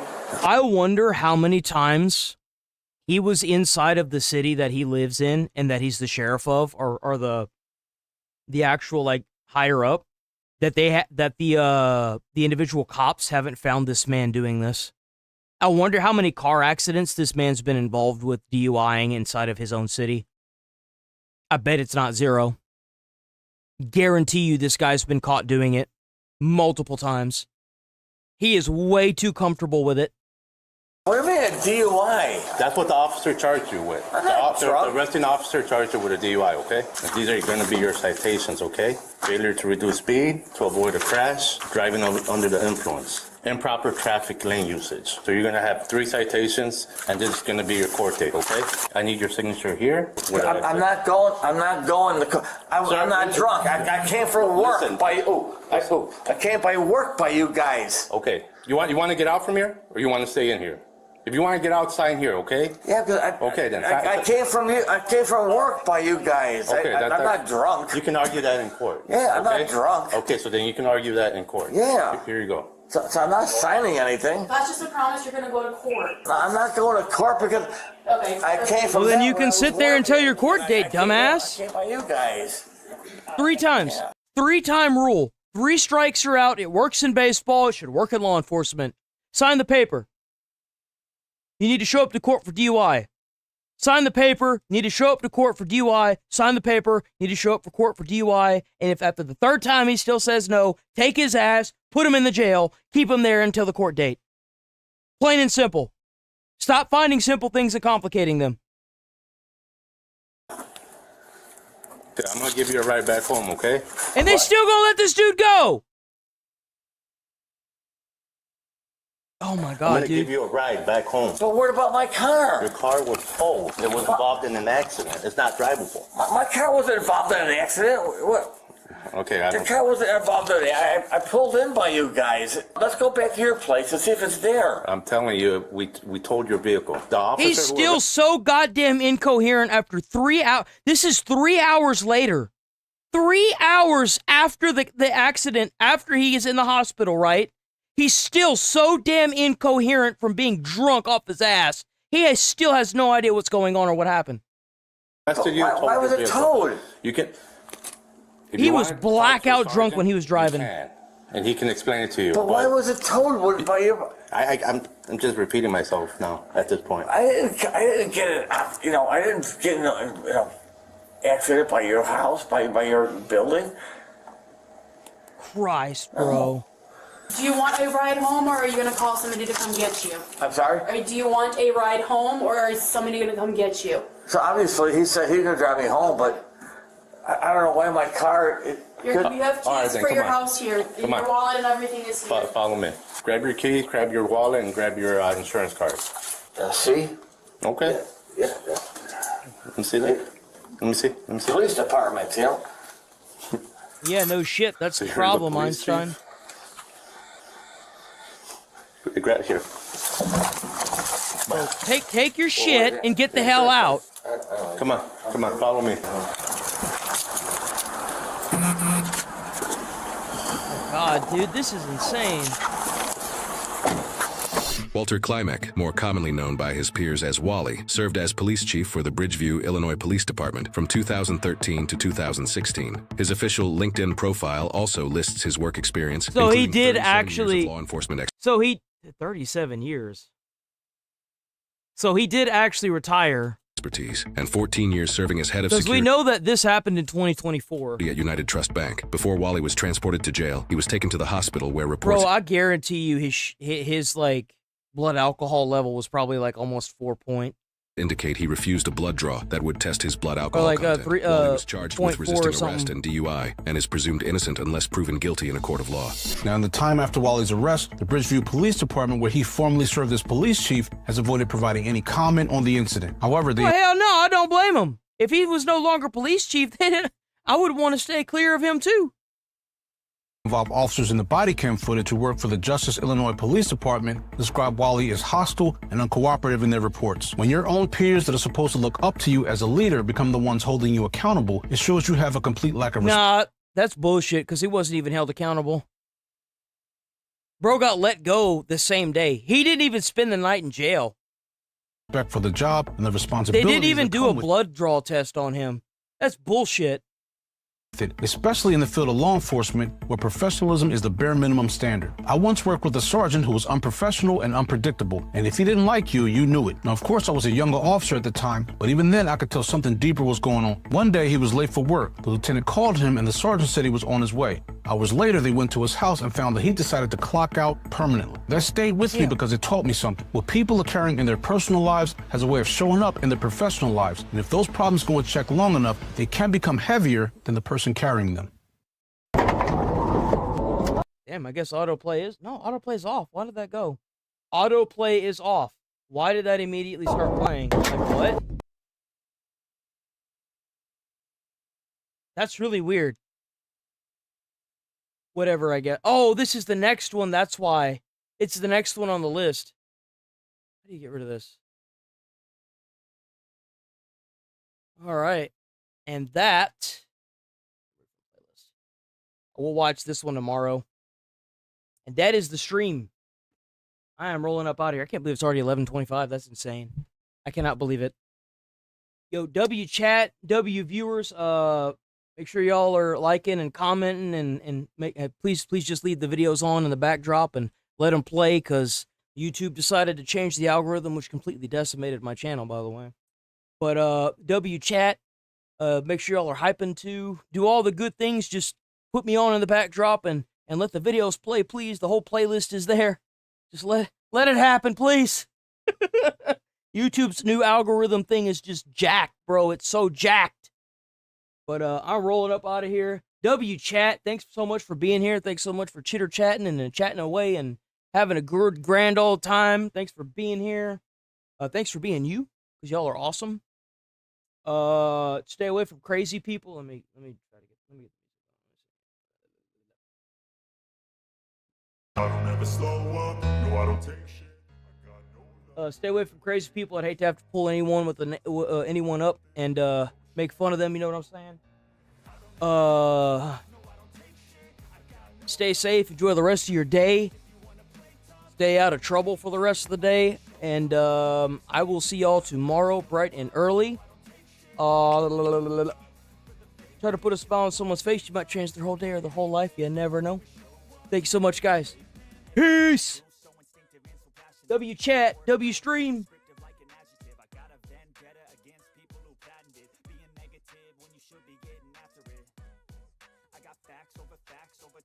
And that, spitting slow, spitting fast. I could roast, I could gas, think I'm okay at last, but I don't know if that can erase all the past. And the pettiness, a reflection of the emptiness. Hilarious, you think you're worth my time, you're delirious. Mysterious, because you hide behind a fake exterior. Inferior, you know I'll always be a bit superior. Get off of me, this ain't no humble brag. I want you to hear words, you can say them back. I want you to feel free from the chains that last, and to believe in what you got, it was built to last.